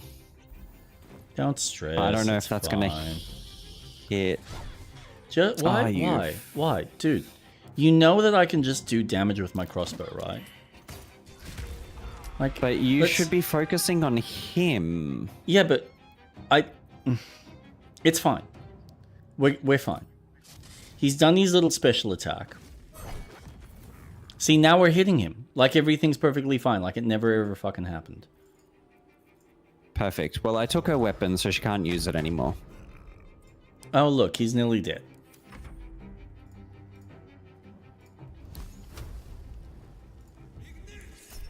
Come on, finish him off. Finish him off. Oh! Fuck. I wanted you. I was rooting for you to like be the one to do the final blow. No. You're dead. Eat a dick. An apple a day keeps a scalpel away. Ooh. I'm taking the key. And the supplies. G, and your G, money. G, G, G, G. And your heart shape rocked. And your lens. Paralyzing critical. Once per long rest, when scoring a critical hit on a humanoid, the wearer can paralyze the target for 2 turns. I feel like that's more fun for you. Okay. The guitar is the quest item. Oh, the loot. Oh. Loop a loot loot doo boop a doop scooba doop. Karabasan's gift. And a trepan. Some form of weapon.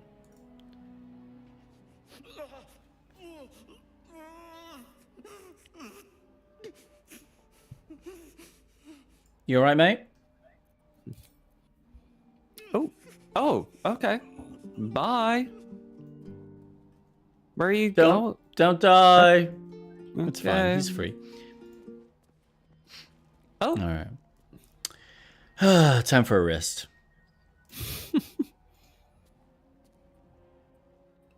Scalpel. Well. Dr. Shadowheart. Prepare for surgery. Yes, doctor. Am I ever gonna be cured of this demonic presence in me? We'll take care of you, son. Unfortunately, you'll be ugly forever. And Lae'zel is just sitting and watching. Ah, yes, I'm taking notes. Talk to the sleeping guy with the harpers, then to your bear companion for the quest to progress.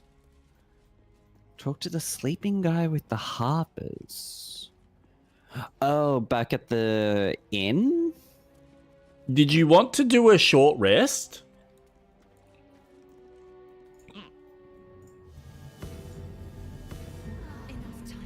There you go. We're all alive! With all our abilities back. Yay. Yes, the inn. Show it.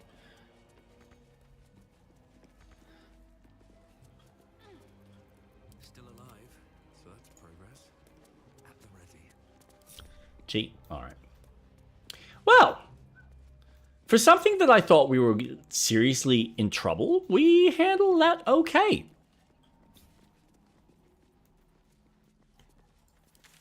I think we've been smart with our leveling up and our stats, especially using the tadpoles. I think we are able to do a lot of the encounters.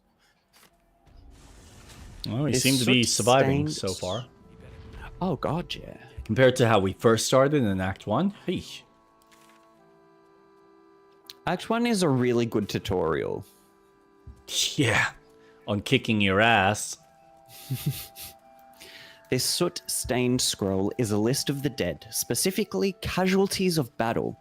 It is dated 986 DR, about a half millennium ago, and signed by Malice Thorm, Titus Craft, Jusidasa Decapitation, Luden Eben, Blood Loss, Unknown Selunite, Arcane Burns, Unknown, Smash Skull, Morin Ma, Split in Two, Unknown Druid, Crushed Windpipe. From these names follow hundreds of others. A final index catalogues objects plucked from various corpses, daggers, pins, and jewelry of all sorts. Hmm.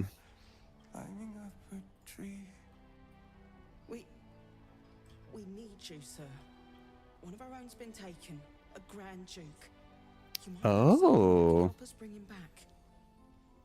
Oh, why not? Out in the shadows, just wandering. Venom. Whenever you deal poison damage, the target needs to succeed a saving throw. Sure. I'm just looting his office. I will take, and I will take. Halcyon. Could you bring him here? Take. Oh. You, sir. Fashion.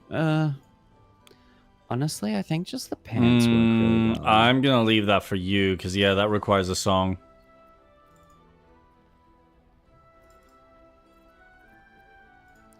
Must I play a melody? Yeah, with the lute. That'll wake him up. Seems to be all he remembers. I'll see what I can discover.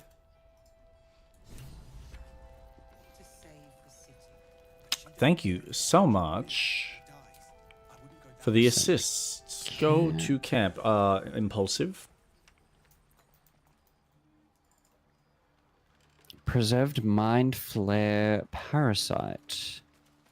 What if I throw?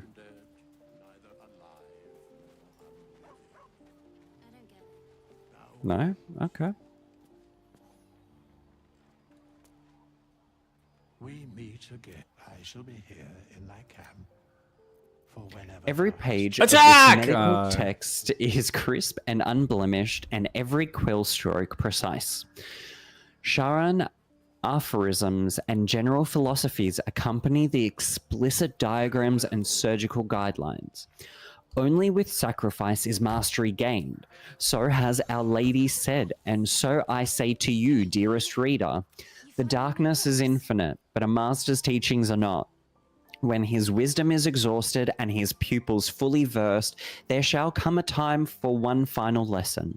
He will become the subject, fully laid bare for his students to consult, examine, and dissect. The sisters shall one day know me, first in whole, last in part. Only then will they be masters. They'd never leave me. Right? They promised. Get away from me. Go. Sorry, kid. Leave. Locked and locked. Just gonna... Rat is missing out. Turn... Wait, what am I missing out on? Nothing, it's okay. You just keep doing what you're doing. Are we going back to the inn? Yeah, sure. Or am I going back to camp? Sure. What do you mean? Where did you go? There's a flaming fist at last light. The curse has left him insensible, but he's muttering about a boy. Then I must see him. Insensible or not. I will go to see him at once. Join me when you can. Okay, to the inn. To the inn! To the inn! Wait, what am I doing? End my turn. Yes. The world is against me. I will play Dark Magician, and I will end my turn. Leave camp.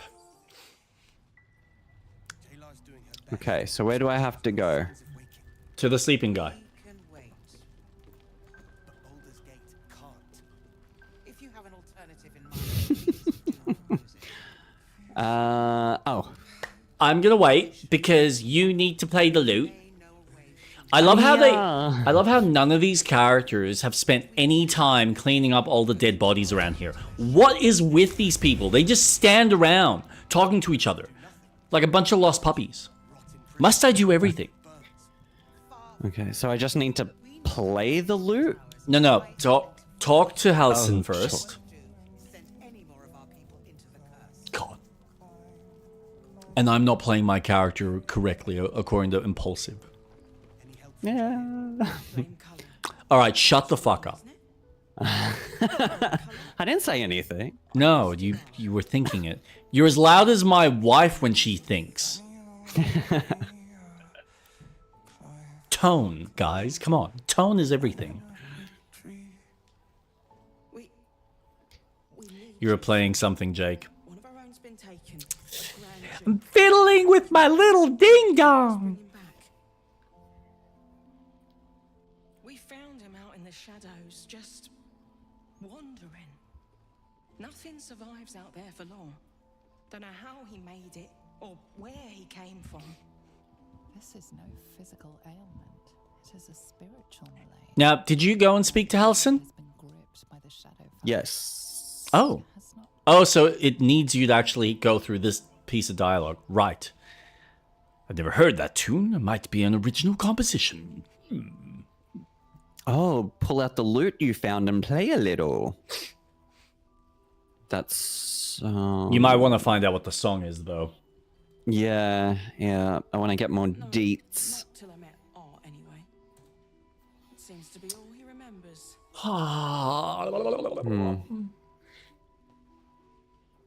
Let's see what I can discover. Okay.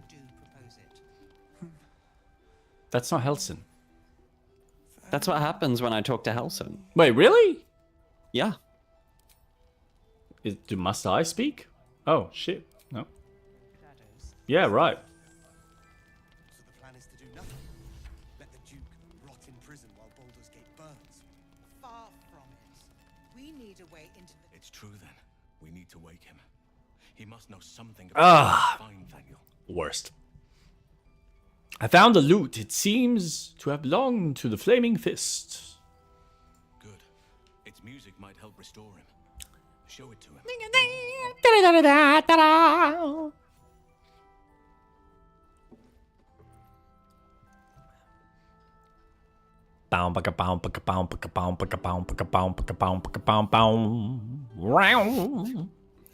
I got a pocket full of sunshine. I got a love and I know that it's on my own.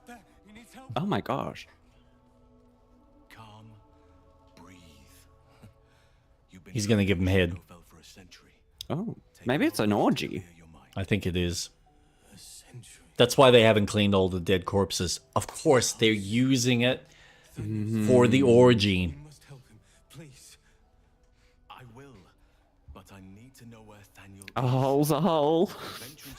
I was gonna say, like, I'm sure they've got some necrophilias, obsessed people in there.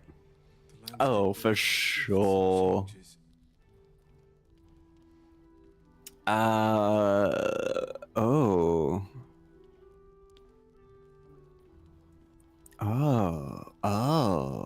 Was there anything that could offer guidance? Something that didn't change? Let A house. hole's a hole and a toll's a toll.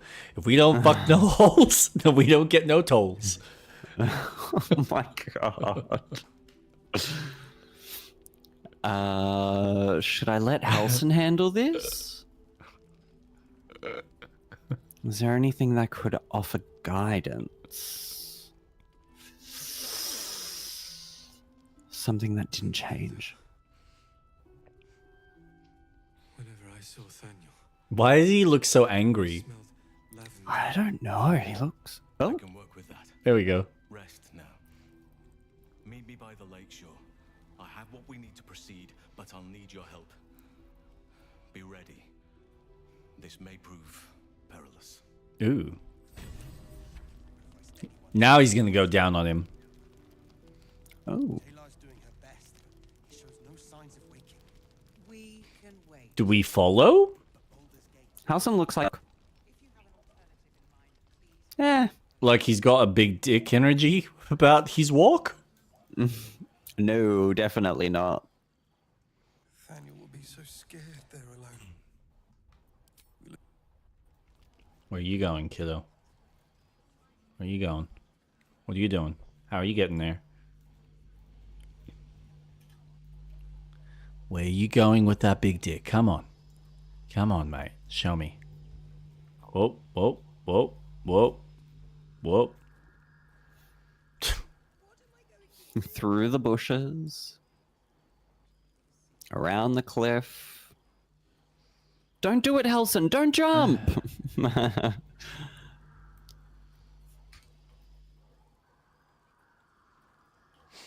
We'll miss you, man. He's gonna transform.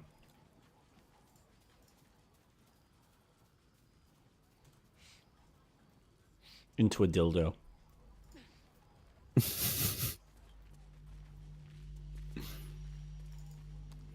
All right. Must I? Fine. I mean, you can talk your way out of everything. The quest mission is tough. Be careful. Oh. You can do it later. All right. Well, do we want to save? and maybe call it there since it is after 12. Yes. Oh. Bark, bark. No, he's onto something. Oh, what have you found? That's fine. That's what you wanted. Good puppy. Dude, I can't believe we're like a decent chunk into level 8. We have been murdering. Oh, yeah. Oh, you got everything. Of course you did. Yeah. Silly question. All right, now you might want to save again.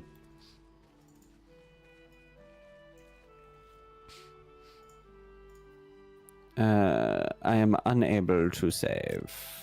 Oh, no. Because it's currently saving. Ah, still going.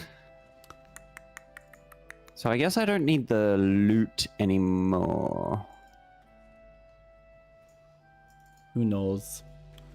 Who knows, man?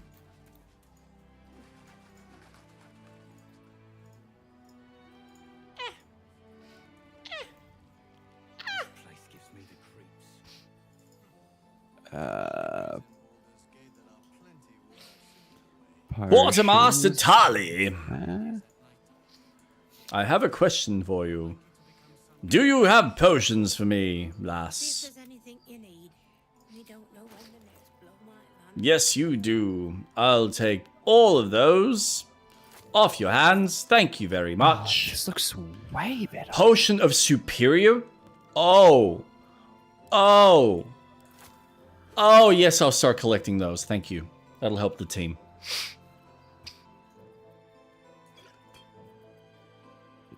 Oh, lovely. Lovely, lovely, lovely. Lovely, lovely. Lovely, lovely, lovely, lovely. Lovely, lovely. Doubly, Are you doubly. purchasing things? I am. Then I shan't save until you have finished. You may save now, sir. Saving. So we are now going to only start getting potions of greater healing and potions of superior healing. Because apparently, potions of standard healing is shit, which makes sense because it's only 4 to 10, as opposed to 8 to 20 and 16 to 40. Bit of a difference. Considering Lae'zel now has 80 HP and Lucian has 67. 7. Yeah, so everyone's kind of above 50 now. Almost above 60. So yeah. But That are was we fun. going? Should we, when we do this, should we do the cave mission for the devil? We can. There's also like a whole section there that we need to explore. We need to keep exploring the left, and then eventually we can maybe at some point in, you know, the future get down to the actual main quest, which is infiltrate the Moonrise Towers. That's later. Yeah. So We you're should- thinking do the devil next? I think we should. But I also think that we should do the custom where the enemies are, where we've got the custom, a very, very bad idea. I think we should. We need to long rest as well. Well, yes, because I really, really want to bang Carla, so...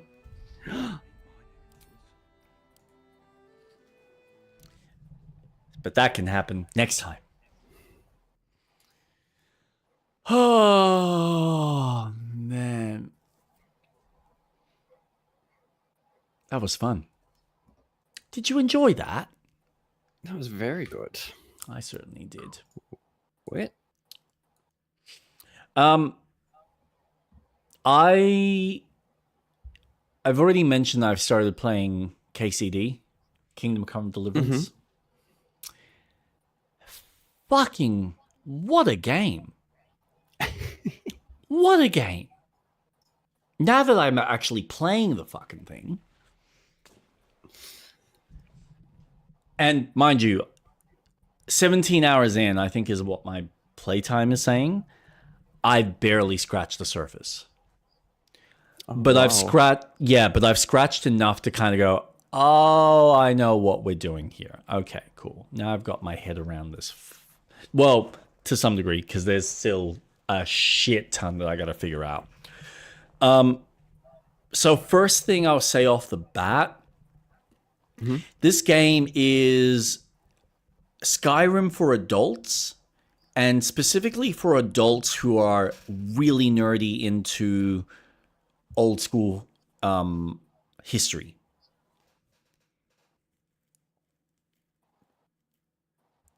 It is phenomenally done. Like ridiculous levels of detail in how certain quests are structured and how you can approach them. So I've done a couple of the early main quests, and I got up to one where you kind of have to, it starts off this whole tangential quest line, because everything that you're doing right now when you're playing this main character is he's now trying to hunt down, he's got to figure out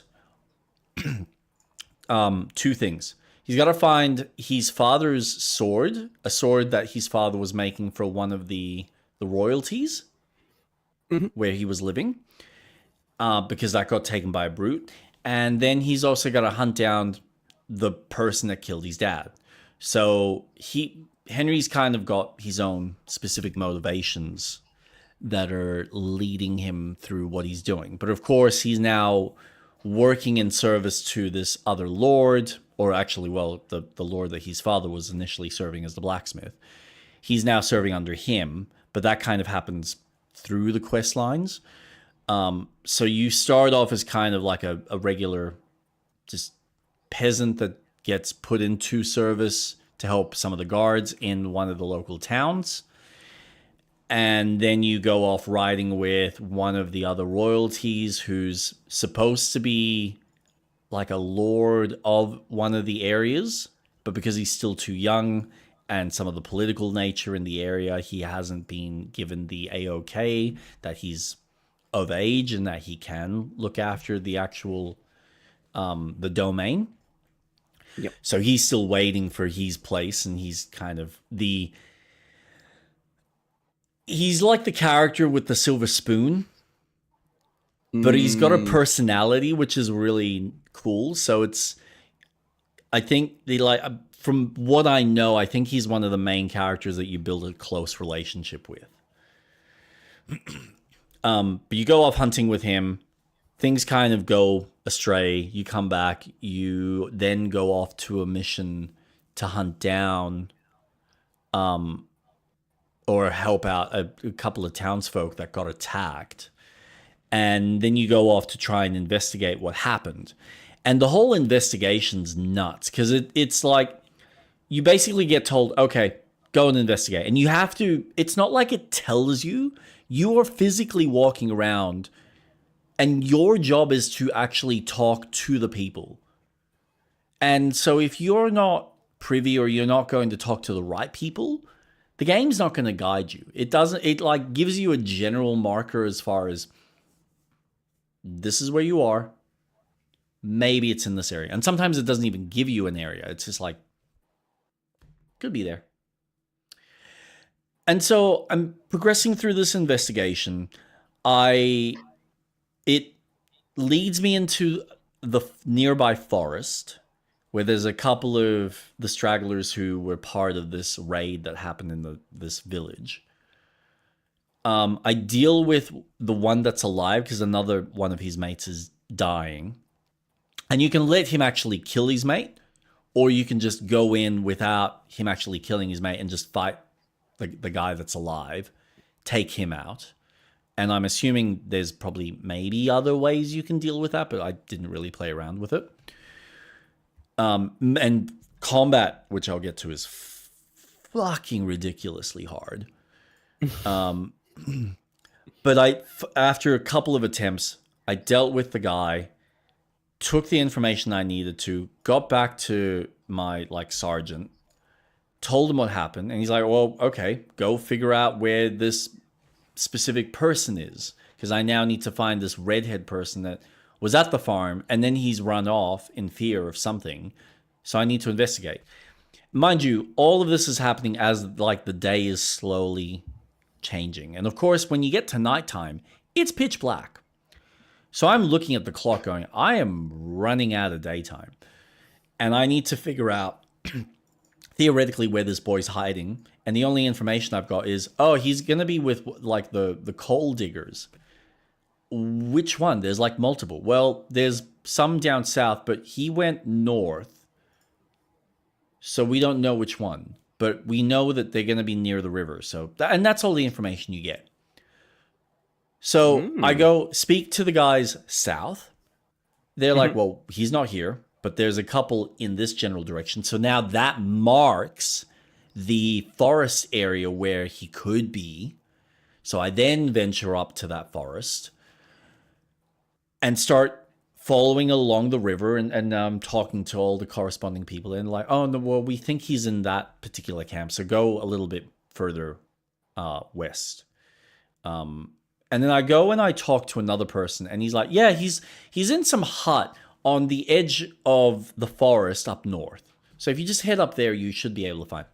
Now, at this point, I decided, like, I know, I'm cheating. I'm happy to acknowledge this. But I'm like, I need to know where roughly this fucker is, because I feel like I could be looking for a needle in the haystack. And it was a good thing I did, to some degree. I know I'm spoiling the game in its organic sense, but if I hadn't, I would have missed out on the fact that this game is so anal that it expects you, if you want to do the right thing, you don't just talk to one person and hope that that's the right person that's going to give you the information. No, you fucking talk to every single person, because your job is to investigate. So I spoke to one of the supervisors in that specific camp, but I didn't speak to someone that he knew, like a friend that was actually putting him in hiding. So I would have ended up on a different side of the forest looking for this guy, not being able to find him, with minimal resources, minimal training, because at this point it's so early in the game that I haven't even really done much, and would have gotten fucked over. And it was basically coming into the evening, like the sun is setting. So I'm like, fuck, I'm running out of time here. So I quickly look up a guide, figure out, oh, I got to talk to this person, and that leads me to something else. I'm like, all right, awesome. That's at least giving me a guide, and speak to the guy, convince him. He tells me, look, he's running from 2 other people that were part of that raiding party. If you can deal with them, then I'll tell you where he is. So I do the fight, nearly get my ass handed to me, because of course, when you are cut and you're bleeding, you need to bandage yourself. And if you don't have bandages, then you slowly watch your health dwindle. So I'm in a panic state right now because I'm bleeding. And I'm looking at my health that's already been severely lowered by the combat scenario, because I had 2 guys I had to deal with. Quickly dealt with one, so he was knocked out. But then I had to do this one-on-one fight with a second guy. And that didn't go so well for me. Eventually, I took him out with, again, bleeding arms, no bandages on me because I didn't prepare at all, like a fucking fool. And now I'm like, well, I need to get bandages. And it's late at night. Where the fuck am I going to get something? And so I basically just look on the map and I head for the nearest like little city, which is one that I explored earlier, and rushed all the way down in pitch black with a little torch, made my way into town, found someone that had at least a few bandages that I could at least bandage myself up. I had a potion that I found which gave me a little bit of extra health, and it was enough for me to get most of the cuts down so that I could then get myself into bed and not die. And then through sleep, I was able to regain maybe 50, like up to 50% of my health. So I'm like, all right, cool. I've survived the night. Awesome. Let's go back to the camp, talk to the guy. And of course, I've rocked up way too early. So he's like, no, I'm sleeping. Go away. I'm like, fucking all right. I'll wait 1 more hour. He wakes up. He starts having his breakfast. Okay, talk to him. Where is your mate? Oh, he's up in this forest. So now I got to kind of go up in a general direction. He's given me like where he is. Find where he is. Talk to him. He told me what happened. That he didn't kill anyone, but, you know, so-and-so. These are some of the bandits that ran away. And was this person here with him? He's like, yeah, I think he's kind of in this city in this general direction. Awesome. Now, while this is all happening, I've lost reputation for something. I have no idea why. Oh. Yeah. And most of the time, the game is very adamant about telling you if you've done something wrong. Like, if you are having a conversation and you say something inappropriate to someone, you'll lose 1 reputation. It's like, okay, it doesn't. It like I said, it's not fluffy fairy tale. It's like, no. If you said something inappropriate, or you said something that another person doesn't like, or if you're trying to barter with someone and you try to low blow them so much that they're so like insulted by it, they're like, nah, fuck you, go away. Now you can continue doing the purchase, but you've now lost 1 reputation for being such a stingy fuck. So all of these little things affect your kind of status in the game. But anyway, I've lost through this whole like searching of this redheaded dude. I've lost a reputation for something. I have no idea why. Finally talk to him. I'm like, awesome, I got the information. Let's go back to camp and talk to my supervisor. I talk to him. He fucking loses his shit at me. He's like, you are lucky that I am not going to fucking get you put in the stockade, or let alone even like hang you for not telling us where the hell you were. You could have died and then we wouldn't have known what happened to you. Like, that is you leaving your post. That is unacceptable. And I'm like, oh, like a little kid, like being told off severely by your parent not to leave home. It's literally like the Ronald Weasley saying, like, where have you been? Yeah, it's just that intensity. It's like, right, now that I got that off my chest, what have you got to report? It's like, okay, so, and then you tell them everything. I was like, okay, so we've got the information. Go speak to your supervisor, the other lord. Tell him what's happening. And then the investigation kind of continues. So now the main quest is kind of continuing on from there, where I have to go to a specific town and try and hunt down this target that's potentially got the sword. Mm-hmm.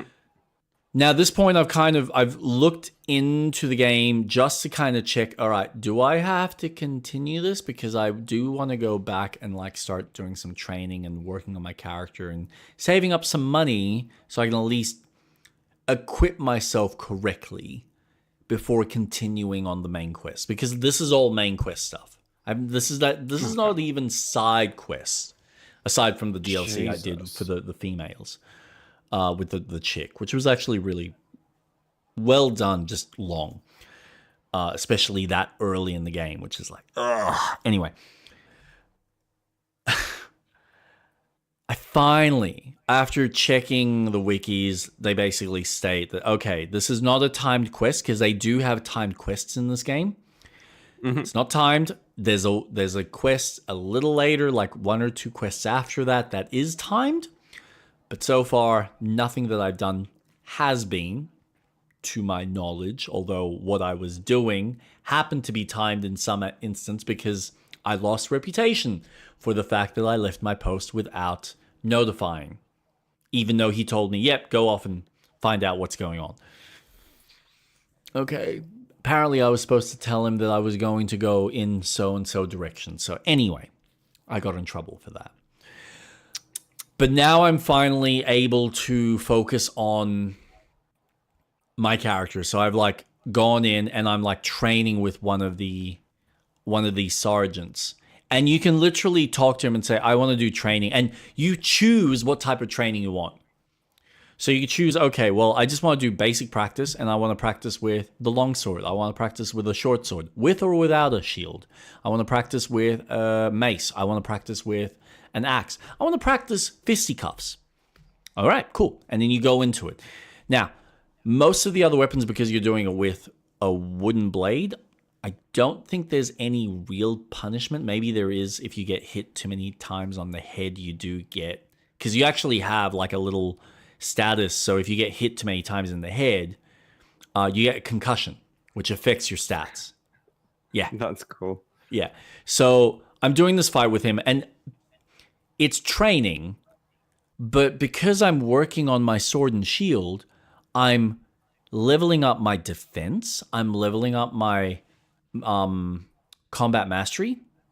I think it's called martial.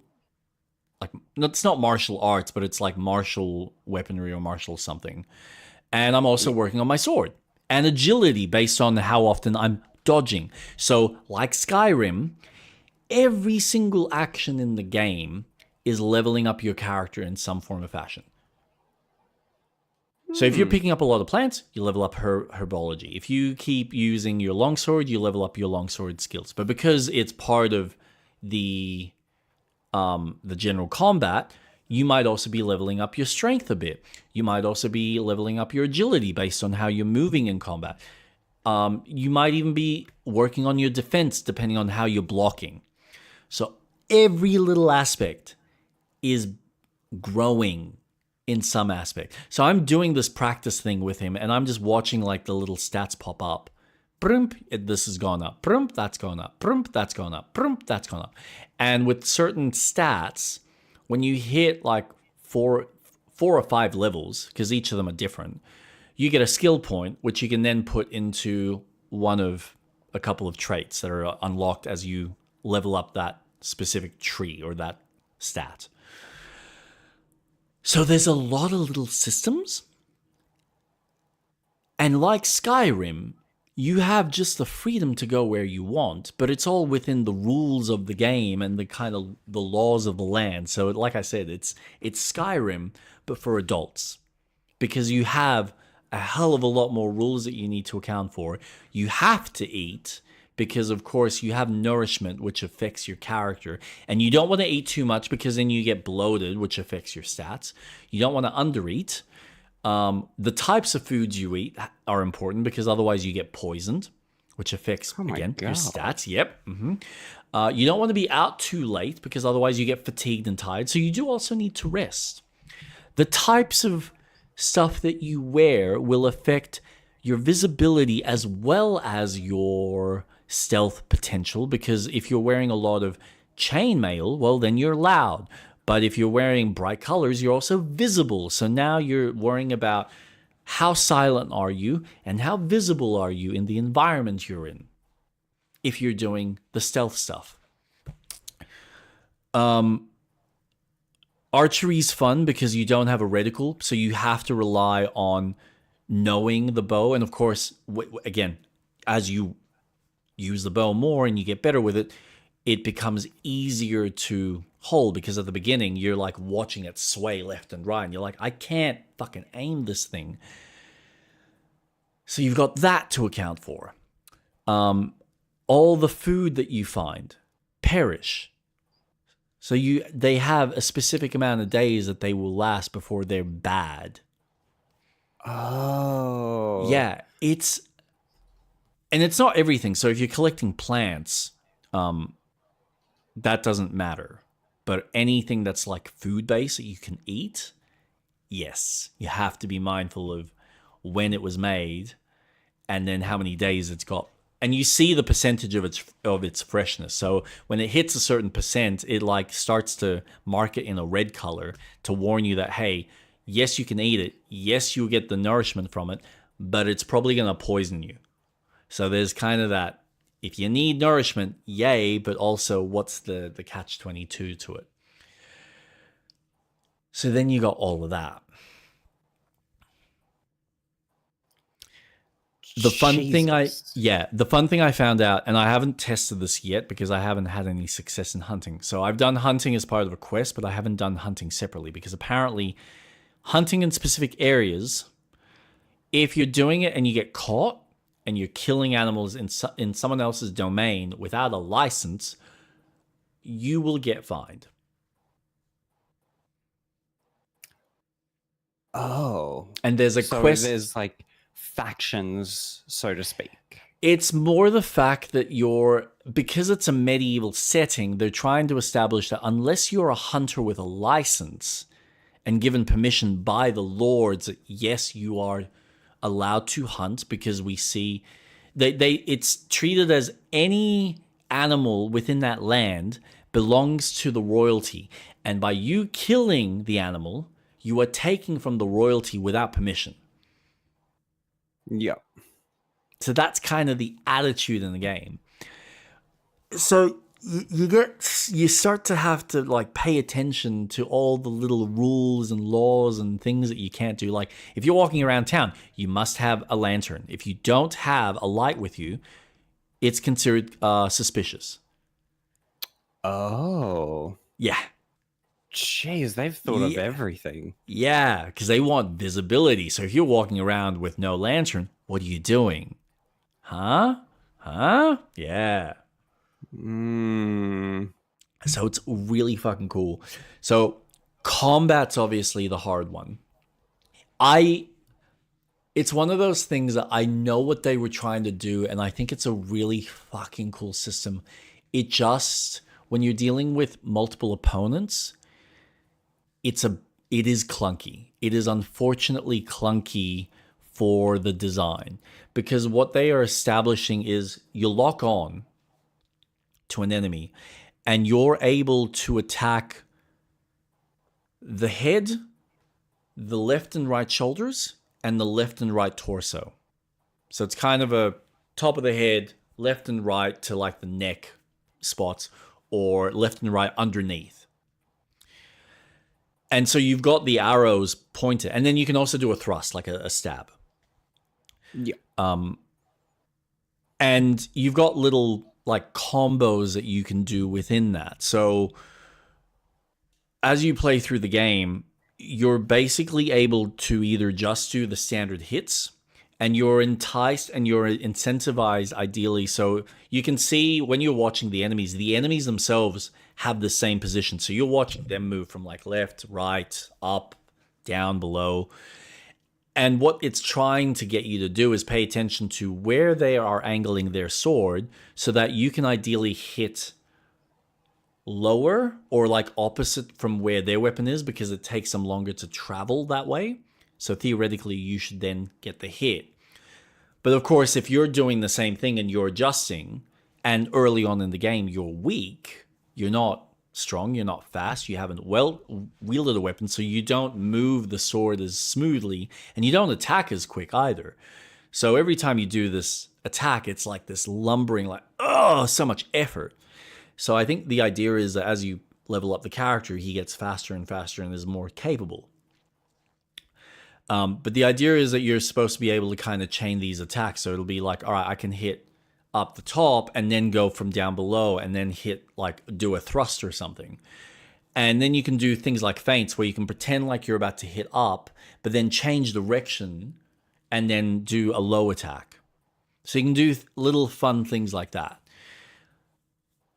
It's unforgiving, though. Very early on, when you're even playing with some of the mechanics, you can tell that it's wanting you to level up with the training master first, so that you're like, it's trying to build that realism of you've been training long enough that now you can do it in real combat, as opposed to, no, I'm just going to go out there with a sword and just start swinging and I'm going to be fantastic. It's like, no, you are going to get wrecked, because there's probably people with actual experience, which is kind of how the game treats it. So as you then level up, you then also unlock proper combos, which are these, when you master them, it's the idea of, I'm actually doing a top left, bottom right thrust, and you see the whole animation. And then you get the master strike, which is the counter attack. So if you properly block at the right time, you essentially parry.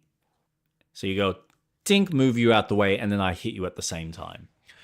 And that's what unfortunately most people end up just using as the go-to win scenario. So they just wait for the attack to initiate so that they press the parry button at the right time to do an instant hit and kill enemies that way. And I think it is just how the game is balanced with some of the enemies. It feels like the competency of the AI throughout is probably not as tweaked as what they wanted it to be. So it feels like the peasant or the kind of thieves that exist in the area are just as competent as your experienced soldiers and warriors and whatnot. So when you're doing these fights, like I kid you not, one of these fights I spent maybe it felt like 10 minutes. Whoa. Trying to, and this is before I'd even learned any of the like really fine detailed mechanics. This is when I was still at the farm, investigating this murder, and I'm there doing this bout of like block, defend, block, because I didn't have the master strike. So all I could do was I could block the attacks, but I couldn't follow it up with anything. And even if I did, my character wasn't fast enough to get in a hit in a successful direction without him blocking my hits. And then they're able to do these like 2-3 hit combos, and you're like, fuck, well now I'm getting slaughtered here. Slowly, but slaughtered. So it's tough. Now, because of how the game is designed, where you're focused on one enemy at a time with the 3 directions, because of course the directions, you're moving your mouse or you're moving your analog stick in the direction you want to attack, which is also linked with your movement. So that's the thing. Like, you've got the physical movement of the character, which you need to be moving because that's also part of your dodge. And then your view, what you're using to look, is what affects which direction you are choosing to attack. So now you added a second or a third opponent, and it doesn't take much to then move that reticle to another opponent where you're looking at someone else. And so you're not really able to like quickly focus or hone in. Like, it doesn't have like a, not to my knowledge, a proper lock on, and then have a button that I can just switch between which enemy I should be facing or want to be facing. Okay. So it really does rely. From what you're explaining, it sounds like this game is very much trying to be as real as possible. Yeah. Yeah. To Hands down. the experience. Hands down. Yeah. Do you think that it should be a lot more gamified? No, this is the thing, right? Gamifying it would take away from, I think, what they were trying to go for. I think the approach is sound. I think it is more of a case of it feels like there needs to be a button that you can just press to keep the lock on and then just switch from who you're locking onto. Mm-hmm. But I also don't know if that then adds a few other problems because the enemies move and they're moving as you're moving as well. So it feels like a real encounter. And I know that what they're trying to design is a system where if you're seeing 4 or more enemies, you're not really going to want to take them on because the chance of them surrounding you is quite high. So then you're like having to play it like a real martial artist where, all right, I want to line these fuckers up. So I need to try and position myself so that they're kind of in line and I can deal with the person in front of me first and then deal with the next person. The amount of times you might have to do certain hits to take out certain enemies because they're armored and all of that affects their likelihood of survivability means that a fight takes longer than probably what it might or should. But I also don't know if that's my level is affecting how likely I am to kill these enemies. So there's probably that aspect. Because there's skills, like I've looked into some of the skills that you level up in the various trees. And there's things in there that make certain encounters a lot easier. So you can get into, if you get too close to enemies, a lot of the time the enemies will just kind of push you back I'll try to like do like a knockout type thing. Yep. Where it's called, I think it's called a clinch. And a lot of the times they win. But there is one that I think I've unlocked recently that's like a 40% chance of you winning. So it's like, okay, well, that gives me a slight upper hand to at least potentially deal with these types of encounters and get the upper hand. Plus everything else that I've leveled up and gotten. But yeah, I dare say changing it ruins the overall tone, feel, and experience that they're going for. And it's fun to see a developer that's taken the time, especially for that first project. Because this isn't even the second game. Like I know everyone's been praising the second game for how many new, improved, and extra things they've added and tweaked. But the overall experience is similar. You just don't have blacksmithing and you don't have actual proper jobs. Like in this, it's a little bit more like simpler. Like I can go up and clean my blade or polish it. So I can go up to a grindstone. It's funny because in the menu, when I killed a bunch of guys, now I've got blood on my sword, which I know is shown in the menu, and you see it physically on the blade. And I know that they do that because they're trying to establish that's a fear factor. So people will look at you differently based on how you present yourself. So that's the other aspect to the game. You want to keep yourself clean. If you get dirty, then you get smelly. If you get smelly, your charisma goes down. Oh my god. Mm-hmm. And I would say the blood on the sword is a similar thing, but it probably also plays into intimidation. So by taking my sword and getting it cleaned, whether by paying someone to do it or whether I just sit there at the grindstone and actually angle the blade like you would. So it's like, okay, I got to press this. This is the level of detail. I am pressing one button and I got to press it in sync. So it's like I'm using the foot pedal to run the grindstone, while I then use one analog stick or like the mouse to angle the blade into the grindstone, and then you press another button to add pressure. And then you got to move the blade left and right so that you can clean it and get it shiny. And then the only indicator it tells you that you're doing it right is if it's sparking, yay. If it's smoking, no. So it's like, it's simple, but that with that level of extra detail and complexity. And I haven't even gotten to the fact that like learning potions, which is another artisan type thing that I'll need to learn and do. If I want to do that, I need to learn how to read. So I actually need to go to another town, which is probably like a day's ride, to pay someone to teach me, my character, how to read so that I can read alchemy books so I can then actually put the potions together. And I need to make sure that apparently, I haven't played with this mechanic yet, but apparently when I make the potions, there's like a specific order and you got to follow the ingredients, because if you don't get the best quality potion. So there's that little detail. My god. It just keeps on going. Yeah. And this is the thing that I like. Because in Skyrim, I know that you can technically kind of spend time and go do alchemy, go do the armory and do this and do that. But I always feel that a lot of those mechanics don't necessarily enhance or improve your character. Like, they can buff, they might help in maybe at one aspect or another, but they don't feel like they play the biggest impact.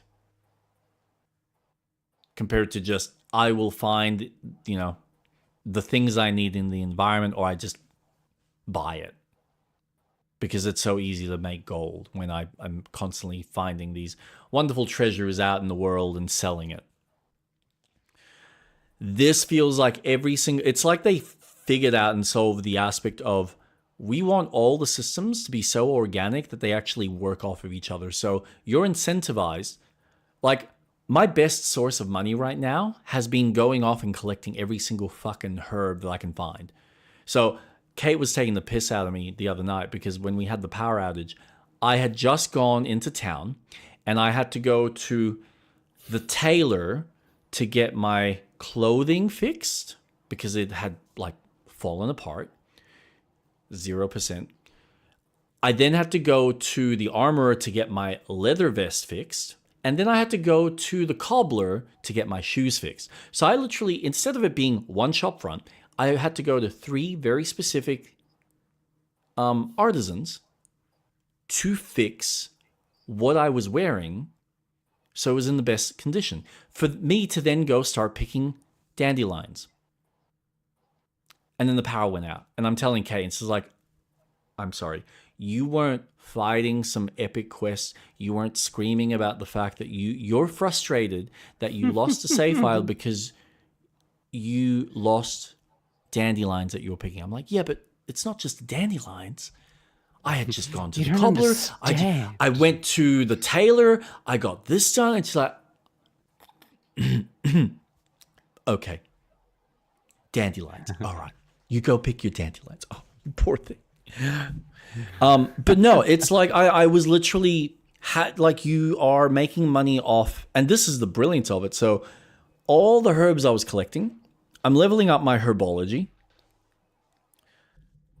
which is then allowing me to improve a couple of aspects with it. But one of the skills in there was now I can sell my herbs for like, I think it was like 15% more. So I was suddenly, like, I was able to then collect a decent amount and make like 60 or 100 groschen, which for the high-end stuff, it's peanuts.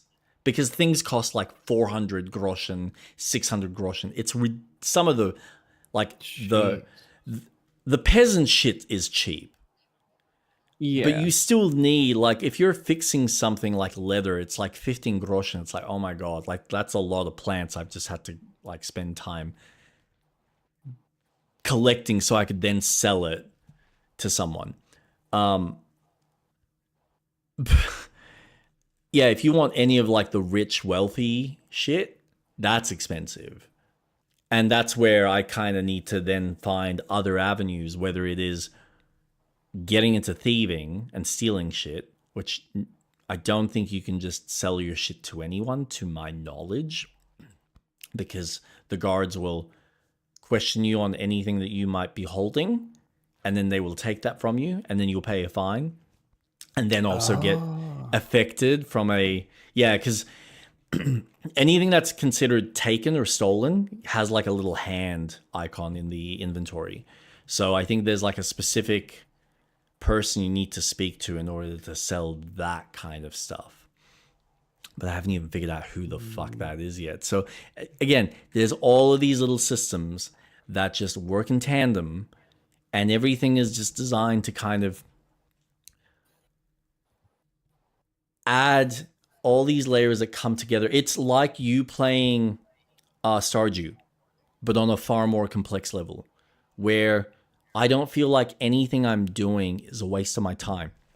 Because even if I'm out in the forest trying to hunt, I'm at least working on not just my archery as a skill, I'm working on my strength as a skill, which my strength then empowers my sword abilities. You know, my herbalism makes it easier for me to find plants and then be able to sell them. But because I'm able to improve my herbology, I then have an extra stat. So every time I'm picking up plants, I'm also working on my strength that way.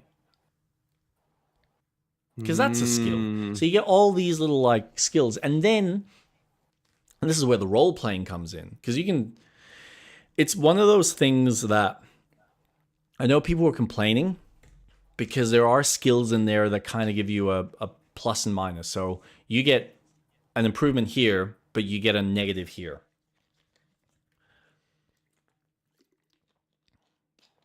And kind of like Outer Worlds, you don't have to take them, but they do give you a different way of playing it. So if you're the kind of person that you go, all right, well, I feel better around town. So you can get a perk that gives you extra stat bonuses when you're in town versus when you're out in the forest.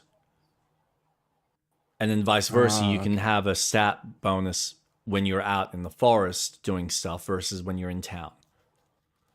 So there's little skills and perks that improve certain stats based on the kind of play style. So if you want to be stronger around royalty, you can. You can absolutely have better charisma, better this, but you might be strong. You might lose some strength to compensate, or you might be an intimidator. So you're really strong and you're, really agile, but charismatically you're fucking useless. So you can choose to role play that, or you just don't even touch any of those skills. Don't get any of the negative and positive, and just play on a base field and just be like, I'm just a regular Henry.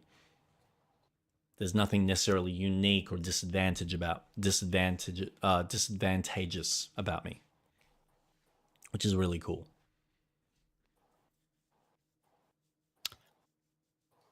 Interesting.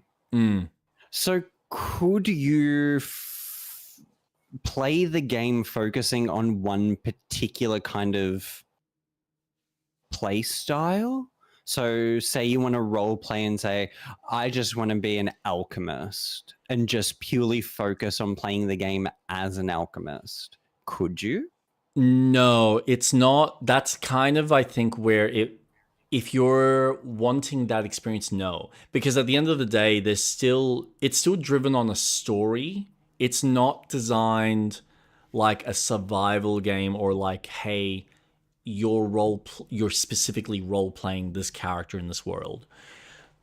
You can. It's more the fact that, and I think the second game does this better, because it does kind of give you the ability to, like, if you want to make your money off alchemy, which I know you can in this, you can do that. You can be more like, spend the time, put in the hard yards, do the research, find the books, find the plants, and like work on mastering the alchemy so that you can sell those potions and build your wealth that way. Versus, and again, this is number 2, because number 1 doesn't have anything other than alchemy and hunting as kind of your main source of resources, and stealing, which is the other one, or just finding random treasures and whatnot, because you also have treasure maps, which you can't read because you need to learn how to read, so that's always a fun thing. But I think in the sequel, if you want to say be more proficient with, like, if you want to be more of the blacksmith, you can do the blacksmith kind of route and work on making swords and shields and armor and stuff like that, and sell that and make your money off being an armorer or being a blacksmith, versus the alchemic route. So I think there's a little bit more the job classing specialization, which again, you can specialize in everything, but it's about where do you put your time and how many hours do you want to sink into the game. But at the end of the day, there is a kind of beginning, middle, and end story. And I can already tell it's kind of got like this Mass Effect-y structure of, we're going to have things that happen here and they're going to lead you to a, specific ending, but there's probably going to be choices that you'll make all the way. And then some of those choices, I'm assuming, then affect minor things that happen in the sequel.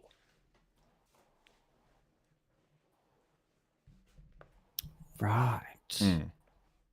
But yeah, it's not the kind of game where you're necessarily going, oh, well, as Henry, this massive event happened, I'm just going to be an alchemist. No, you're still having to do the warfare and go around and try and hunt down the people that killed your father, or wronged you, or wronged your lord. However you choose to, storytell it in your head. It kind of sounds like it's an in-depth RuneScape, where you've got so many different proficiencies that you can level up. and spend the time to, but it's just a lot more attention to detail. Yeah. That, wow. Yeah. This sounds insanely detailed. And I'm loving it.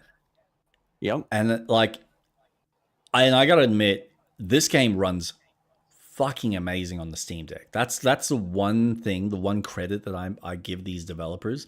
Now, I've had a couple of glitches even on my PC. So I've had one glitch when I was doing a lot of like picking herbs. Occasionally, some of the quick keys for like inventory or map wouldn't work. So I'd be like having to shut down the game and restart the game, which apparently someone said, no, just like Control Alt out and then go back into the game, and that fixes it. That glitch doesn't happen on the handheld. However, when I was hunting today, I was noticing a glitch with hunting where the animals in their specific areas weren't quite popping up and were playing up. So I don't know if that's something like a skill issue where my character isn't quite well equipped and they're just running away, or there was a legitimate issue. Because like there was a warthog that was like I literally rocked up to where these warthogs are supposed to hang, and I'm looking at this pond. I've turned left, turned right. Now there's one there. There wasn't one a second ago, but now he's there. And so I go up to him, and he runs off. Okay. Oh. All right. And then I turn right, like I kind of walk forward, turn right. Now he's there again, but he's not moving. So I've shot him about 5 or 6 times. He's still not moving. I'm like, is he gonna die or what's gone up to him? And then he's like pissed off with all my arrows. And it's like, well, fuck. And that's the thing. Arrows are fun because, of course, like real life, when you shoot an arrow and you shoot it in the grass, now you have to find the arrow. And it's like, where the fuck is it? How good's your vision?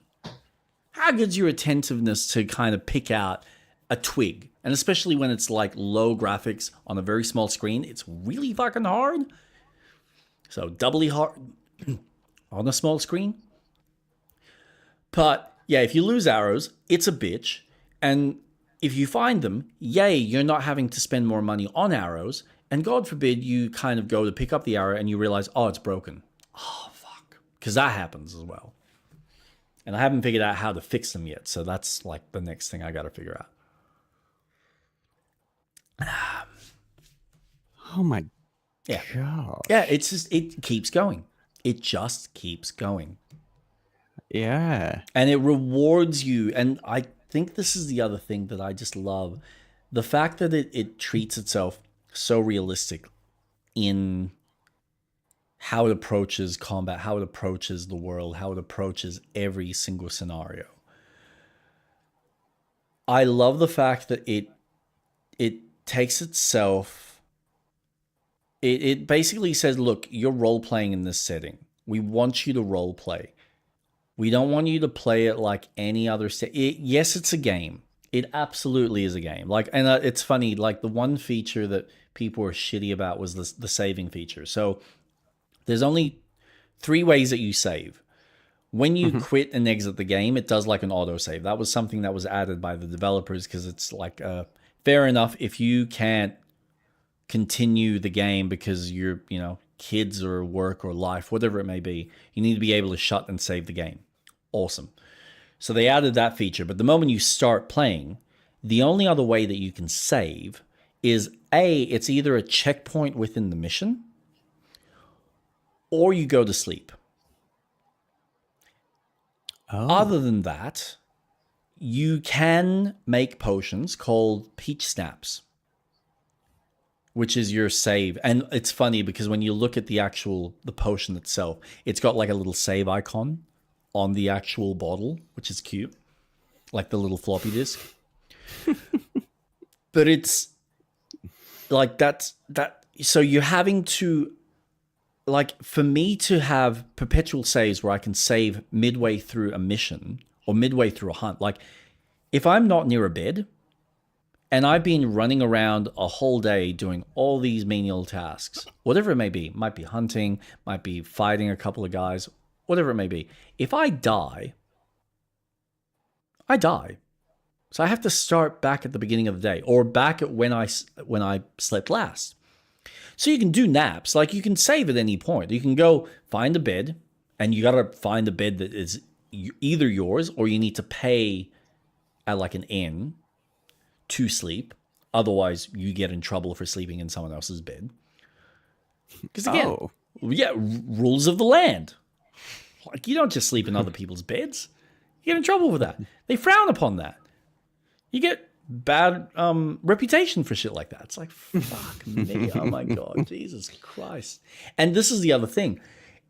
You go into the stat menu, you've got reputation, not just for the, like, it's for each individual town, and then it's reputation for each class within that town.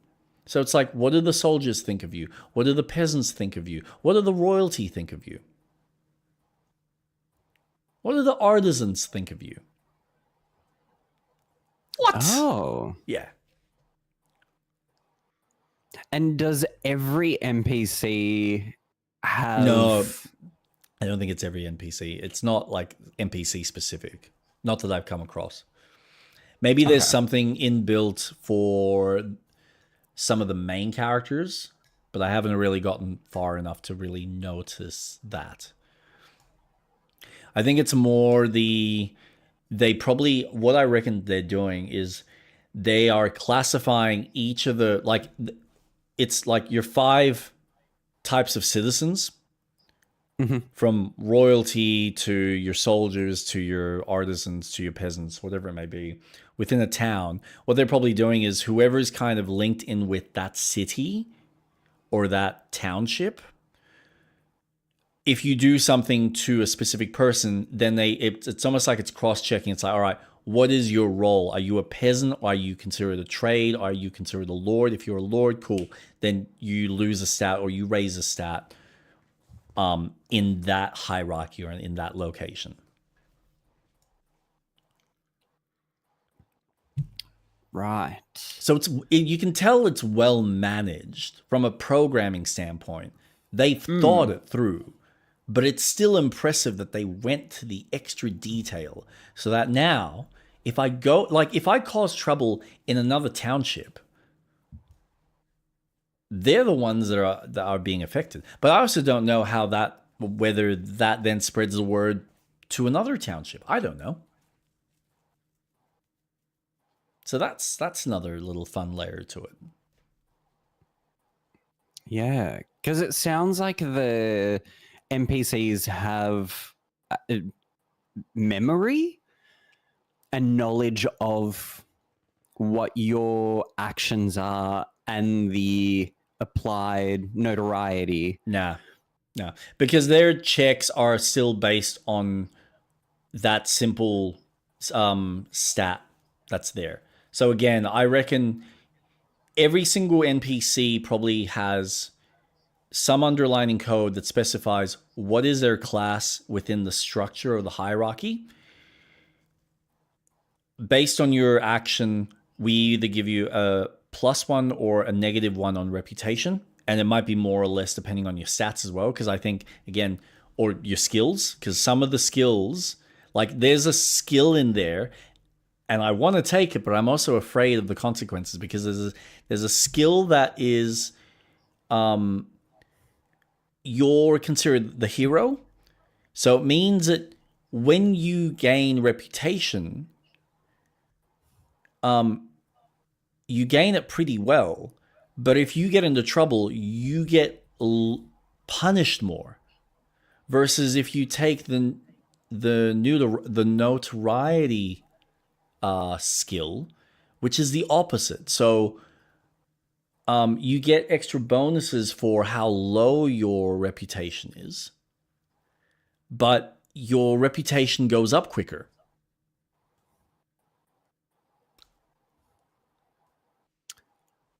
Right. So now, by having, again, that base underlining skill that underlining system in the programming where every single person is just checking, like, has that kind of programming of we're either going to go up one or down one, or depending on the skills, it might be up three, down one, or it might be up one, down three. We then update whatever that stat is, and then when you talk to us next time, we're going to respond based on whatever that number is. So if it's low, we're going to respond unkindly. If it's high, we're going to respond, or if it's middle, we'll respond neutral. If it's high, we respond kindly. And then bonuses based on some of the other stats.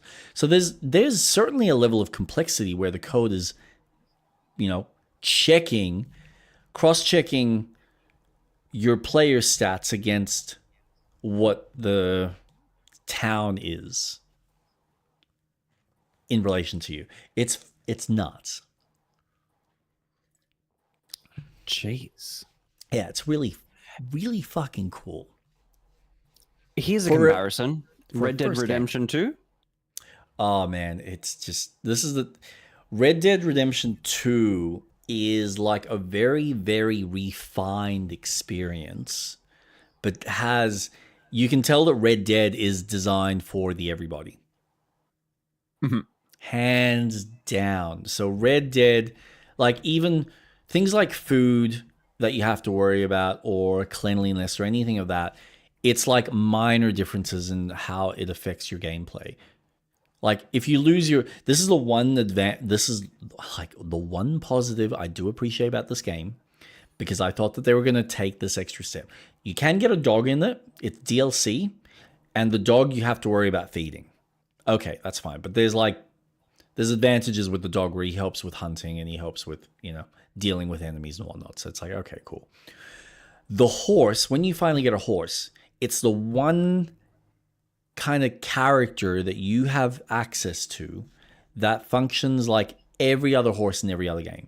So you don't have to worry about maintaining it. I don't think you can kill it. You can call it whenever and wherever you want. So you can be literally in the middle of fucking nowhere and just press the button, whistle, he's there. It's like the one we've done as much as we can to make this as true to life of what it's like to be a medieval peasant trying to become a knight. But the horse, we're going to make it easy on you. Just a little. But what's fun is watching the fact that Ooh, what happened? Oh, that was the hard drive. You still there? Yeah. Yeah. Still here. No, what's fun is when you look at the horse, and the horse has its stamina bar, and then how you're riding the horse is also affecting the stamina bar. So you're like the harder you ride, your stamina bar goes down as well as the horse's. So you're like managing two. And then the better you are at horse riding also is effective from a gameplay standpoint. Because I think, like, if you see, there was an instance when I was coming back to speak to the coal guy about where the redheaded dude was. I'm going through the same path that I had come into this city in the first place during the night. But now I'm coming back up this route, and there's a fallen tree. And I'm like, that wasn't there before. It's the same route. This is an ambush. And it's the one time that the game gamified itself where, because I got too close, I didn't go into it. I'd slowed myself down way before. But because I slowly trotted and got into range of that tree, now I had guys chasing me. So I got kicked off my horse. The horse freaked out. And now I'm dealing with 3 enemies. And I'm like, no, reload, because I had just saved at the town.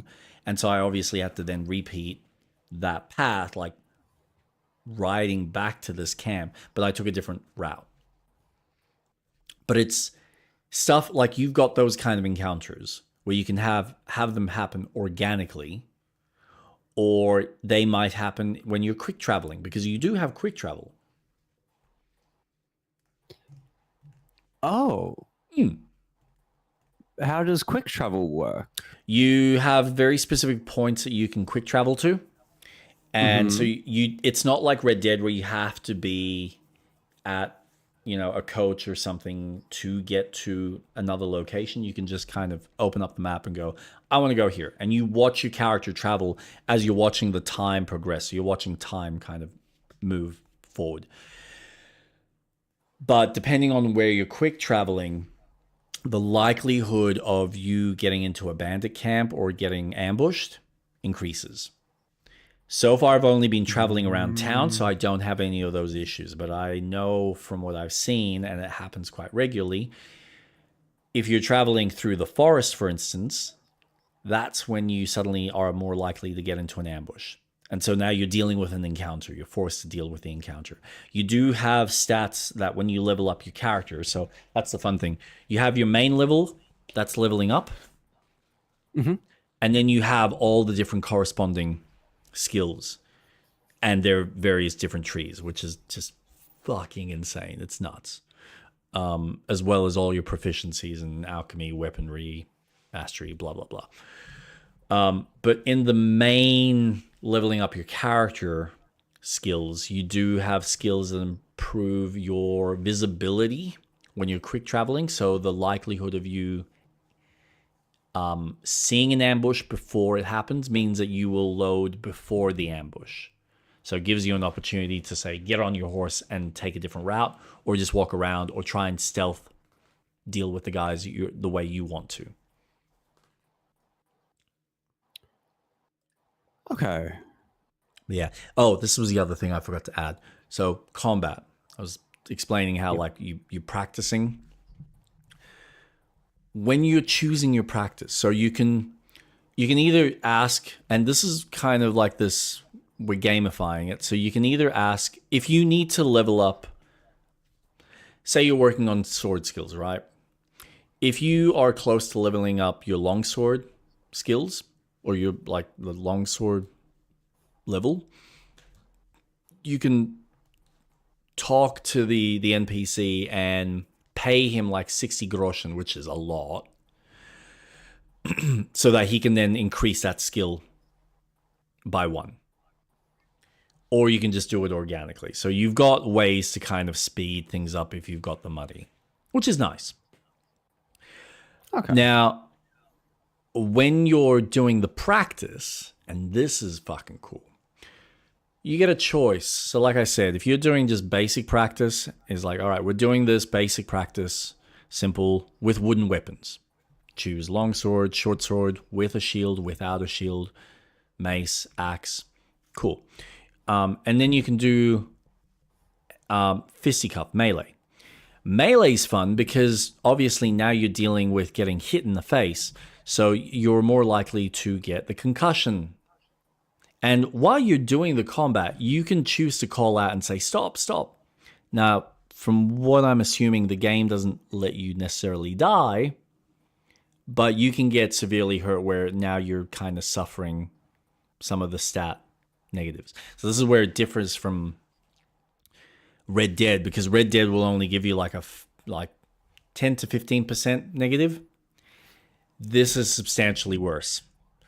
So you can have you can start off with a full health bar, but if you've say got a massive concussion, now your stamina with your health has gone down by like 50 or 60%. As well as maybe some of the other stats. Yeah. So it doesn't hold your hand. Now, there's a secondary training option where you can do it with live weapons. Oh my god. Mm-hmm. So what I'm assuming is you potentially are gaining the skills quicker, and this is why I haven't tried it, because the trainer basically said, oh, by the way, I'm not going to take you to the point of death. Like if you're about to die, we're going to stop. I'm just going to stop you. And of course, you can stop at any point. So you can call out and say, enough, enough, enough. But he turns around and he's like, just know that if you do get caught, you have to have your own bandages. I'm not bandaging you up. That's your responsibility. Oh. So I need to make sure I'm bringing my own bandages if I want to train that way. Because if something goes wrong, I now need to bandage myself up. And it's not like it takes, like if I'm because any of the stat bonuses or negatives show up as like a small circular reticle, and it's like a clock that's like either like or like a pie graph that's either, you know, either slightly like a 30% is shown, and then if it's a negative type effect like poison or whatever, it slowly goes down from 30 to 25 to like 0. So you can imagine if you've gotten cut, you're now looking at, you know, a circle that's maybe 30-40%. If you get severely cut, then it can go up to like 50, 60, all the way to 100. So you can get so cut up. By then you're probably dead anyway, but you know, the more times you get lacerated, that is now increasing that percentage.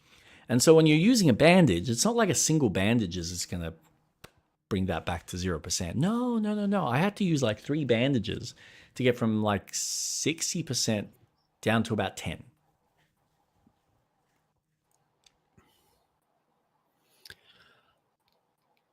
Jesus. Which, as I level up my character, you can improve the percentage of how well the bandages, how well you can bandage yourself up. So you can sort of just become proficient in medicine and healing. Yep.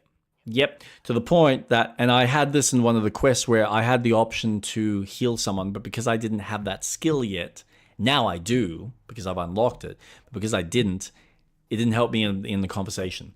So I'm assuming if I had spent some time in town before continuing this mainline quest and had leveled up my character and gotten that skill, it meant that in that conversation, I probably could have said, hey, do you want me to bandage you up? And had the skill, and he would have been like, oh, yeah, sure, thank you. What effect that would have had, I don't know. But the fact that the game gives you that option is just fucking amazing. Yeah. Like it really has an interesting take on role-playing. Yeah. Where it does feel as realistic while still making it into a video game. Yep. And like, this is the one thing, like you were comparing it to Red Dead. I've seen some videos recently with Red Dead on some of the choices you can make in game. Like there's a quest that you do where it's a bounty that you have to take down this one particular guy. And the guy in question gives himself up willingly. And he basically just says goodbye to his husband and son. You take him on, and then he's supposed to get hung. Now, you can either watch him get hanged, or you can shoot all the guys, shoot the ropes, and watch him run away. That's a choice. The game gives you the reward, but it's up to you how you want to see that final bit play out. And that's all optional. Or the fact that a random character, and I thought this was fucking brilliant. There's one fun little short that I watched of a guy. So it'll be the encounter that happens organically in the forest. It's not even a quest. It's just a general encounter of guy on the side of the road that's asking for some money. And so ideally it's kind of you go up to him, you offer him, something, and then he basically takes advantage of you, jumps on the horse, and then tries to run away. And most people would typically just shoot him off the horse. Yeah. There's a couple of ways you can deal with this. And the way this guy presented one option was, if you've trained with a horse enough, you should just be able to whistle, and the horse will just buck the guy back. So now you can deal with the guy. Mm-hmm. Or don't rock up on the horse. So, like, if you see him, before you rock up with the horse, just get off your horse, go up to him normally.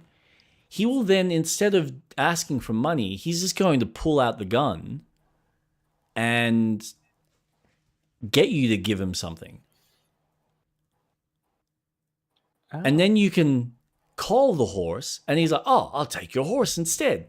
So then he jumps onto the horse, and then you can watch him kind of ride off theoretically, and then whistle, and then have him buck him off the horse. So it's just those extra little things that the developers put in that it adds nothing as far as storytelling moments that happen organically. But I think the difference is it feels like Red Dead kind of does it in a more subtle way where it's not really inconsequential one way or another. Whereas this feels a little bit more mechanically visible, if that makes sense. Like it's still organic, but purposely organic. As opposed to this, we're trying to give it the illusion of it's not necessarily purposeful. We've just tried to take in every consideration that a player might make in this one scenario. That is not part of a side quest or a main quest or anything else other than this is just a random encounter that we've created, that we've like structured. And we've thought about, all right, what if the player approaches it this way? What if the player approaches it this way? What if the player decides to do this? What if he decides he doesn't want to do any of that and he comes in from this angle? And they've sat there and they've like programmed every single aspect, or as much as they can, muster up in their head, and then given an animation, and then given a dialogue. That's the impressiveness of Red Dead 2. And I think that's the impressiveness of this in a very different way, as far as giving you a Skyrim-like experience that takes its medieval setting as seriously as it possibly can. Okay. So, yeah. It's just unfortunate that most people will not have the time nor the patience to get to a point where they go, oh, I get it. Because like I said, and especially with the DLC, that female one is like the one that I'm like, fuck, I wonder how many people get caught off guard, deal with this quest and go, fuck, I wish I didn't start this. Because it's such a weird off-tangent thing. That's great, but it just feels like it should have existed with another character at a slightly later time, where the game... Because the beginning games, once you've done the first little tutorial bit of the game, and you're now in your first kind of city, it does a pretty good job of introducing... Like, one of the quests you do, you're on guard duty, and the guard's taking you through the town and telling you where all the shopkeepers are, what type of shopkeepers you have. Like, it's the tutorial for the area you're in, so you have a general familiarity of the game. And then it teaches, and then it forces you to go, okay, go train with so-and-so in sword fighting. So it gives you the basics, the better basics on combat, and then tells you, all right, you can train with him at any point in time. Here's where you've got the archery range. So if you've got a bow, you can train with bows. Oh, by the way, we're going to give you a mission with this character so you can go off and actually go hunting. So now you've got a bow, and now you can do hunting, but now you can practice at the archery range if you want. So it gives you everything early on in a very organic way that makes sense, so that you can then start experimenting and playing with the rules of the game further. It just takes a long time because it doesn't, like I said, it's not trying to get you... It's not like a traditional game where it's like, okay, we've got jump, dash, slide, 2 various attacks, and a special. Here you go. And then eventually you learn other mechanics or other little spells and skills and whatnot. So it's easy to kind of train and teach someone that in about 5 minutes, 10 minutes. No, this is kind of got to build you up and slowly introduce you and kind of... And this is what I love about it. It tries to emphasize upon the player that you're in a dangerous world that is not going to be holding your hand, that is not going to be taking it light on you, even on a basic difficulty. Yeah. Far out.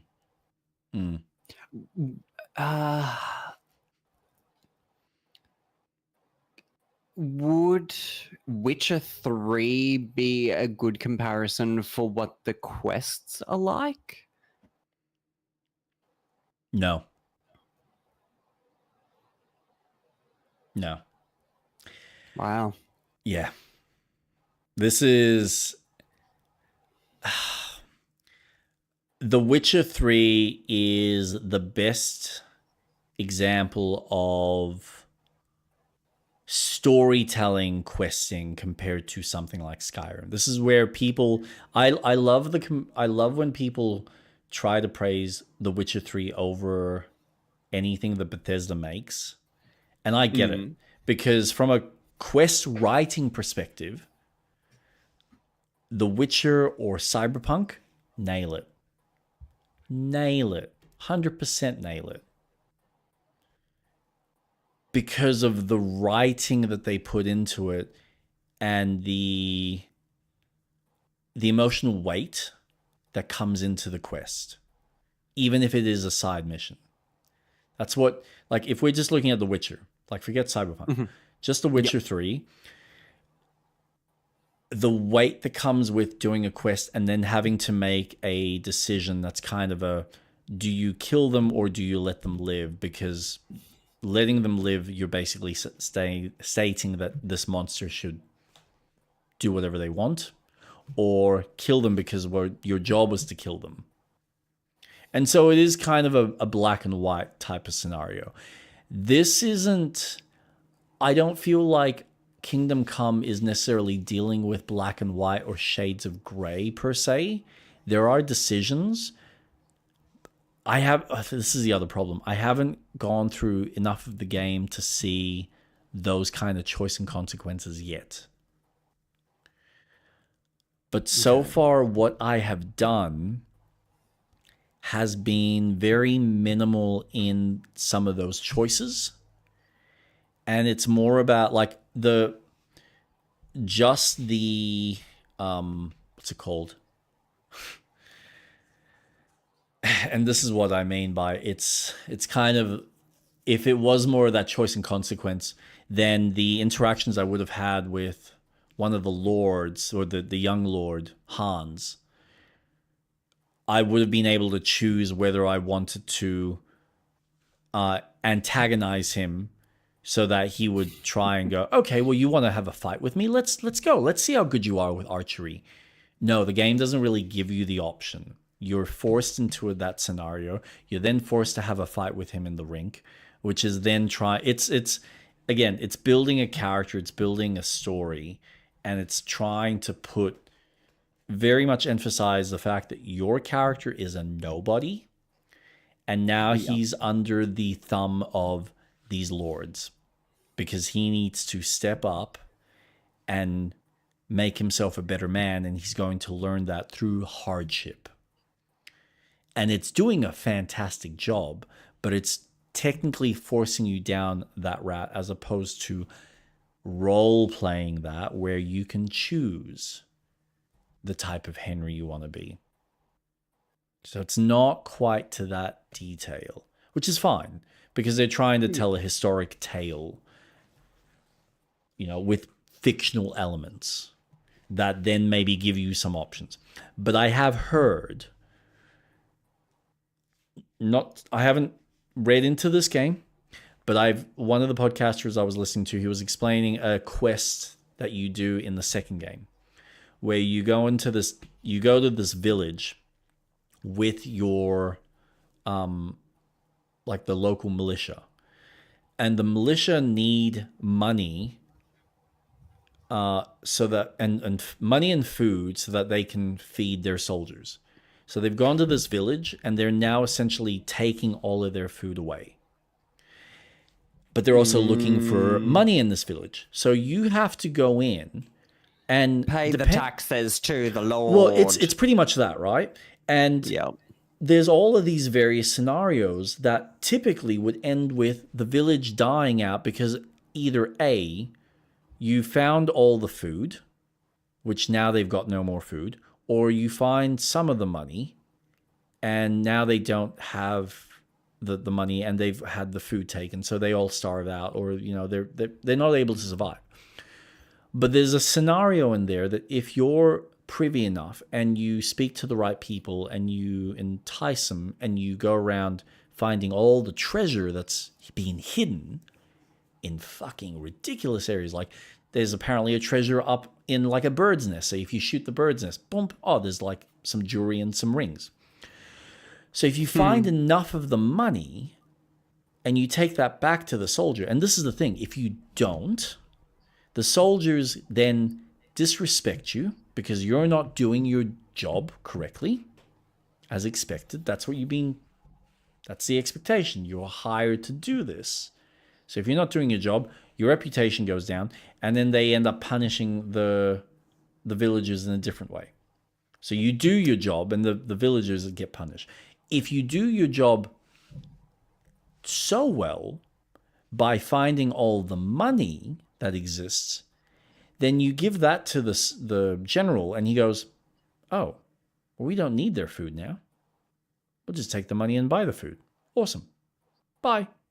So now everyone gets what they want. The soldiers have the money to pay for the army and pay for what they need, and the villagers get their food so they don't starve.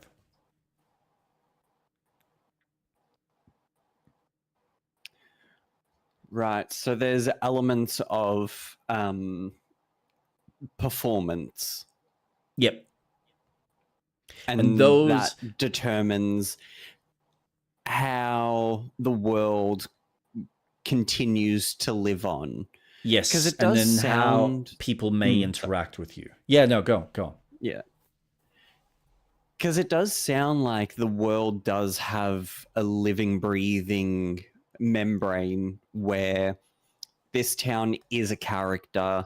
The government, so to speak, is a character. Yeah. So their influence to the town, because, you know, I'm just picking at straws here, but I'm assuming the militia that goes in takes advantage of the town, doesn't treat them with respect or anything, and everyone's fearful of the militia because of, you know, they're taking things away more than what is required. So you kind of playing that role of, well, I could fuck the town over because I want to play that character, or I could fuck the government over and help the town, or I can be the hero and go, hey, I can protect the town, but I can also appease the government with getting enough money. Yeah, but it's not so. This is the thing. When I heard about the quest, it doesn't necessarily play out like a very direct, you're doing one or the other. It's very much you're tasked to do a job.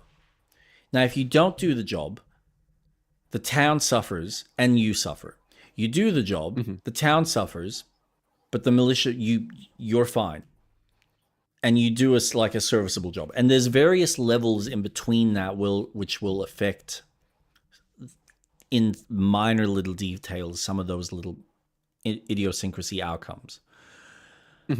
But if you do the job using a different tact because you've done the investigation and you found a couple of extra bits of information from the people because you've talked to them now and got what you like, something else, now you're able to indirectly help both sides without it being this, oh, well, I want both to be happy. No, it's just like, this is just a really good ideal circumstance. Yep. So it feels a lot more organic in that sense, as opposed to making it feel like it's a black, white, shades of gray type of thing. But again, I haven't played that quest, and that's in the sequel. What the game... okay. Yeah. So what this game does, how it deals with that aspect, how it changes the world based on some of those choices I make, I don't know. And that's what's going to be interesting. That's what's going to be fun. Yeah. Like I said, I'm still early on, and I'm still at the point where I've started the main quest, and I'm still very on even in that. Haven't touched any of the side quests yet. But I'm at a point where I'm like, all right, I recognize that the game wants me to level up my character a little bit in this early bit, gear myself up, get enough resources so that I can then go and start fucking around with things, learning more about the world, exploring it, seeing what's out there, seeing what hidden treasures and things I can uncover, experiment, fuck around, lose, fuck up, find things, get success. Awesome. Like build myself, then go back to that main quest and kind of go, all right, now that I've got a handle on everything, now that I've done a bit, now that I've explored and I've got a handle on the region, I can now go and just finish off this main line and see what that story is and see where it progresses to the journey. So, yeah. Are you planning on finishing the game? I would love to. Whether I do or not, I don't know. We'll see. Because it feels like it's a meaty game. I can tell that it's a very meaty game. And if I'm playing it the way that I want to, then I'm almost playing it like how I've been playing Enshrouded or like any of these like RuneScape, where you kind of go, okay, I want to actually level up my sword skills, also melee, maybe like an axe or a mace, because again, I don't know what scenarios, and this is the other thing, things break. This isn't Dark Souls where things slowly break. No, they break. So if I need to pull out another weapon because I have to account for weight, and a longsword's heavy, and if I'm now also wearing my armor, that's heavy. So all of that affects my carrying capacity as well as anything else I find. So you like need to be diligent about things like that as well. Jeez. Yeah. Like Does it take long for things to break? I haven't had a sword break yet because I haven't been in any real serious combat. Okay. But I would say if there's enough chip damage, yeah, probably.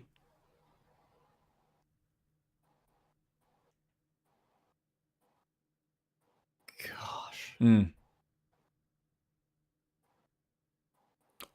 I mean, it might even go as far as losing its effectiveness or its like sharpness or edge. I don't know. This is what I mean. Yeah. I'm still so early in the game that a lot of those idiosyncrasies in the systems I still haven't figured out. Because I've only done the bare basics, and there's still so much. Yeah. God.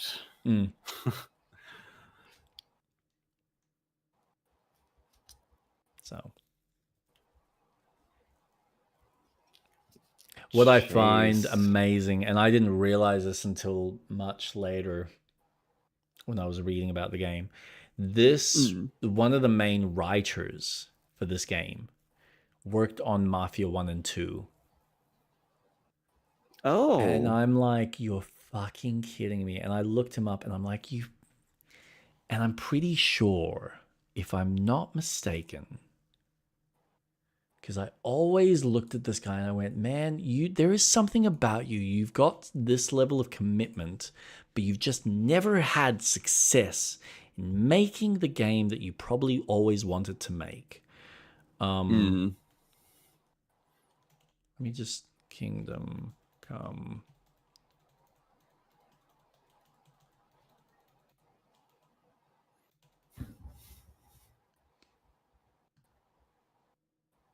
I don't know if it's the writer or one of the creators.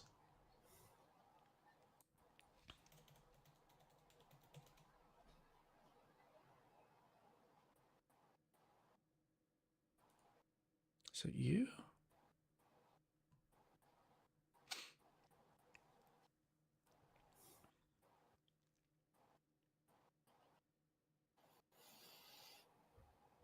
No, yeah, he's best known as the lead writer of the video game Mafia and Mafia 2, Kingdom Come Deliverance. But I'm pretty sure there was someone else I saw in their team, and I'm like, I fucking know you. I've seen you before, but where have I seen you? And it was, what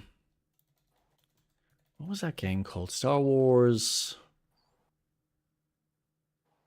with Star Killer. Oh, Force Unleashed? Thank you. You're welcome. You're welcome. Hey, you stole my trailer. I like that.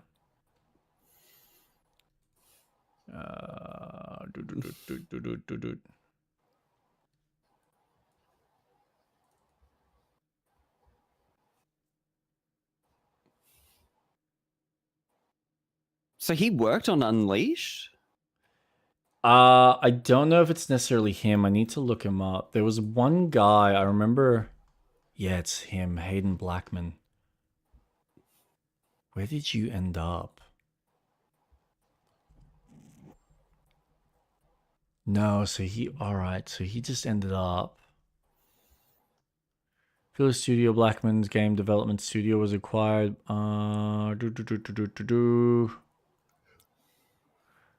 Build the kind of games I enjoyed playing. From my perspective, 2K always puts the games first. The studio was confirmed to be working on an unspecified game. The game was later confirmed as Mafia 3, the sequel to Mafia 2, which he directed with his new studio.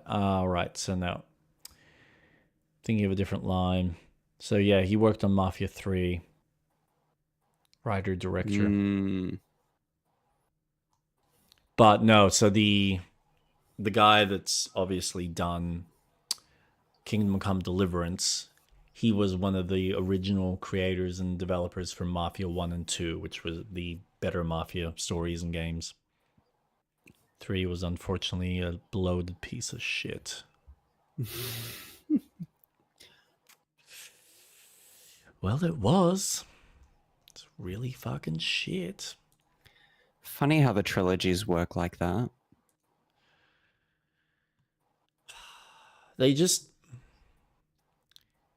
They missed what worked for that series, and they tried to add in. This is the problem. Those games, you look at them, and I know that most people, especially at the time, wanted a 50s, 60s gangster style GTA. Yep. But I don't think that they ever had the budget to fill in an open world with those kinds of activities. And so when you play Mafia 1 and 2, they are, even though they're set in an open world, and the open world is just a backdrop for the story. So technically speaking, the story is linear.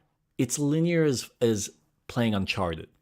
You just happen to be driving through because they just decided, well, let's make this interesting and actually have you drive from point A to point B so it feels like you're in the world.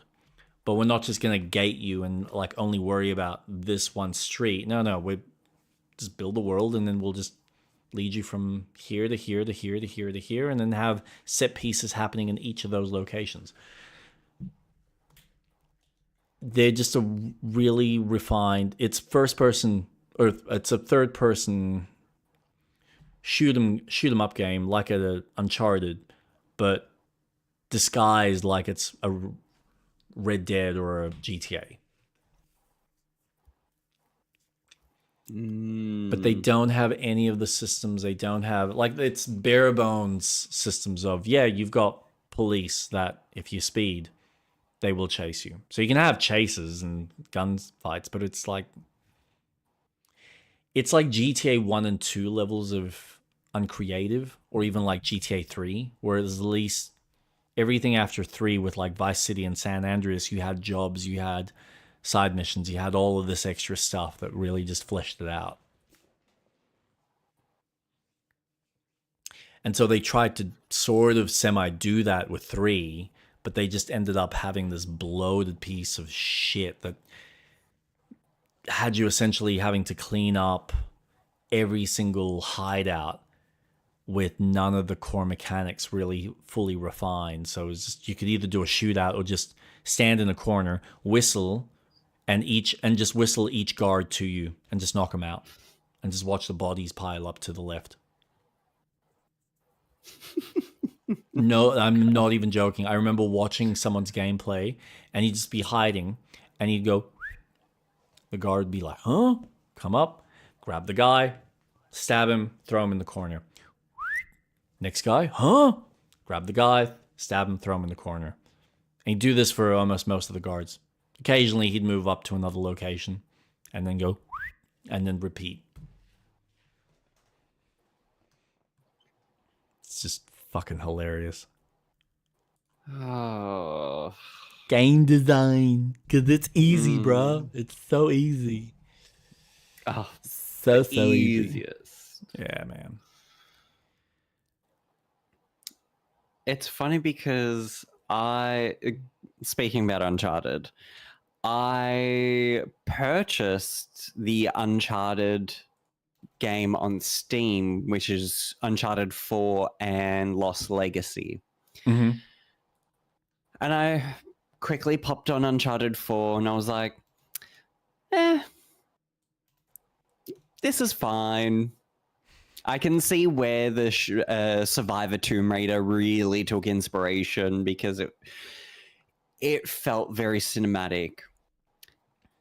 And then I was like, what does Lost Legacy feel like on the PC? Because I've played it on the PlayStation 4. Yep. And I'm currently in the open world hub area where you have to go to the different parts to unlock. Yep.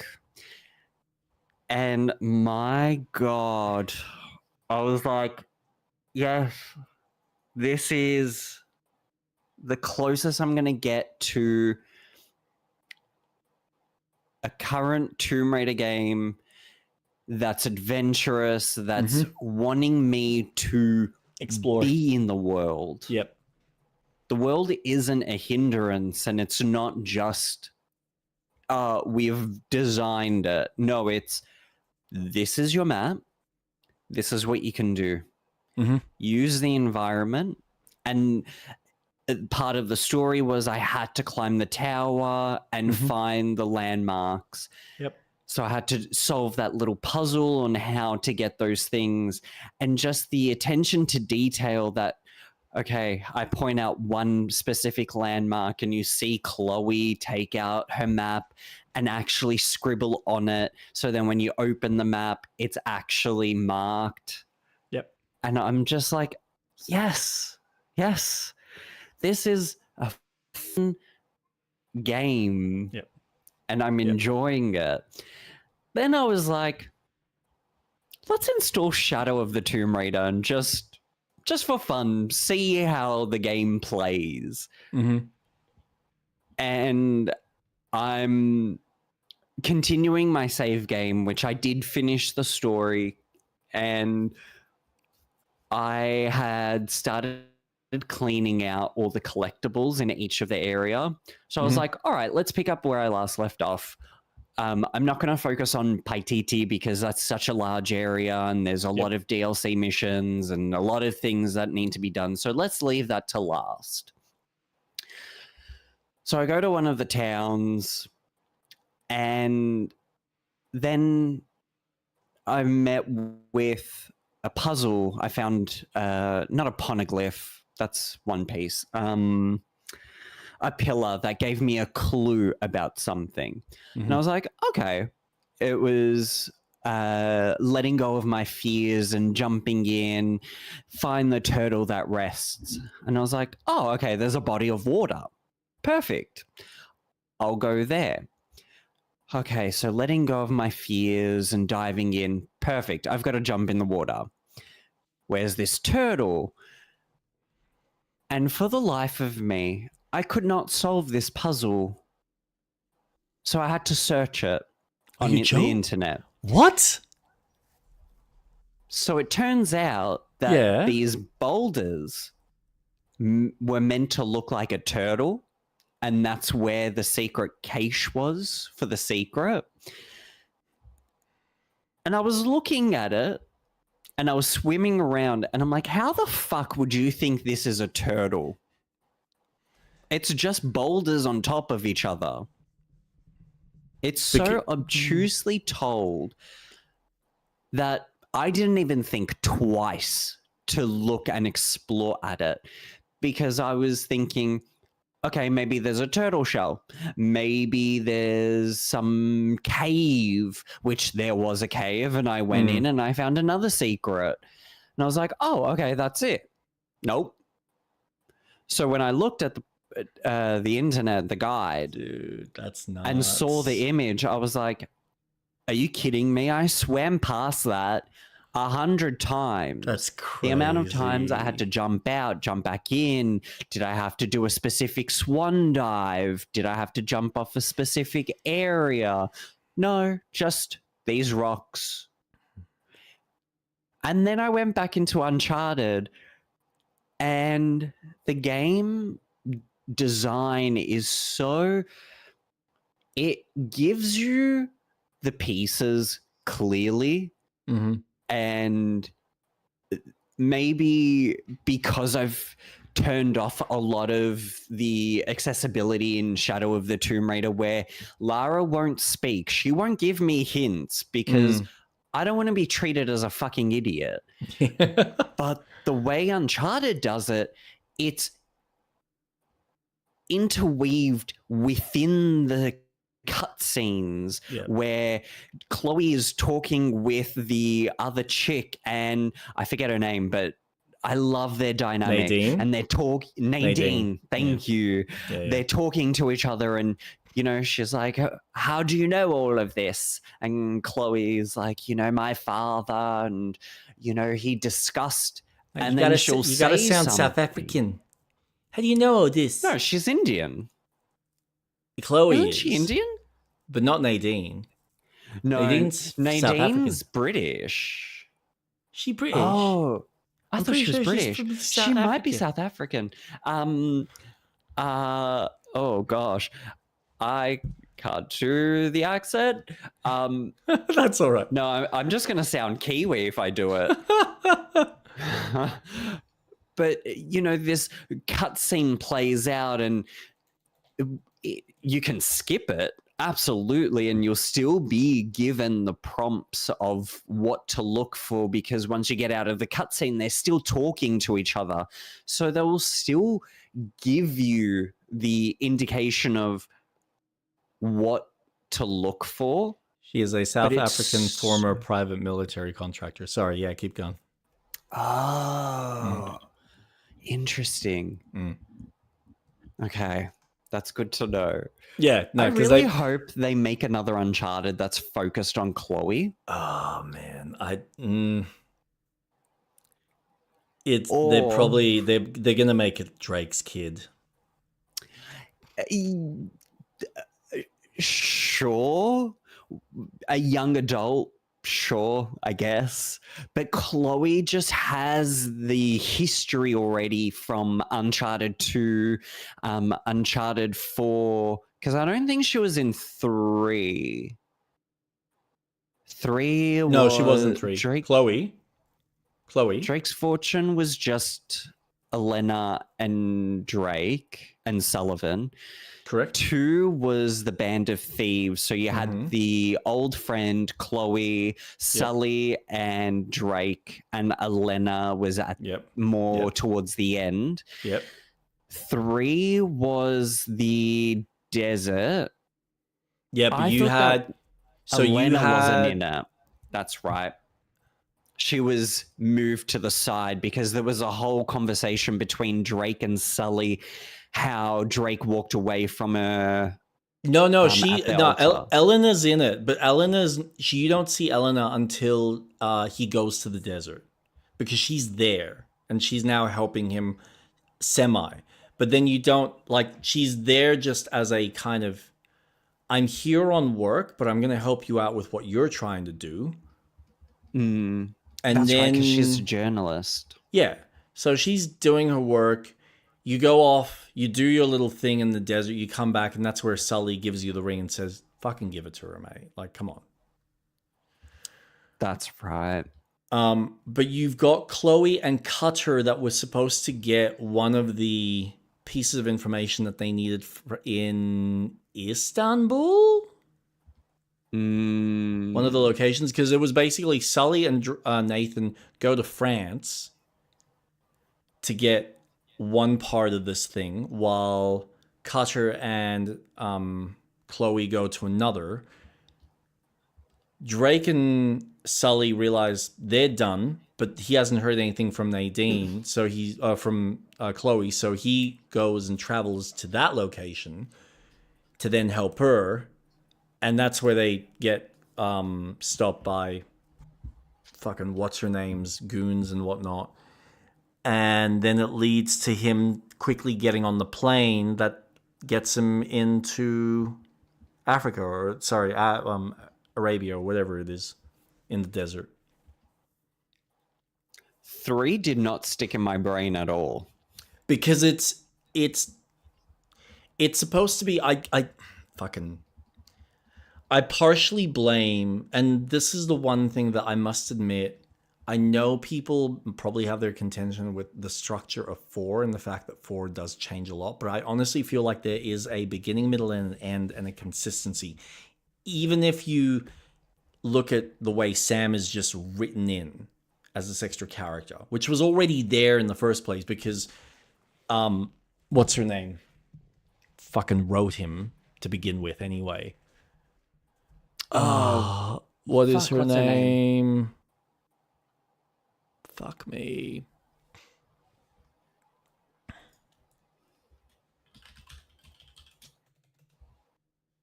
What is her flippin' name? Amy Henning. Amy Henning, thank you. So that's right. But initially, Amy had written Sam as a bad guy. You know, he's coming in as the good guy brother, but he ends up being the bad guy. And so they obviously, you had that whatever happened with her where she stepped down. But she was the one that was pretty much part of the development for 3. And you can tell that the way she structured 3 was going to be this globe-trotting effect, but it was also clearly designed for game mechanics. So in one way, you kind of go, I get where you're coming from, and you did a great job mechanically because, yeah, the set pieces are great, but it's... But all the game set pieces have been great. But there was, with at least 1 and 2 and 4, there was far better structural consistency that made sense with how the story was moving along and where you were moving to. You weren't suddenly going, oh, we're here in England, now we're going to France, now we're going to Istanbul, now we're grabbing a plane and we're flying to this location, and now we're going to have this whole thing, and suddenly it's Lawrence of Arabia. What? What? Even Lawrence of Arabia was set in one location. 1. Indiana Jones has probably only ever traveled to like 2 or 3 max. Like the most he's probably traveled in a movie, I think, is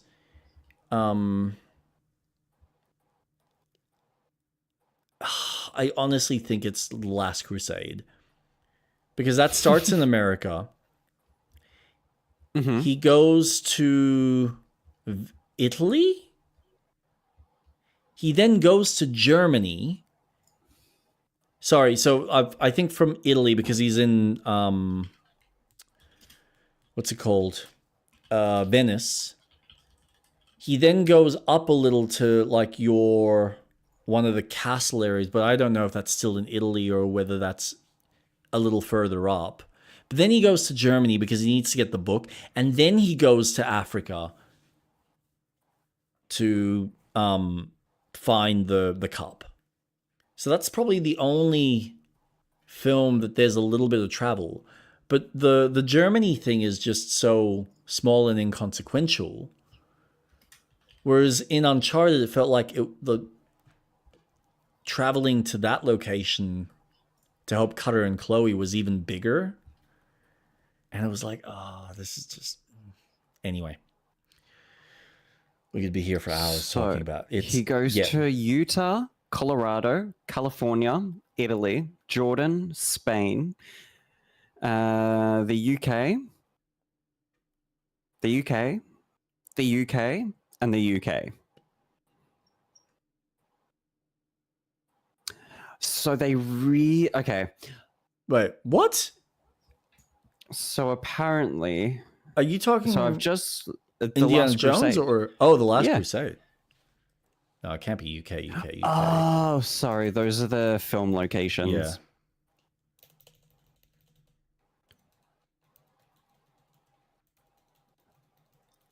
But that does seem very inspirational for Uncharted. Yep. Because it is following that structure of, okay, Sully, because the third one's about his relationship with Sully, isn't it? Yeah. And his dealings with that woman. Yeah, it's everything kind of coming from the past. So it's his relationship with Sully, how everything started, how everything kind of got him to where he is, the kind of thief that he is, and how it's his level of motivation has driven him to the point that he's potentially going to put his best friend in this space. Which is why the whole thing with Eleanor happens at the end of 3. Yeah. But yeah, it's all dealing with fear. It's all dealing with like fear and dealing with your own inner demons. So that's kind of the main crux of what 3 is about. And then 4 is all about the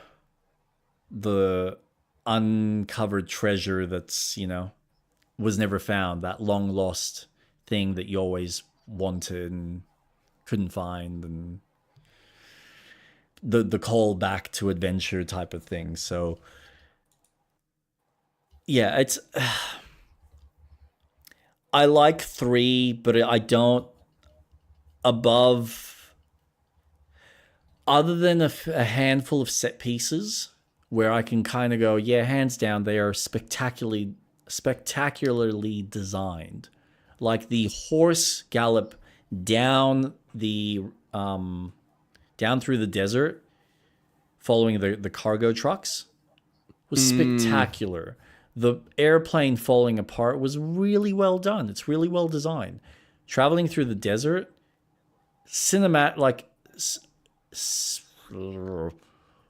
visually it was kind of cool, but I didn't feel like I don't know what I think I wanted after playing. This is what it is. After playing Journey, playing their desert sequence was like, what the fuck, guys? An indie game. Little rooms. Yeah, it was just like, okay, I moved from here to here. Yep, moved from here. And I get it. You're trying to give a sense of scale of like the time span, while, because they probably already spent so much time developing the rest of the fucking levels that they're not going to make these massive desert sequences. It's just preposterous. But I think that was like the weakest part. I was like, oh, I get what you're trying to do, but this is not it. And then everything after that was fine. It's just, oh my God. And then everything going from like France to, I think it was Istanbul or wherever they go to the other side. I think it's like Brazil, to get the thing, because apparently these markers are in like opposite ends of the world. It's like, are you fucking serious right now?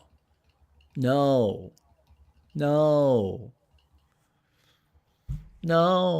Just, but no, it's interesting. So I want to get back to the other thing you were talking. The fascinating thing of you pointing out the level of depth, not the depth, the detail and the simplicity of how Uncharted does its puzzles versus how the recent Tomb Raider games have done it. Mm-hmm. And that sense of organic exploration is something that I have admired about Naughty Dog, and really came to fruition in Last of Us Part 2. Where they design, and it helps that it's a different kind of game design, but they, instead of giving you these open world spaces, they kind of go, we're going to give you a slightly big space they can explore, and you can just go here, and be done, or explore everything, find everything, and we'll reward you with, a couple of resources, some in-game lore. Sometimes it'll be an encounter. Might be a basic encounter, might be a slightly more complex encounter. And all the encounters feel like they're slightly unique puzzles that you're trying to figure out within the environment. And it's that level of well-crafted storytelling while kind of going, okay, you've got through that section, now we're just going to lead you from point A to point B to point C. But it's still, sometimes it opens up. Like there's this sequence where you need to get from A to B, but you've got like 2 or 3 different routes that you can take to get from point A to point B. And you can explore everything in between, or you can just find the direct route and get to the other location. But you've got all these little like either houses or shop fronts that you can go into. You got the servo with various encounters, or like the fact that you can have the clickers that you can like shoot, call them out to attack the humans in the area. It's just that level of organic game design and exploration that doesn't feed it to you, but it entices you with really good artwork that just makes you go, what's in there? To uncover whatever it is. And yeah, you're right. Like that Lost Legacy, I think, did that style of Tomb Raider phenomenally well. Yeah. Did you ever finish it? No, I'm still going through it. Oh, dude, it gets, man. Honestly, I wouldn't be surprised if it ends up being like one of your favorite. Because it is, for me, I look at it as the culmination of every Uncharted game. Perfectly wrapped together with this really intriguing story that isn't just, here's a guy trying to hunt down a relic. Or a character trying to hunt down a relic. It becomes something bigger and grander that is almost on the scale of Tomb Raider, but without any of the supernatural shit. Oh. Yeah, it's really well done. I was very impressed with it, and it comes together at the end. You're just like, man, it's like Indiana Jones and Tomb Raider wrapped into a buddy cop. And you're like, fuck me. I am so grateful this wasn't just DLC and that you actually created a story out of this.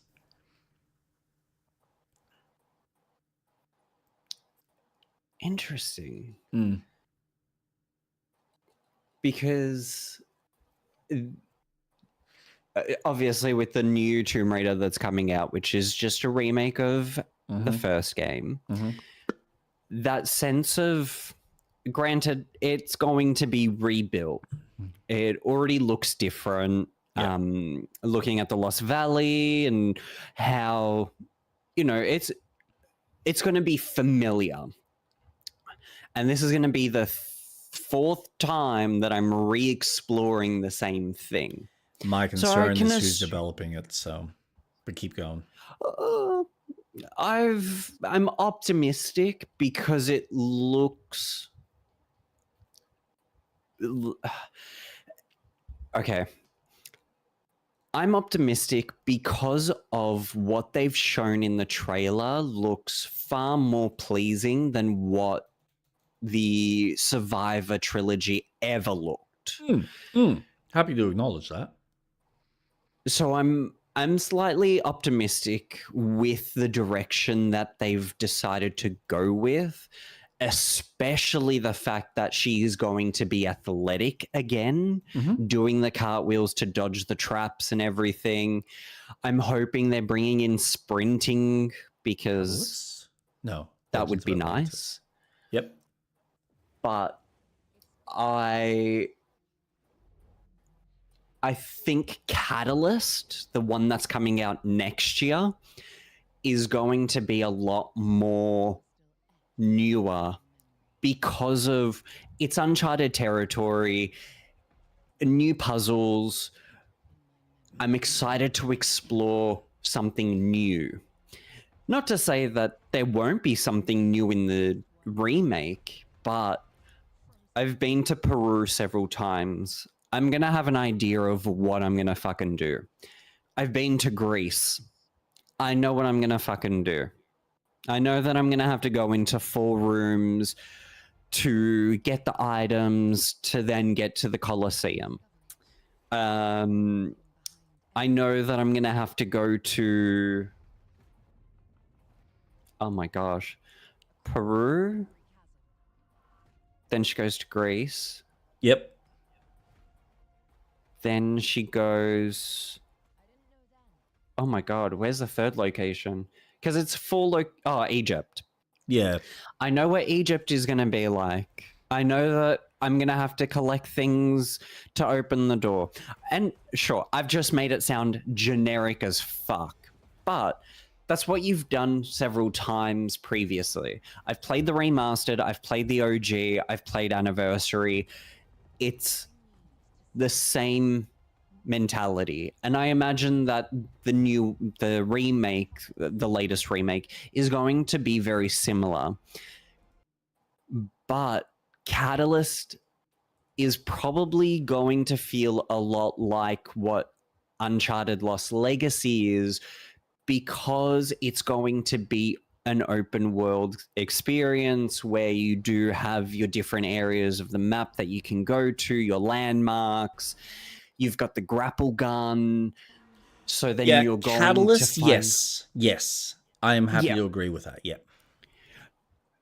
And I think you will be right in saying that Lost Legacy will be a favorite, because you know that for me, a female lead character, that femme fatale, you know, I don't take shit. I'm fucking confident in who I am. I know what I'm going to get. Am I going to use my gender as a way to get what I need? Fuck it. Absolutely. Use your strengths to your advantage. There was times in the older Tomb Raider games where she did utilize that, not sexuality, but that sense of sex symbolism to her advantage just so that she could get something.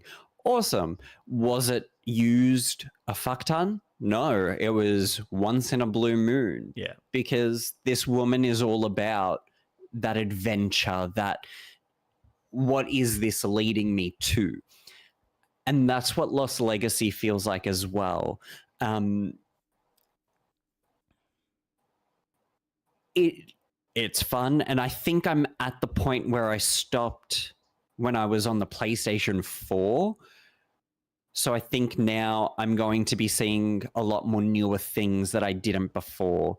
So I'm really excited to continue playing, though I'm very shocked that there's no supernatural sense to it, because I always thought that was such a good strength of those games. I always find it fun where everything feels really fucking grounded. And it's like, oh, it's just an item and the legends say this. And then when it gets to that point in the story where and all of the games have the exact same story beats. There's no denying it. You always start off where it's just very grounded, and then you get that little inkling of, oh, there's something a little out of this world.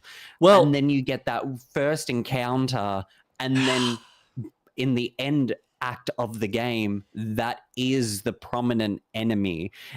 Uncharted 1, Uncharted 2, Uncharted 3, Uncharted 4, all the Tomb Raiders, they all have that story beat of this artifact is bigger than what you think it is. And the stories of those legends had truth to them you're just discovering it now, and you are able to get to that. I love that sense of adventure. They do that here.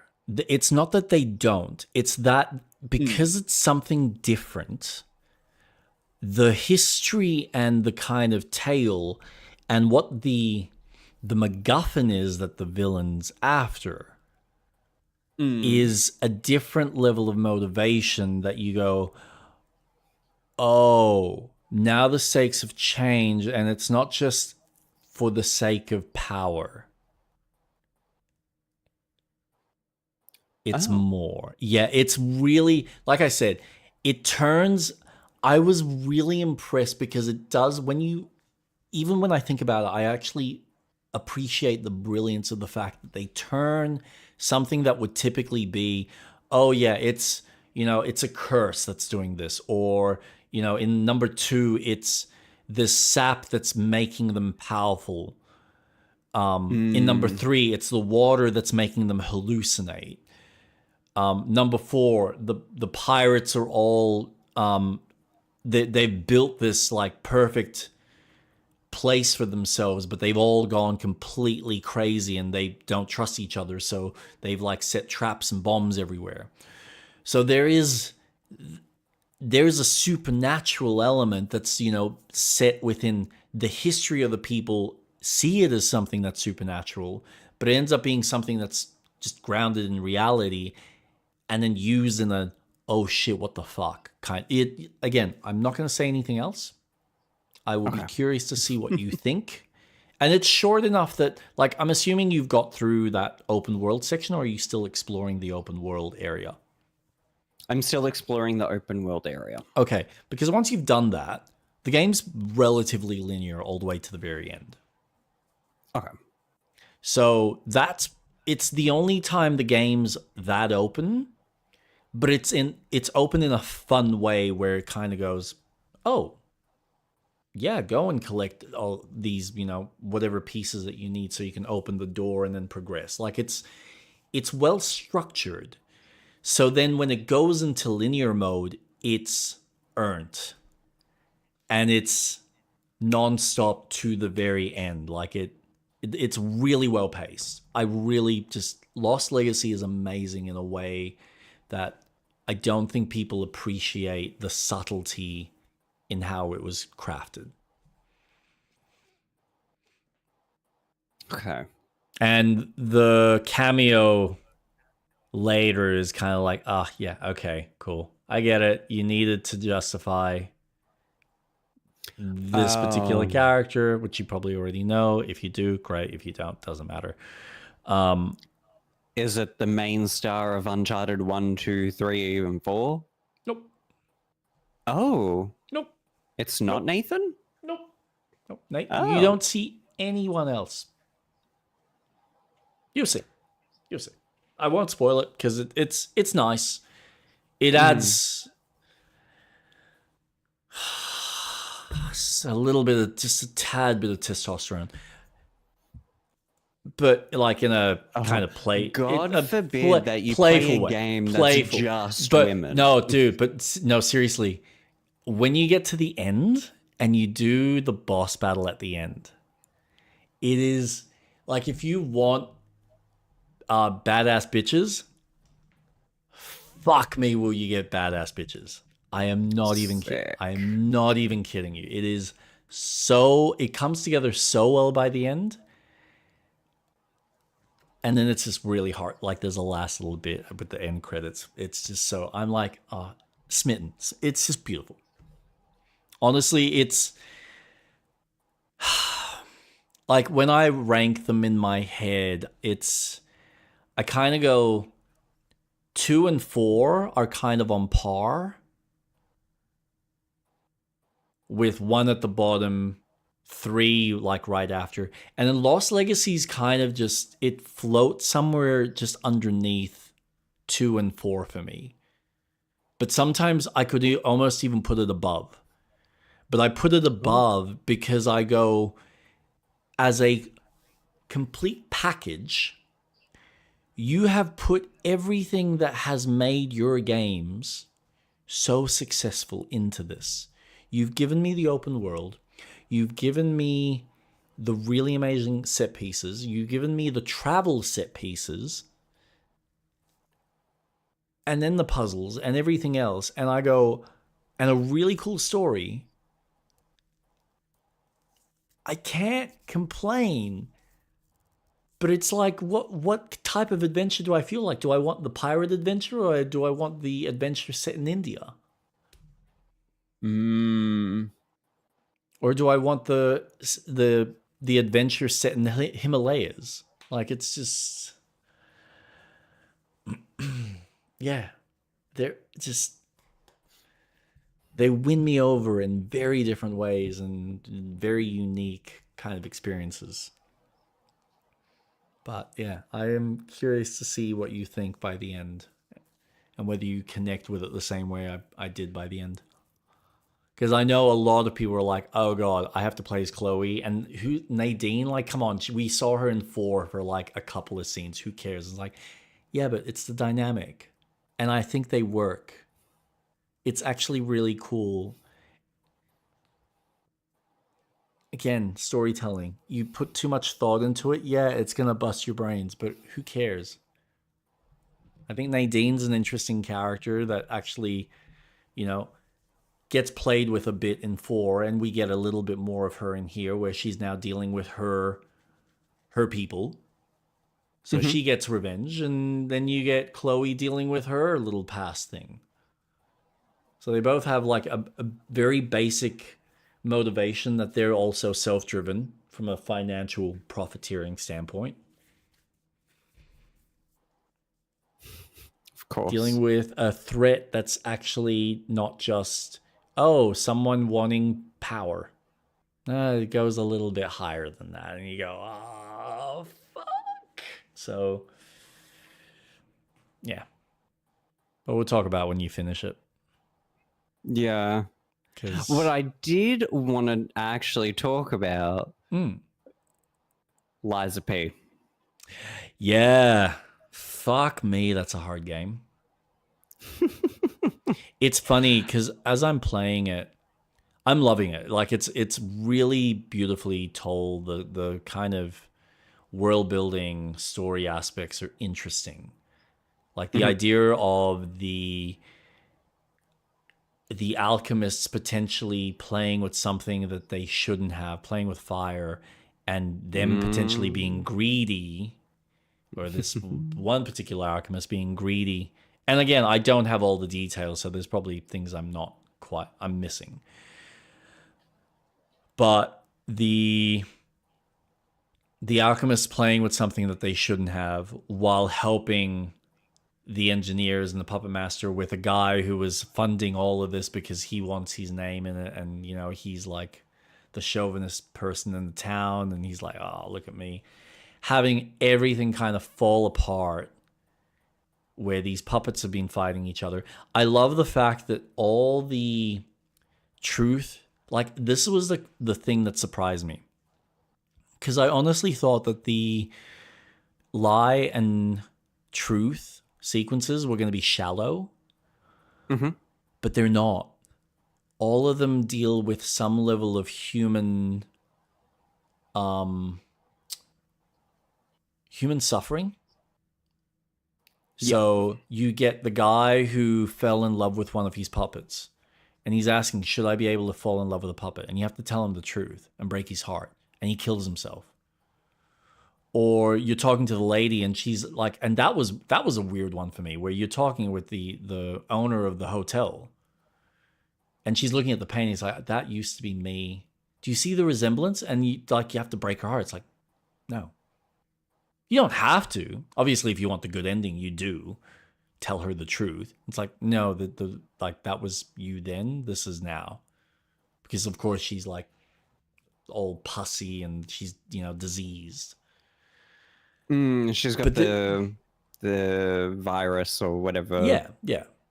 But you're dealing with people's like true fears, emotions, and just being honest with them at the heart. And I'm like, that's amazing, because as humans, We don't want to hurt each other. We want to kind of give the best outcome. Like there's the puppet that, is sitting there going, I'm in love with my master. Can a puppet love a master?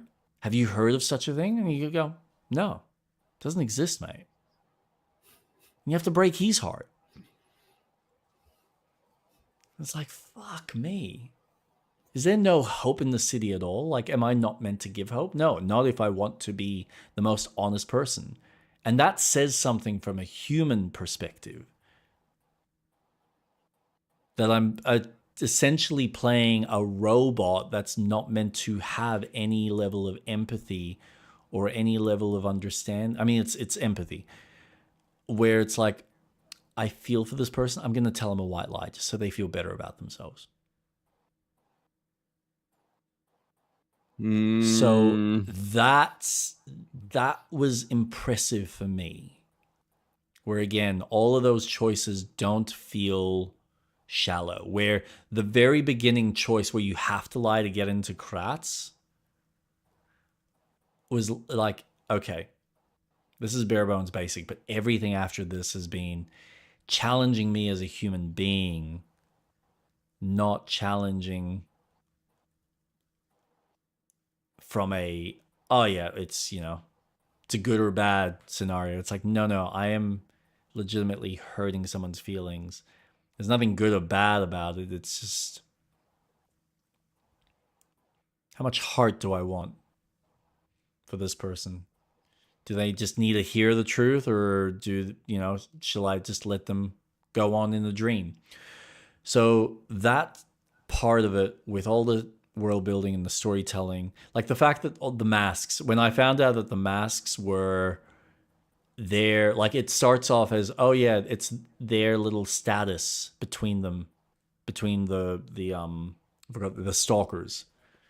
So like, yeah, all the stalkers wear masks, and depending on the type of mask will determine what rank. And it's like, no, they're just masks that keep them alive so that they don't get sick. I'm like, oh, that's cool. That's a neat little detail. And then you get all the little things that, the news, or some of the news reporters, or I think one particular news reporter is trying to report, or wants to report on the truth between the people in the politicians or the alchemists in the world, but it's kind of taboo. You can't talk about it because all the elites obviously keep all of the unnecessary shit that don't want to exist or don't want the public to know about in the hush hush. Mm-hmm. So that's fun. I've come across a chick named Belle, spelled Belle, and I'm like, you have a companion, huh? Mm-hmm. You call him Beast? Mm-hmm. Is that possible? Is that maybe what you're hinting at? Maybe? Just that? Potentially? Maybe? Just a little bit? You will see a lot of nods and references to other fairy tales. Oh, well, I mean, there was a reference to when you pick up your painting of the original kid, and there's a reference to, I think, the original painter who was Dorian Gray, and I'm like, I like this. So, man, all that reference shit, all the kind of references to Pinocchio, the way it's structured, the way it comes together. Pinocchio? Well, the bare basics here, is fucking amazing. It's so uniquely original that I'm just amazed that we even have something like this. So I'm just, especially from an Asian studio. So that's like it is so entrenched in its European lore and world building. That's impressive for a Japanese studio, or for like an Asian, I think Chinese or whatever they are, an Asian studio to capture that so well. Because even if you look at something like Dragon's Dogma, that, yeah, okay, or even Demon Souls, yeah, they've got the European look and the feel, but there's still something Japanese about it. Whereas this, it's like you really kind of, there's a little bit of that Japanese, but you're playing this very much on the European side. So much. It's impressive. Very. So there's a real charm to how they utilize the IPs of the fairy the tales, story, because it's interesting that you play as a character that is based on Pinocchio. Yep.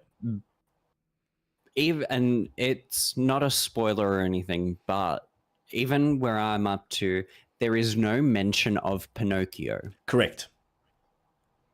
There's characters within the world of Pinocchio that are used, like Geppetto. You've got the cat, and the fox. The fox. The hound is there as well. The puppet master. The donkey. The puppet master. Yeah. There's I don't think Monstro is in it, as far as I'm aware, but I think there is a boss that is meant to be that reflection of. Yeah. But, and I wonder if you'll catch on to the fairy tale story. I wonder. I have a theory about something because of the ending. And just, which I know about, so I know about that ending. There's just things that go, oh, I think this story is a lot more other fairy tales than what is being shown. Yeah. But I don't want to say anything because it's something that I want to see if you will pick up on, or if it's something that, oh, that didn't click. I truly love the game. Yeah, it's up there. No, I am already seeing the larger scale world building that these guys are considering.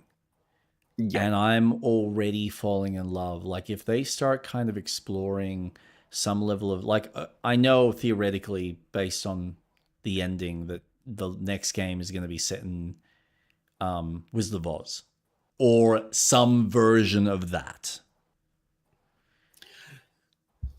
How that's represented, if they go down that route, or whether they choose to go down a different route that then toys with that and goes back and forth between something else. I don't know.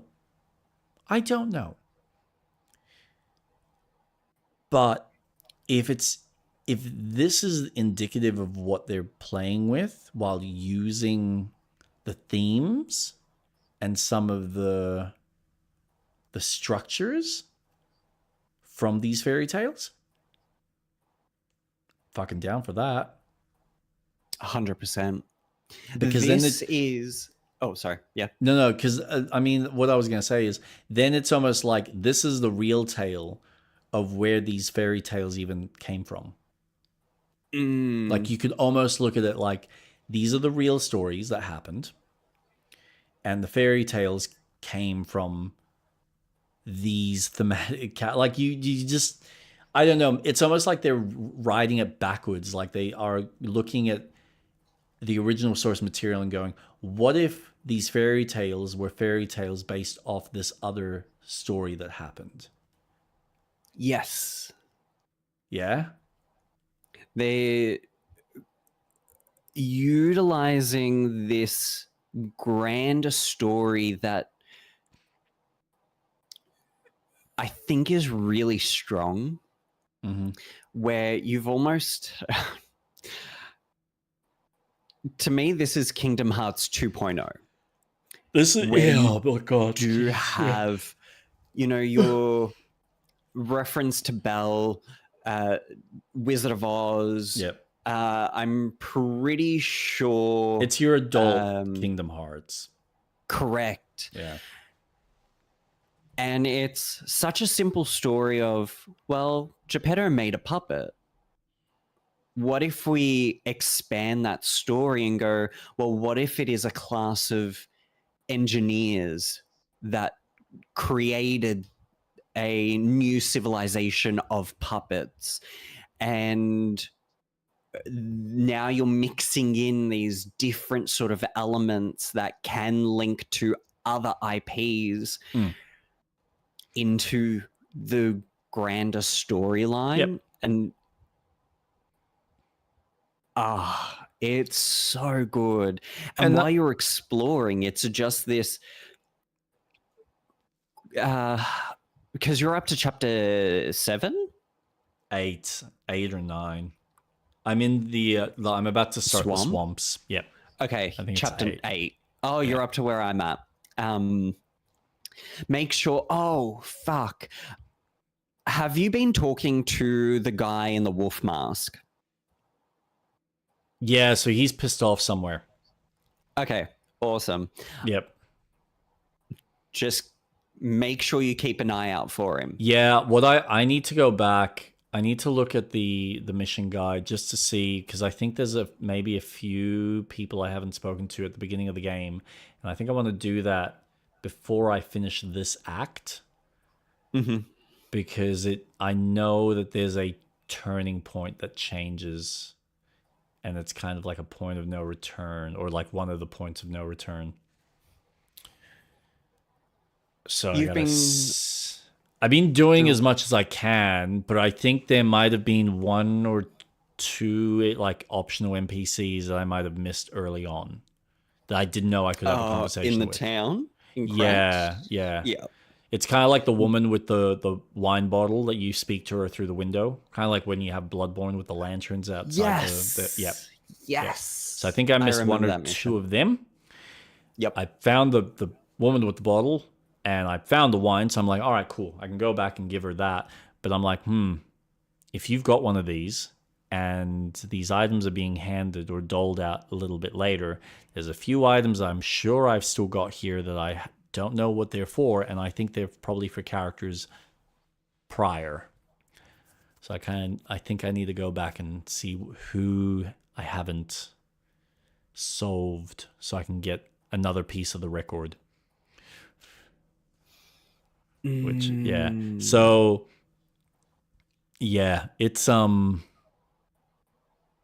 it's good. I will say, and I'm not playing on the easy difficulty, I'm playing on whatever the normal difficulty, which is what the base difficulty was for the game initially. Yep. It's hard. Like, it's comparing it to Sekiro, it's fucking hard. And I would even say it's harder than Bloodborne, because at least Bloodborne gives you 20 vials of health, and you can get 20 vials pretty early on, provided you grind out the health. Oh, yeah, you can farm those blood vials very easily. Yeah. Whereas this, you can tell that they went, we're kind of making a Bloodborne, but we're having it have this Sekiro system, but we're going to make the Sekiro system function like a Dark Souls game where if you don't perfect block, you get chip damage. It's like, fuck me. You're hitting me with any potential fucking threat. And when shit hits you, it hits hard. And with only, I'm up to 8 vials now. You don't, it's like I've got a decent amount, but you don't get a lot. And when these bosses feel chunky as all hell, it's amazing how quickly you can go through like 5 or 6 with a phase 1 fight. Easily. Like, man, if it wasn't for the tip I got when I was doing the Puppet Master second phase, I probably would have spent over 2 hours trying to fight him. But because what someone... was the tip? No, I was about to say, move around to the Puppet Master's right-hand side. Literally just walk around. You can run as well, but yeah, you just walk around, position yourself. There's maybe 1 or 2 attacks that you might have to just be ready to block. But otherwise, most of his attacks, because he's attacking with his right hand, and it's always usually this like right hand swing. So as long as you're dodging towards that attack, you're usually ending up right behind him, so you can get 1 or 2 hits and then just be ready to run around him again. So it just ends up being this really simple dance of every time he attacks, you end up behind with 1, 2 hits, and then do the dance again and do the dance again. And the only time you got to be really mindful and really prepared for either dodges or blocks is when he charges up the blade with fire and does his, I think it's like a 10 or 15 hit combo. And he only does, as far as what I could tell, he only does that once. Unless you're really bad and not able to get enough hits, which maybe he does it again later on. But I'd say there's like a time buffer that's implemented into that where he won't do it for a certain amount of time. But he does that after you hit around that last third of health. So as long as you can get through that, the rest of his attacks are exactly the same. So it's just, just avoid him on the left, on his right-hand side. Avoid him on the right-hand side. So like you dodge left, essentially. And even Jason was saying this. He's like, holy shit. Like, he's watching me play, and he's like, I didn't realize how fucking broken he is. Like, man, it was one tip that someone pointed out, and I'm like, you've just turned this fight into easy mode. Because for me, and like, my struggle wasn't worrying about learning the second phase. It was figuring out how to get better at the second phase. Because what was annoying me with the second phase was, because this is the thing, it's so broken up. And it's quite impressive, because you get through the first half of the robot fight, and then you get the second half of the robot fight. And the second half, he's got these wide swinging attacks, which a few I'd figured out how to get behind. And then there's others where you'd want to get close, but he'd just slam you. And if you didn't hit the block button correctly, you get damaged for like half your health. And it's not like I have an inconsequential amount of health. I think I've got like 30 points in HP. Which for a Souls game is typically a lot at this point. Is this the Puppet King? Yeah. So you got the first part of him where he's big and menacing, and most of his attacks, then he breaks. Yeah.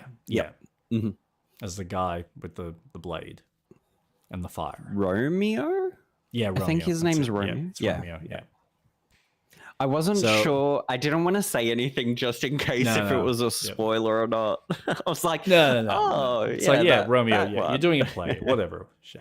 No, so correct. Yeah, it was a beautiful fight. It was well constructed, but it was just, and on top of the fact, and this is the other thing that I think I just fell in love with Sekiro, the save point is like right there at the boss. So when you're replaying it, you're not having to fucking run this ridiculous length. Like, this was with him running up the stairs, running across the beam, this perfectly aligned beam with a swinging chandelier. I'm like, I know what you're doing. I know exactly what you're doing. You've placed this here to test a player's patience, such as myself.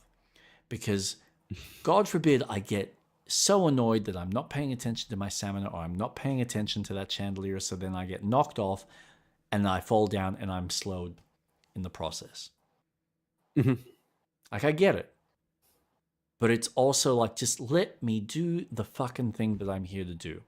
And then I get to Victor, and it's the same thing. I gotta go down this fucking hallway, past 2 fucking puppets, up the ladder, across another hallway, down a set of staircases, into the room. Like, seriously?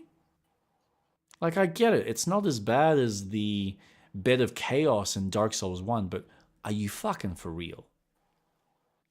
You've made me go through all of this trekking around, and you've perfectly created all these nice checkpoints. Just put a fucking checkpoint at the door. Come on, game.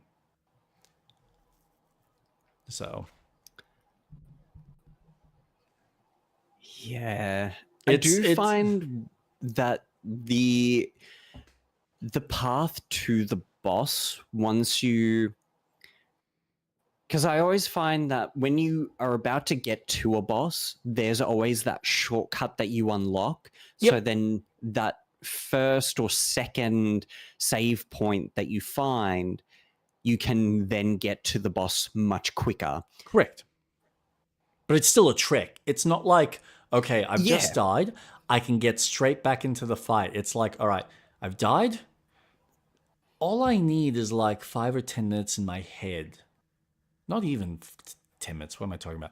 5 seconds or 10 seconds. Let me just get straight in there. No, we're going to make you trek all the way for like a good solid minute, which is like, it's not a long time. But when you're playing and you're in that space and it's like, I just want to get straight back in there. I want to learn this mechanic.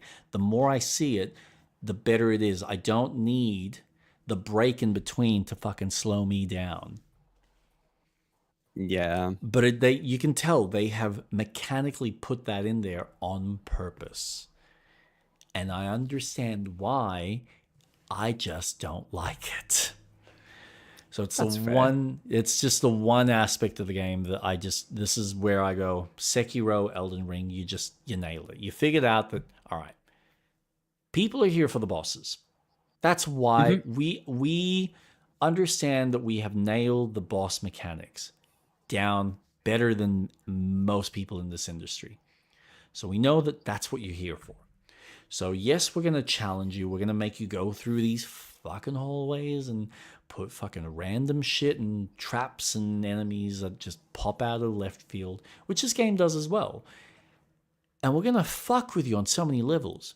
But once you get to that boss,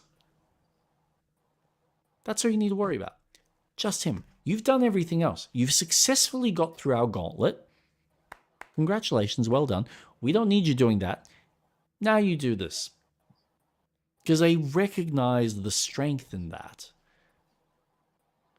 This isn't you doing a 1 minute or a 2 minute run through a Mario level where you have to perfect the platforming. Mm-hmm. This is them recognizing that there's getting to the boss and then there's the boss. They recognize the flow of the game. And just kind of going, okay, once you're at the boss, that's what you're focused on. Except then you had Night Rain, which then decided, all right, well, now we're going to turn this into a roguelite. So here you go. You get the regular enemies and then a boss, and then regular enemies and a boss, and then regular enemies and then one more boss. And if you die, you have to do the whole thing again. Have fun. Enjoy. Which is why I have no intention of playing that game. At least not yet. You might entice me. I know it is. I've played it. It's good. I like that Night Rain focuses on, okay, you enjoy this part of the Soulsborne games, then let's dedicate a whole game to it. And if they take elements from Night Rain into their next game, I'm sold. Yeah. Fucking sign me up. It's a multiplayer game. That's the difference. Where most of your FromSoft games typically are single player focused with multiplayer aspects for either making the boss battle simple or having the cooperative element or the competitive element. So they do a fine way of balancing that, but Night Rain just goes, we're not focused on a story here, not on a deeper kind of beginning, middle, end type of journey. We're just focused on, all right, you and your mates, here's a boss battle that's designed for 3 players with extra little flashiness to your combat. So as a multiplayer game, I think they nailed it, because that's what you want. You want that rinse and repeat. You want that group dynamic of, right, let's get together, let's figure out what we need to do. How do we separate to then come back and deal with the big threat at the very end? Do we work together? Do we kind of verge off and get the things that we need to then come back? So, yeah, I acknowledge its strength. It's just not for me. At least not at this point in time. Okay. I think Lies of P is more going to fulfill that experience. Oh yeah, but this and you're is right. Yeah, it's Night a single Rain player is- game. Exactly. Though I will say, if, and they should have, had a similar, if not a little bit better cooperative system. Just one other person. Lies. Yeah. It's and funny. I think it could have still worked. It's funny because the system's there. When you look at it, so I didn't even realize that that game even had that mechanic until I started playing it. Because I played the game initially when I went to Jason's, and I played the demo. But I didn't realize that, you have an item that you can get that gives you the option to summon an NPC. And that item you get quite often from enemies. They drop it very often. So it's not a difficult thing to grab. I think I've got over 60 of them. So I can make these boss battles so much easier for myself. I can just, here's an NPC. You take most of the grunt work. I just come in and get a couple of extra hits. So the easy difficulty is already kind of implemented in there, should I choose to put it or use it. But obviously, for whatever reason, they couldn't maybe work out the networking side. So they just went, all right, we'll just do the NPC as opposed to another player. Yeah. So who knows? And maybe their it's next something game. they work, and that's literally what I was saying. Sequel. It could be something in whatever the sequel is. Well, look at it's honestly a game I wouldn't mind trying with you, but look at the success that Lords of the Fallen has had with the fact that they've just gone, here's co-op and you can play it like seamlessly, jump in, jump out. Have your mate jump into your world, you jump into theirs, and you progress at your own pace and gain experience and gain items and stuff. Some things like carry over, other things don't. If you play together at the same time, then you're both progressing through the arc. So it's all fun stuff. Yeah. It's all fun stuff. Anyway, it's getting late. We can chat more about it next week, because I will be doing a stream this Wednesday over Lies of P at 7:30 here on my channel on Twitch and YouTube on Jake Starvik. So you can catch me this Wednesday for that. Street Rat, what are you up to? I will be streaming on Twitch on Wednesday at 1 o'clock. I will be completing the community center in Stardew Valley and starting to experience the things that come after. And then maybe play some Pokemon, because I need to get the epilogue story done, so to speak, which is just focusing on the legendary Pokemon. So I need to get down on that. Cool. So I will be streaming that on Wednesday, but primarily it's going to be Stardew Valley. Nice. Yeah. And then next week we will continue Baldur's Gate 3 at 7:30 on Saturday, Melbourne time. So you can join us on our corresponding channels here at Jake Starvik and StreetRat_Atlas on Twitch, and for myself, YouTube as well. So till then, have a wonderful night, stay safe, and look after yourselves, guys. Good night, everyone. Bye. And before we do that, I really need to get into the habit of this. Why don't I do this more often?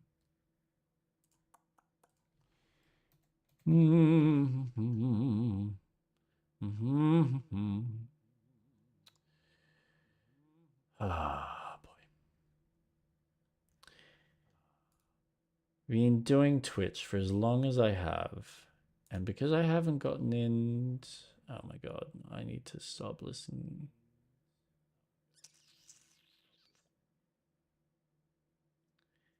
Yes, because I haven't gotten into the habit of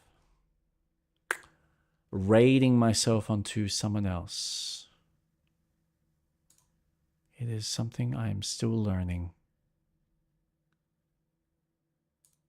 I should have mastered by now. But that's why we continue to do the things that we love,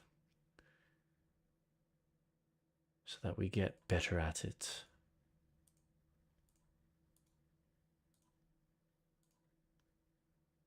Who do we have? 19 views. Silly Saturday.